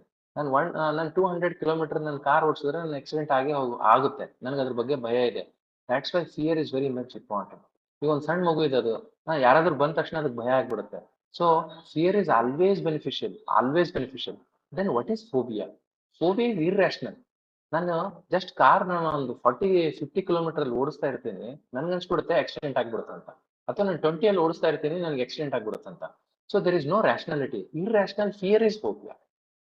ಆಂಗ್ಸೈಟಿ ಅಂತಂದ್ರೆ ಇಟ್ಸ್ ಇಮ್ಯಾಜಿನರಿ ಫಿಯರ್. ನಾನು ಇನ್ನು ಕಾರಲ್ಲಿ ಕುತ್ಕೊಂಡೇ ಇಲ್ಲ, ಮನೆಯಲ್ಲಿ ಕುತ್ಕೊಂಡಿದ್ದೀನಿ, ಅವಾಗ ಏನಿಸ್ತಾ ಇದೆ ನಿಂಗೆ, ಏನಂತ ಅನಿಸ್ತಾ ಇದೆಯಪ್ಪ ಅಂತಂದ್ರೆ, ಅವಾಗ ಏನಿಸ್ತಾ ಇದೆ ಅಂದ್ರೆ ನಂಗೆ ಆಕ್ಸಿಡೆಂಟ್ ಆಗ್ಬಿಡುತ್ತೆ ನಂಗೆ ಡೆತ್ ಆಗ್ಬಿಡುತ್ತೆ ಅಂತ. This is called anxiety. So so ಈಗ ನಾವು ಇತ್ತೀಚೆಗೆ ಓದ್ತಾ ಇದ್ದೇವೆ, IIT-ಗೆಲ್ಲ ಹುಡುಗರು ಓದ್ತಾ ಇದ್ದಾರೆ. ಸೊ ಈ ಕಾನ್ಸೆಪ್ಟ್ ಯಾಕೆ ಹೇಳ್ತಾ ಇದ್ದೀನಪ್ಪ ಅಂತಂದ್ರೆ, ಸೊ ಒಂದು ಯೋಗ ಅಂತ ಹೇಳಿ ಒಂದು ಈಗ ಆಲ್ ಓವರ್ ದ ವರ್ಲ್ಡ್ ಎಲ್ಲ ಯುನೈಟೆಡ್ ನೇಷನ್ಸ್ ಅಂತ ಅಕ್ಸೆಪ್ಟ್ ಮಾಡ್ಕೊಂಡಿದೆ ಯೋಗ ಡೇ ಅಂತ ಹೇಳಿ 21st ಜೂನ್. ಈ yoga, what is the Patanjali definition of yoga ಅಪ್ಪ ಅಂದ್ರೆ, it is the union of mind, body and soul. So ನಾವು ಜಸ್ಟ್ ಅದನ್ನ ಹೇಳಿದ್ಬಿಟ್ರೆ ದಟ್ಸ್ ಎನ್ ಹೈಪೋಥೆಸಿಸ್. ಅದನ್ನ ಪ್ರೂವ್ ಮಾಡಿದ್ರೆ that is science. Science is always definite. The indefinite or infinite is other then it may be mysticism R it may B mythology. So ಈ ನಾವು ಯೋಗದ ಏನೇನ್ advantages ಇದೆ ಅಂತ ಹೇಳಿ ನಾವು ಪ್ರೂವ್ ಮಾಡ್ಬೇಕಪ್ಪ ಅಂತಂದ್ರೆ, ಸೊ ನಾವು ಈಸಿ ಅಂತ ಇರುತ್ತೆ, ಎಲೆಕ್ಟ್ರೋ ಎನ್ಕೆಫಲೋಗ್ರಫಿ ಅಂತ. ಸೊ ಹೆಂಗ್ ನಾವು ಹಾರ್ಟ್ ಬಡಿಯುವಾಗ ಎಲೆಕ್ಟ್ರಿಕಲ್ ಡಿಸ್ಚಾರ್ಜಸ್ ಆಗ್ತಾ ಇರುತ್ತೆ, ನನ್ನ ಬ್ರೈನ್ ಅಲ್ಲೂ ಅದೇ ತರ ಎಲೆಕ್ಟ್ರಿಕಲ್ ಡಿಸ್ಚಾರ್ಜಸ್ ಆಗ್ತಾ ಇರುತ್ತೆ. ಯಾವ್ಯಾವ ತರ ಎಲೆಕ್ಟ್ರಿಕಲ್ ಡಿಸ್ಚಾರ್ಜಸ್ ಇರುತ್ತಪ್ಪ ಅಂತಂದ್ರೆ, ಅದ್ರ ಫ್ರೀಕ್ವೆನ್ಸಿ ಜಾಸ್ತಿ ಇದೆ. ಈಗ ಸಪೋಸ್ ನಾನು ಪ್ರಾಬ್ಲಮ್ ಸಾಲ್ವ್ ಮಾಡ್ತಾ ಇದ್ದೀನಿ ಅಥವಾ ನಾನು ಕಾನ್ಸಂಟ್ರೇಷನ್ ಮಾಡ್ತಾ ಇದ್ದೀನಿ ಅಂದ್ರೆ gamma pattern of electrical discharges ಇರುತ್ತೆ. ಬೀಟಾ ಯಾವಾಗ ಇರುತ್ತಪ್ಪ ಅಂತಂದ್ರೆ, ನಾನು ಜಸ್ಟ್ ರುಟೀನ್ ಆಕ್ಟಿವಿಟಿ ಮಾಡ್ತಾ ಇದ್ದೀನಿ, ಅವಾಗ ಬೀಟಾ ಇರುತ್ತೆ. ಅಲ್ಫಾ, ನಾನು ಸ್ವಲ್ಪ ರೆಸ್ಟ್ ತಗೊಳ್ತಾ ಇದ್ದೀನಿ, ಅವಾಗ ಅದ್ರದ್ದು ಫ್ರೀಕ್ವೆನ್ಸಿ ಕಡಿಮೆ ಆಗುತ್ತೆ, ಆಂಪ್ಲಿಟ್ಯೂಡ್ ಜಾಸ್ತಿ ಆಗುತ್ತೆ. ಮತ್ತೆ ಥೀಟಾ, ಆಮೇಲೆ ಡೆಲ್ಟಾ. ಸೊ ಹೆಂಗೆ ಅದ್ರ ಫ್ರೀಕ್ವೆನ್ಸಿ ಕಡಿಮೆ ಆಗುತ್ತೆ, ಅದರ ಆಂಪ್ಲಿಟ್ಯೂಡ್ ಜಾಸ್ತಿ ಆಗುತ್ತೆ, ಅದರಿಂದ ಬ್ರೈನಿಗೆ ರೆಸ್ಟ್ ಆಗುತ್ತೆ. So what is rest? Rest ಅಪ್ಪ ಅಂತಂದ್ರೆ change of work, change of routine is rest. ಯಾವುದೋ ಒಂದು ಮಷಿನ್ ಇದೆ, I told second law of thermodynamics, the efficiency of an engine will never be 100% because some amount of energy will be wasted here and there. So ನಾವು continuous ಆಗಿ ಬಾಡಿಗೆ ನಾವು ದಂಡಿಸೋದ್ರಲಿಂತ ಏನಾಗುತ್ತಪ್ಪ ಅಂತಂದ್ರೆ ಬಾಡಿ ಟಯರ್ಡ್ ಆಗ್ಬಿಡುತ್ತೆ. So what is death? Death ಅಪ್ಪ ಅಂತಂದ್ರೆ ನಮ್ಮ ಬಾಡಿ ವಿಯರ್ ಅಂಡ್ ಟೇರ್ ಆಗಿ ಆರ್ಗನ್ ಸಿಸ್ಟಮ್, ಟಿಶ್ಯೂ ಸಿಸ್ಟಮ್ ಎಲ್ಲ ಡೆತ್ ಆಗುತ್ತೆ. ಸೊ ಇನ್ ಬಿಟ್ವೀನ್ ನಾವ್ ಏನಾದ್ರೂ ಅದನ್ನ ರೀಜುನೇಷನ್ ಮಾಡಿದ್ರೆ, ಸೊ ಅವಾಗ ನಮ್ದು ಮತ್ತೆ ಎನರ್ಜೈಸ್ ಆಗ್ಬಿಡ್ತೇವೆ. So most of the time ನಮ್ದು ಏನ್ ಪ್ರಾಬ್ಲಮ್ ಅಪ್ಪ ಅಂದ್ರೆ ಫೋಬಿಯಾ, ಆಂಗ್ಸೈಟಿ ಜನರೇಟ್ ಆಗ್ತಾ ಇರುತ್ತೆ. ಇದು ಯಾಕೆ ಜನರೇಟ್ ಆಗ್ತಾ ಇರುತ್ತಪ್ಪ ಅಂದ್ರೆ, ಸೇಮ್ ಥಿಂಗ್ ನಾವು ಜಸ್ಟ್ ಈಗ ನಾನು ಹೇಳ್ಬಿಡ್ತಾ ಇದ್ದೀನಿ, ನಾನು ಈ ಕ್ಲಾಸ್ ತಗೊಂಡಿದ್ದೀನಿ, ನಂಗೆ ಸ್ವಲ್ಪ ಸ್ಟೇಜ್ ಆಂಗ್ಸೈಟಿ ಇದೆ, ನಾನು ಜಸ್ಟ್ ಈಸಿ ಕನೆಕ್ಟ್ ಮಾಡ್ಕೊಂಡ್ಬಿಟ್ರೆ ನನ್ನ ಆಂಗ್ಸೈಟಿ ಗ್ಯಾಮಾ ವೇವ್ ಪ್ಯಾಟರ್ನ್ ಬರ್ತಾರೆ. ಬಟ್ ಅವಾಗ ನಾನು ಸ್ವಲ್ಪ ಡೀಪ್ ಬ್ರೆತ್ ತಗೊಂಡು ನನ್ನ ಬಾಡಿ ನಾನು ರಿಲ್ಯಾಕ್ಸ್ ಮಾಡೋದ್ರಿಂದ ನನ್ನ ಪ್ಯಾಟರ್ನ್ ಕಡಿಮೆ ಆಗ್ಬಿಡುತ್ತೆ. ಸೊ ಇದರಿಂದ ಏನಾಗ್ಬಿಡುತ್ತೆ, the WHO definition, it's not only physical, it's not only social, it's mental health also. So ಅದಕ್ಕೆ ಇಟ್ಸ್ ಎ ಸಿಂಪಲ್ ಟೂಲ್. ಇಲ್ಲೆಲ್ಲ ಎಲೆಕ್ಟ್ರೋಡ್ ಪ್ರೋಬ್ ಕನೆಕ್ಟ್ ಮಾಡ್ತಾರೆ, ಸೊ ಯಾವ್ದು ಪ್ಯಾಟರ್ನ್ ಇದೆ ಅಂತ. So there are so many applications of EC. So ಒಂದು ಪೇಷಂಟಿಗೆ ನಾವು convulsions ಬರ್ತಾ ಇದೆ ಅಥವಾ ಫಿಟ್ಸ್ ಬರ್ತಾ ಇದೆ ಅಂತಂದ್ರೆ ಯಾವ ತರ ಪ್ಯಾಟರ್ನ್ ಇದೆ ಅಂತಾನು ಕಂಡುಹಿಡ್ಬೋದು. ಬಟ್ ನಮಗೇನಪ್ಪಾ ಅಂತಂದ್ರೆ ಫ್ಯೂಚರ್ದಾಗ, ಸೊ ನಾವು our mind are logical based or reason based. Faith based concepts ಅದು ಕಡಿಮೆ ಆಗ್ತಾ ಇದೆ, ರೀಸನ್ ಬೇಸ್ಡ್. ಸೊ ಪ್ರತಿಯೊಂದಕ್ಕೂ ವಿ ನೀಡ್ ಎವಿಡೆನ್ಸ್. ಸೊ ಆ ಎವಿಡೆನ್ಸ್ ದಲ್ಲಿ ನಾವು ಈಸಿಯಿಂದ we can prove lot of yoga advantages. So next ಇನ್ನೊಂದು ಕಾನ್ಸೆಪ್ಟ್ ಏನಪ್ಪಾ ಅಂದ್ರೆ ಈ ಕ್ಯಾನ್ಸರ್ ಅಂತಿದೆ. ಸೊ ನಮ್ದು ಮಾಡರ್ನ್ ಮೆಡಿಸಿನ್ಸ್ ದಲ್ಲಿ ಎಷ್ಟೊಂದು ನಾವು ಆವಿಷ್ಕಾರ ಮಾಡಿದೆವು, ಬಟ್ ಕ್ಯಾನ್ಸರ್ಗೆ ಎಕ್ಸಾಕ್ಟ್ ಟ್ರೀಟ್ಮೆಂಟ್ ಇನ್ನೂ ಕ್ಲೀನ್ ಆಗಿ ಗೊತ್ತಾಗ್ತಾ ಇಲ್ಲ. ಯಾಕೆ ಗೊತ್ತಾಗ್ತಾ ಇಲ್ಲಪ್ಪ ಅಂತಂದ್ರೆ, ಸಿಂಪಲ್, ಒಂದ್ ಸೆಲ್ ಇದೆ, ಆ ಸೆಲ್ ಡೆತ್ ಆಗುತ್ತೆ. ಅದು ಸೆಲ್ ಡೆತ್ ಆಗಿದ ತಕ್ಷಣ ಅದು ಕ್ಲಿಯರ್ ಹೆಂಗಾಗತ್ತಪ್ಪ ಅಂದ್ರೆ ಸಮಥಿಂಗ್ ಕಾಲ್ಡ್ ಆಸ್ ಅಪೋಪ್ಟೋಸಿಸ್ ಅಂತ ಕರಿತೀವಿ. DNA ಡ್ಯಾಮೇಜ್ ಆಯ್ತು, ಆ ಸೆಲ್ ಡೆತ್ ಆಗುತ್ತೆ, ಅದು ಹೊರಗಡೆ ಹೋಗ್ಬಿಡುತ್ತೆ. But in case of cancer cell ಅಲ್ಲಿ ಏನಾಗ್ತಾ ಇರುತ್ತಪ್ಪ ಅಂದ್ರೆ, ಅದು DNA ಡ್ಯಾಮೇಜ್ ಆಗಿರುತ್ತೆ, ಡ್ಯಾಮೇಜ್ ಆಗಿರೋ DNA ಮತ್ತದು ಅನ್ಕಂಟ್ರೋಲ್ಡ್ ಪ್ರೊಲಿಫರೇಷನ್ ಆಗ್ತಾ ಇರುತ್ತೆ. ಸೊ ನಾರ್ಮಲಿ ನಾವು ಮಿಯೋಸಿಸ್ ದಿಂದ ಸೆಲ್ ಪ್ರೊಲಿಫರೇಷನ್ ಆಗ್ತಾ ಇರುತ್ತೆ, ಮೈಟೋಸಿಸ್ ದಿಂದ ಸೆಲ್ ಪ್ರೊಲಿಫರೇಷನ್ ಆಗ್ತಾ ಇರುತ್ತೆ. ಬಟ್ ಇದು ಡ್ಯಾಮೇಜ್ಡ್ DNA ಸೆಲ್ಸ್ ಐತೆ, ಅದು ಅನ್ಕಂಟ್ರೋಲ್ಡ್ ವೇವ್ ಅಲ್ಲಿ ಅದು ಡೆತ್ ಆಗ್ತಾ ಇರುತ್ತೆ. ಬಟ್ ಈ ನಮ್ಮ ಹತ್ರ ಕ್ಯಾನ್ಸರ್ ಟ್ರೀಟ್ಮೆಂಟ್ ಏನಿದೆ, ಒಂದು ನಾವು ಸರ್ಜಿಕಲ್ ಥೆರಪಿ ಮಾಡ್ತೇವೆ, ಅಂದ್ರೆ ಯಾವ ಕ್ಯಾನ್ಸರ್ ಟ್ಯೂಮ್ ಇರುತ್ತೆ ಅದನ್ನ ತೆಗಿತೇವೆ. ಎರಡನೇದು ಕೀಮೋಥೆರಪಿ ಏನ್ ಮಾಡ್ತೇವೆ, ಡ್ರಗ್ಸ್ ಕೊಡ್ತೇವೆ. ಅಥವಾ ರೇಡಿಯೋಥೆರಪಿ ಅಂದ್ರೆ ರೇಡಿಯೇಷನ್ ಕೊಟ್ಬಿಟ್ಟು ಡೆತ್ ಮಾಡ್ತೇವೆ. ಬಟ್ ಇದರಿಂದ ಏನಾಗುತ್ತೆ, ಪಕ್ಕದಲ್ಲಿರೋ ನಾರ್ಮಲ್ ಎಂಟೈರ್ ಬಾಡಿದಲ್ಲಿ what is physiology, what is pathology. Physiology means normal function, pathology means abnormal function. ನಮ್ಗೆ ಯಾವ್ದ್ರಿಂದ ತೊಂದರೆ ಆಗ್ತಾ ಇದೆ ಅದನ್ನ ಅಷ್ಟೇ ತೆಗಿಬೇಕು. ಯಾವ್ದು ತೊಂದರೆ ಆಗ್ತಾ ಇಲ್ಲ ಅದನ್ನ ತೆಗೆದ್ಬಿಟ್ರೆ will be losing the thing. But ಈಗ ನಮ್ದು ಪ್ರೆಸೆಂಟ್ ಕನ್ವೆನ್ಷನಲ್ ಟ್ರೀಟ್ಮೆಂಟ್ ಇಂದ ಏನಾಗ್ತಾ ಇದೆಯಪ್ಪ ಅಂತಂದ್ರೆ ನಾರ್ಮಲ್ ಟಿಶ್ಯೂನ ನಾವು ತೆಗಿತಾ ಇದ್ದೀವಿ. ಅದರಿಂದ ನಮ್ಗೆ ವಿ ಆರ್ ಸ್ವಲ್ಪ ಲಾಸ್ ಆಫ್ ಫಂಕ್ಷನ್ಸ್ ಆಗ್ತಾ ಇದೆ. ಬಟ್ ಈಗ something called as nano technology ಅಂತ ಬರ್ತಾ ಇದೆ. ಈ ಮುಂಚೆ ನಾವೆಲ್ಲ ವ್ಯಾಕ್ಸಿನ್ಸ್ ಹಾಕ್ಸೋಳ್ತಾ ಇದ್ರೆ ಸಣ್ಣವರಿದ್ದಾಗ, ಇಲ್ರಿ ಅವರು ಪೋಲಿಯೋ ವ್ಯಾಕ್ಸಿನ್ ಹಾಕೊಂಡ್ಬಿಟ್ರು, ಇಂಜೆಕ್ಷನ್ ಹಾಕೊಂಡ್ಬಿಟ್ರು, ಕಾಲ್ ಹೋಯ್ತು ಅಂತ ಹೇಳಿ. ಬಟ್ ಈಗ present vaccination side effect almost nil ಅಥವಾ ವೆರಿ ವೆರಿ ಮಿನಿಮಲ್ ಇದೆ. Because the vaccine side effect ಎದರಿಂದ ಇರುತ್ತೆ ಅಂದ್ರೆ ವ್ಯಾಕ್ಸಿನ್ ಪಾರ್ಟಿಕಲ್ ಇಂದ ಇರುತ್ತೆ ಅಥವಾ ಅದರಲ್ಲಿರೋ ಇಂಪ್ಯೂರಿಟೀಸ್ ಇಂದ ಇರುತ್ತೆ. Because of nano technology we are able to remove the impurities. We are able to refine that vaccine particle in such a way that there are no side effects. I hope and I wish and I pray in the future ಏನಾಗ್ಬಿಡ್ತಪ್ಪ ಅಂದ್ರೆ ಈ conventional treatment ದಾಗ nano ಟೆಕ್ನಾಲಜಿನೂ implement ಆದ್ರೆ ನಾವು surgical precision ಇಂದ ಅದನ್ನ drugs ಅನ್ನು delivery ಮಾಡಿಬಿಟ್ಟು ಈ ಕ್ಯಾನ್ಸರ್ ಸೆಲ್ಸ್ ಅನ್ನು ಅಷ್ಟೇ ತೆಗಿಬಹುದು. ಸೊ ದಟ್ ನಮ್ದು ನಾರ್ಮಲ್ ಸೆಲ್ಸ್ ರುಟೀನ್ ಆಗಿ ಫಂಕ್ಷನ್ಸ್ ಮಾಡ್ತಾರೆ. ಸೊ ನ್ಯಾನೋ ಟೆಕ್ನಾಲಜಿ ಇನ್ನೊಂದು ಏನಪ್ಪಾ ಅಂತಂದ್ರೆ ನಮ್ದು ಇನ್ನೊಂದು ಆಯುಷ್ ಅಂತ ಹೇಳಿ, ಆಯುಷ್ದಾಗ ಹೋಮಿಯೋಪತಿ ಅಂತಿದೆ. ಆ ಹೋಮಿಯೋಪತಿದು 2 ಕಾನ್ಸೆಪ್ಟ್ ದಲ್ಲಿ ವರ್ಕ್ ಆಗ್ತಾ ಇರುತ್ತೆ. ದಟ್ ಹೋಮಿಯೋಪತಿ ನಾವೇನ್ ಪ್ರಾಕ್ಟೀಸ್ ಮಾಡ್ತಾ ಇದ್ದೀವಿ, this is called allopathy or modern medicine.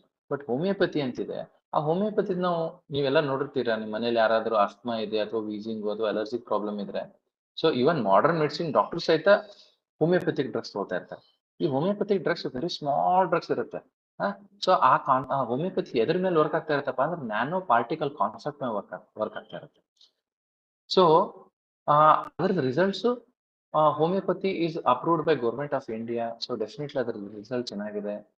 I am from the allopathy. So ನನಗೆ ಅದ್ರ ಬಗ್ಗೆ ಎಕ್ಸಾಕ್ಟ್ಲಿ ಗೊತ್ತಿಲ್ಲ. But as a student of science, as A curious person, I am very much interested. Because less amount ದಲ್ಲಿ maximum number of treat ಮಾಡ್ತಾ ಇದ್ರೆ resource limited setup ದಲ್ಲಿ we can address lot of socio economical issues. So ಇನ್ನೊಂದು ಅದೇ ತರ ಈಗ ನಾನು just ಹೇಳಿದೆ, ನ್ಯಾನೋ ವ್ಯಾಕ್ಸಿನ್ಸ್ ಅಂತ ಹೇಳಿ ಬರ್ತಾ ಇದೆ, ನ್ಯಾನೋ ಥೆರಪೆಟಿಕ್ಸ್ ಅಂತ ಬರ್ತಾ ಇದೆ. ಇನ್ನೊಂದು ನ್ಯಾನೋ ಟೆಕ್ನಾಲಜಿ ಬೆಸ್ಟ್ ಯೂಸ್ ಏನಪ್ಪಾ ಅಂತಂದ್ರೆ nano particles, they are miniature particles. ಈಗ ನಾನೊಂದು ದೊಡ್ಡದೊಂದು ಈಗ ನಾನು ವಿಧಾನಸೌಧ ಕಟ್ಟಬೇಕಪ್ಪ ಅಂದ್ರೆ ಡೈರೆಕ್ಟ್ ಆಗಿ ಹೋಗಿ ನಾನು ವಿಧಾನಸೌಧ ಕಟ್ಟಕ್ಕಾಗಲ್ಲ. ಆ ವಿಧಾನಸೌಧದ ಒಂದು ಮಿನಿಯೇಚರ್ ಕ್ರಿಯೇಟ್ ಮಾಡ್ತೀನಿ, ಅದನ್ನ ರೆಪ್ಲಿಕೇಟ್ ಮಾಡಕ್ ಟ್ರೈ ಮಾಡ್ತೀನಿ. ಸೊ ಅದೇ ತರ ಇವು ರೆಸ್ಪಿರೇಟರಿ ಮೆಡಿಸಿನ್ಸ್ ದಾಗ ನ್ಯಾನೋ ಪಾರ್ಟಿಕಲ್ಸ್, ಯಾಕಂದ್ರೆ ಅಲ್ಲಿ ಡ್ರಗ್ ಡೆಲಿವರಿ ಆಗೋದು ಭಾರಿ ಕಷ್ಟ.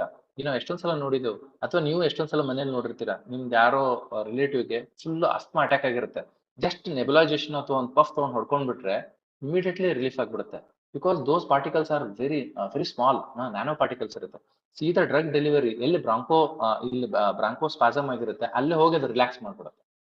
ಸೊ ಅದರದ್ದು drug travel, so that drug is based on the nanoparticle technology. This is out of my concept, but this is my idea. ಏನಪ್ಪಾ ಅಂತಂದ್ರೆ ನಮ್ಮ ಭಾರತ ದೇಶದಲ್ಲಿ ನಾವು ಓದ್ತಾ ಇದ್ದೇವೆ ಫಾರ್ಮರ್ ಸುಸೈಡ್ಸ್ ಆಗುತ್ತೆ, ಫಾರ್ಮರ್ಸ್ ಅವ್ರ ಹತ್ರ ಡೇ ಟು ಡೇಗೆ ದುಡ್ಡಿಲ್ಲ ಅಂತ. ಬಟ್ ಆನ್ ಅದರ್ ಸೈಡ್ ನಾವೇನ್ ನೋಡ್ತಾ ಇದ್ದೇವಪ್ಪ ಅಂತಂದ್ರೆ ನಮ್ದು ಆಯಿಲ್ ಇಂಪೋರ್ಟ್ ಬಿಲ್ ಇಷ್ಟಿದೆ, ನಮ್ದು ಎಷ್ಟು ದುಡ್ಡು ಇದೆ, ಅದರಲ್ಲಿ ಎಲ್ಲಾ ದುಡ್ಡು ಆಯಿಲ್ ಇಂಪೋರ್ಟ್ ಮಾಡ್ಕೊಳಕ್ ಹೋಗುತ್ತೆ ಅಂತ ಹೇಳಿ. But at the end what we need is, ನಾವು ಮೋಸ್ಟ್ ಆಫ್ ದ ಟೈಮ್ ನಾವು ಏನ್ ಯೂಸ್ ಮಾಡ್ತೇವೆ ಅಂದ್ರೆ ಎಲೆಕ್ಟ್ರಿಕಲ್ ಎನರ್ಜಿ ಯೂಸ್ ಮಾಡ್ತೇವೆ. ಸೊ ನಾನು ಫಸ್ಟ್ ಒಂದು ಲಾ ಹೇಳಿದೆ, energy can neither be created nor be destroyed but one form to another form ಅಂತ. ಸೊ ನಮ್ಮ ಹತ್ರ ultimate source of energy is sun. So ಸನ್ನಿಂದನೇ ಎಲ್ಲ ಇದೆ. ನಮ್ದು ಲ್ಯಾಂಗ್ವೇಜ್ ಆಗಿರ್ಬೋದು, ನಮ್ ಜಿಯೋಗ್ರಫಿ ಆಗಿರ್ಬೋದು, ನಮ್ದು ಡ್ರೆಸ್ ಸೆನ್ಸ್ ಇರ್ಬೋದು, everything is based on sun. So ನಮ್ಮ ಹತ್ರ ಇದು ಒಂದು ನಮ್ಮ ಹತ್ರ ಎನರ್ಜಿ ಡೆಫಿಸಿಟ್ ಅಂತ ಹೇಳ್ತಾ ಇದ್ದೇವೆ. ಆನ್ ಅದರ್ ಸೈಡ್ ಇನ್ನೊಂದು ಏನ್ ಹೇಳ್ತಾ ಇದೆ ಅಂದ್ರೆ ಗ್ಲೋಬಲ್ ವಾರ್ಮಿಂಗ್ ಅಂತ ಹೇಳ್ತಾ ಇದ್ದೇವೆ. ಈಗ ಪಾಕಿಸ್ತಾನ ಇದೆ, ಪಾಕಿಸ್ತಾನದಲ್ಲಿ ಫುಡ್ ಸ್ಟಾರ್ವೇಷನ್ ಇಂದ ಪೀಪಲ್ ಸಫರ್ ಆಗ್ತಾ ಇದಾರೆ. ಯಾಕಂದ್ರೆ ಅಲ್ಲಿ ಸಡನ್ ಫ್ಲಡ್ ಬಂತು. ಆ ಫ್ಲಡ್ ಯಾಕೆ ಬಂತಪ್ಪ ಅಂತಂದ್ರೆ ಗ್ಲೇಸಿಯರ್ ಎಲ್ಲ ಮೆಲ್ಟ್ ಆಯ್ತು. ಗ್ಲೇಸಿಯರ್ ಯಾಕೆ ಮೆಲ್ಟ್ ಆಯ್ತಪ್ಪ ಅಂದ್ರೆ ಗ್ಲೋಬಲ್ ವಾರ್ಮಿಂಗ್ ಇಂದ ಆಯ್ತು. So on one side global warming ಅಂತಂದ್ರೆ ಏನಂತಂದ್ರೆ ಅರ್ತ್ ಹೀಟ್ ಆಗ್ತಾ ಇದೆ. ಅರ್ತ್ ಯಾಕೆ ಹೀಟ್ ಆಗ್ತಾ ಇದೆ? ಮೋರ್ ಅಂಡ್ ಮೋರ್ ರೇಡಿಯೇಷನ್ಸ್ ಭೂಮಿಗೆ ಹೋಗ್ತಾ ಇದೆ ಅಥವಾ ನಮ್ಮ ಎನ್ವಿರಾನ್ಮೆಂಟ್ ಅಲ್ಲಿ ಇದೆ. ನಾವು ಈ ರೇಡಿಯೇಷನ್ ಅನ್ನ ಕ್ಯಾಪ್ಚರ್ ಸೋಲಾರ್ ಇದರಿಂದ ಕ್ಯಾಪ್ಚರ್ ಮಾಡೋದ್ರಿಂದ ಒಂದು ನಮ್ಗೆ ಎನರ್ಜಿ ಡೆಫಿಸಿಟ್ ಅನ್ನು ಅಡ್ರೆಸ್ ಮಾಡ್ಬೋದು. ಎರಡನೇದು ಅನ್ನೆಸೆಸರಿ ಗ್ಲೋಬಲ್ ವಾರ್ಮಿಂಗ್ ಹೀಟ್ ಆಗ್ತಾ ಇರುತ್ತೆ, ಅದನ್ನ ಪ್ರಿವೆಂಟ್ ಮಾಡ್ಬೋದು. ಥರ್ಡ್, ನಾವು ಈ ಫಾಸಿಲ್ ಫ್ಯೂಯಲ್ಸ್ ಅನ್ನು ಬರ್ನ್ ಮಾಡೋದ್ರಿಂದ ಆ fossil fuels they are non renewable sources of energy. ಅದು ನಾವು ಡೆಪ್ಲೀಟ್ ಆಗಿ ಹೋಗ್ಬಿಡುತ್ತೆ. ಅದ್ರ future not only energy production, ಅದ್ರದ್ದು ಮತ್ತೆ ಬೇರೆ ಅಪ್ಲಿಕೇಶನ್ಸ್ ಇದೆ. ಅದು ನಮ್ಮ ಹ್ಯೂಮನ್ ಮೈಂಡಿಗೆ ಇವತ್ತು ಪ್ರೆಸೆಂಟ್ ಗೊತ್ತಿರ್ಬೋದು ಅಥವಾ ಗೊತ್ತಿರದೇನೂ ಇರ್ಬೋದು. ಸೊ ಇಷ್ಟೆಲ್ಲ advantages and advantages of solar plants ಇದೆ. ಬಟ್ ಇದ್ರ ಜೊತೆ ನಮ್ಮ ಫಾರ್ಮರ್ಸಿಗೂ ಅಡ್ವಾಂಟೇಜ್ ಆಗುತ್ತೆ. ನಂದು ಒಂದು ಐಡಿಯಾ ಇದೆ, ಯಾವ್ದೋ ಪ್ಲಾಟ್ಫಾರ್ಮ್ ಇರಲಿ, ಆ ಪ್ಲಾಟ್ಫಾರ್ಮ್ದೆಲ್ಲ ನಾನು ಈ ಥಾಟ್ ಅನ್ನು ಪ್ರಮೋಟ್ ಮಾಡ್ತಾ ಇದ್ದೀನಿ, so that it will reach to the the person who can take a policy decision. ಏನಪ್ಪಾ ಅಂತಂದ್ರೆ ನಾನು ನಮ್ಮ ಸರ್ಗೂ ರಿಕ್ವೆಸ್ಟ್ ಮಾಡ್ತೀನಿ, ನಮ್ಮ CEO ಸರ್ಗೆ, ಚೇರ್ಮನ್ ಸರ್ಗೆ. ಸೊ ಈ ತರ ನಾವು ಎಲ್ಲ ಅಗ್ರಿಕಲ್ಚರ್ ಇದರಲ್ಲಿ ನಾವು ಪ್ಲಾಂಟ್ಸ್ ಅಂತ ನಾವು ನೆಡ್ತಾನೆ ಇದ್ದೇವೆ. ಅದೇ ತರ ನಾವು ಸೋಲಾರ್ ಪ್ಲಾಂಟ್ಸ್ ಅನ್ನು ನೆಡೋದ್ರಿಂದ ಕೆಳಗಡೆ ಇಲ್ಲಿ ಏನೋ ಸ್ವಲ್ಪ ಶಾಡೋ ಬೀಳ್ತಾ ಇದೆ, ಇನ್ನೊಂದ್ ಸ್ವಲ್ಪ ಹೈಟ್ ಜಾಸ್ತಿ ಮಾಡಿದ್ರೆ ಇದರಿಂದ ಆ ಫಾರ್ಮರ್ಗೆ ಡೇ ಟು ಡೇ ಇನ್ಕಮ್ ಆಗುತ್ತೆ ಅವ್ರಿಗೆ. But at the same time ನಮ್ಗೆ ಎನರ್ಜಿ ಪ್ರೊಡಕ್ಷನ್ ಆಗುತ್ತೆ, ಇದರಲ್ಲಿ ಎಷ್ಟೊಂದು ಇನ್ವೆಸ್ಟ್ಮೆಂಟ್ ಆಗುತ್ತೆ, ಎಷ್ಟೊಂದು ಜಾಬ್ ಜನರೇಟ್ ಆಗುತ್ತೆ. ಸೊ ಈ ತರ ಕಾನ್ಸೆಪ್ಟ್ ಡೆವಲಪ್ ಆಗೋದ್ರಿಂದ so it is sustainable development ಕಡೆನೂ ಹೋಗ್ತೀವಿ ಅಂತ ಹೇಳ್ಬೋದು. ಸೊ ನಾನು ನನ್ನ ಟಾಕ್ ಅನ್ನ ಇಲ್ಲಿ ಮುಗಿಯುತ್ತೆ. ಸೊ ಕನ್ಕ್ಲೂಡ್ ಮಾಡುವಾಗ, so as a student of science ನನಗೇನಪ್ಪಾ ಅಂತಂದ್ರೆ we should always think about these 3 questions. What is it, how is it and why is it. What ಅಂತಂದ್ರೆ ಅದು ನಾಲೆಜ್, ಹೌ ಅಂತಂದ್ರೆ ಅದು ಇಂಟೆಲಿಜೆನ್ಸ್, ಬಿಕಾಸ್ ನಾವು ಅದನ್ನ ಅಪ್ಲೈ ಮಾಡ್ತಾ ಇರ್ತೇವೆ. ವಿಸ್ಡಮ್ ಅಪ್ಪ ಅಂತಂದ್ರೆ ಅದನ್ನ ಯೂಸ್ ಮಾಡಬೇಕು ಮಾಡಬಾರ್ದು. What is wisdom? Wisdom is rightful application, wrongful non-application is wisdom. So this is just homework, just you think about it. So there is a difference between science versus mythology versus religion versus mysticism and spirituality. But ಇವೆಲ್ಲ ಒಂದೇ ಕಡೆ ಹೋಗ್ತಾ ಇರುತ್ತೆ, spirituality. So spirituality ಅಪ್ಪ ಅಂತಂದ್ರೆ it always unites the people, unites the mind, unites the soul. Because science without spirituality, ಅದು it will lead to destruction. So ಅದಕ್ಕೆ we should, because human being is a social animal, we should be part of the society. So thank you very much for providing me the platform to express my thoughts. So I mixed some philosophical thoughts in between, because as per my understanding, science without philosophy or spirituality, so it's not applicable science. So ನಾನು ಸ್ಟೂಡೆಂಟ್ಸಿಗೆ ಒಂದೇನು ಹೇಳಕ್ಕೆ ಇಷ್ಟಪಡ್ತೀನಪ್ಪ ಅಂತಂದ್ರೆ, if you get any thought, you should have a burning desire. Whenever you think anything, so sky should be the limit. Because ಒಂದು 10-15 ಅಥವಾ 20 years ಮುಂಚೆ ನಾನು ಈ ತರ ನಿಮ್ಗೊಂದು ಟಾಕ್ ಕೊಡ್ತೀನಿ ಅಂತನೂ ಅನಿಸ್ತಾ ಇರಲಿಲ್ಲ, ಅಥವಾ ನಾನೇ ಯಾರ್ದಾದ್ರೂ ಟಾಕ್ ಈ ತರ ಕೇಳಿಸ್ತಾ ಇದ್ದೀನಿ ಅಂತ ಅನ್ತಾ ಇರಲಿಲ್ಲ. So science is developing every day and there are n number of tools. So thoughts, sky should be the limit. Desire, it should be burning desire ಇರ್ಬೇಕು. Next faith, so unshakable faith in our own thoughts ಇರಬೇಕು. But ಬರೀ faith ಇದ್ರಾಗಲ್ಲ, ಅದಕ್ಕೇನ್ ಬೇಕು ಆ special knowledge ನಾವು ತಗೋಬೇಕು. Once we decide, so we should persist in our goal, so that will achieve. So thank you sir, thank you very much. Doctor, thank you very much for a very insightful and informative and scintillating talk on basic scientific concepts, technological tools in applied medicine. ತುಂಬಾ ಚೆನ್ನಾಗಿತ್ತು doctor. ನೀವು thank you sir. each equipments and the concept behind each of them ಎಲ್ಲ ತುಂಬಾ ಚೆನ್ನಾಗಿ explain ಮಾಡಿದ್ರಿ. You are one of the inspiring speakers that we have invited this season. I'm sure students will be motivated to take up science, technology, or medicine as their to pursue their higher studies. In fact, students should understand that Dr. Shishal, being a pediatrician, he could relate science and medicine so well. So if you can't leave science and progress further, even if you join medicine or engineering, you should always understand the scientific concept behind each one of them. That's what Dr. Shishal told. I am very grateful to Dr. Kushal Das sir for suggesting Dr. Shishal for this talk. Doctor, we conduct many webinars like this. In future also, we'll be inviting you for talks like this. Please do accept our invitation and come. In fact, I know I am also from a doctor's family. I know how busy doctors are. In spite of your busy schedule, you could make out time for making presentation this evening. On behalf of KSTA and all the participants, on behalf of our honorable chairman, I thank you immensely. Now, The session is open for questions. If there are any questions, students would ask, please answer them. Over to our colleague, my colleague, Mr. Umesh. Are there any questions? No, sir, as of now, there are no questions, but we requested them to post in chat box. There are any, otherwise they can communicate with us in future. Yeah, thank you. Thank you, Dr. Thank you, Ramesh. sir. Thank you, Professor Dr. Ramesh, and thank you, Dr. Professor Ayappan, sir. And really thanks to Sishay for Thank you, sir. it's an excellent presentation, and I think the CEO, Professor Dr. Ramesh, has nicely explained at a nutshell that what exactly the feelings of a person who are the other just still going to start their career, but basically the purpose and objective of the case is to make a scientist, and that may be from the medicine, that may be from technology, that may be from agriculture, that may be from any branches and discipline, physics, chemistry, natural sciences, any discipline.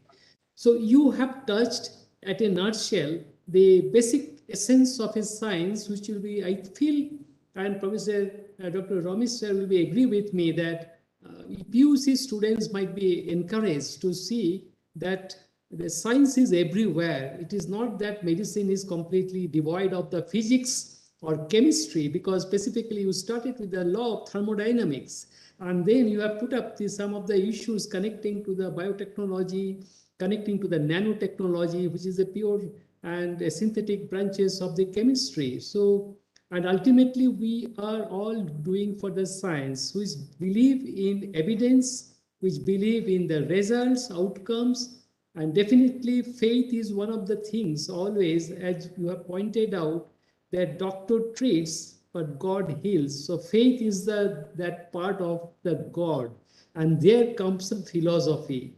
And ultimately we must say in a conclusion that in the Bertrand Russell says that where science ends, philosophy begins. So I think that let us be philosophical on science. May both these ones, we should be practical, but also simultaneously be philosophical, because philosophy gives an idea and thoughts which is unique and definitely completely an archive idea or lateral thoughts. So that should be for the inspiration for the next generation. And I thank you, Professor Ayappan sir, and thank you, Dr. Ramesh sir, for giving me a chance to be here as a panelist. And thank you, Mr. Umesh. He has done a great job and he's doing it. Thank you very much all.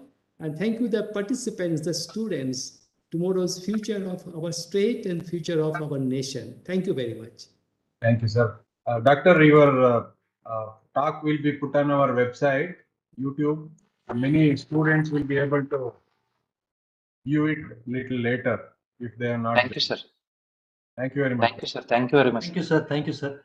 Yeah, I just request Dr. Ramesh that Yes, Dr. Seychelles' address, I think that he has given a brief SBM PMC like that. It should be prepared with the CBM Patil Medical College and Research Center, so that he can get the certificate in the right format.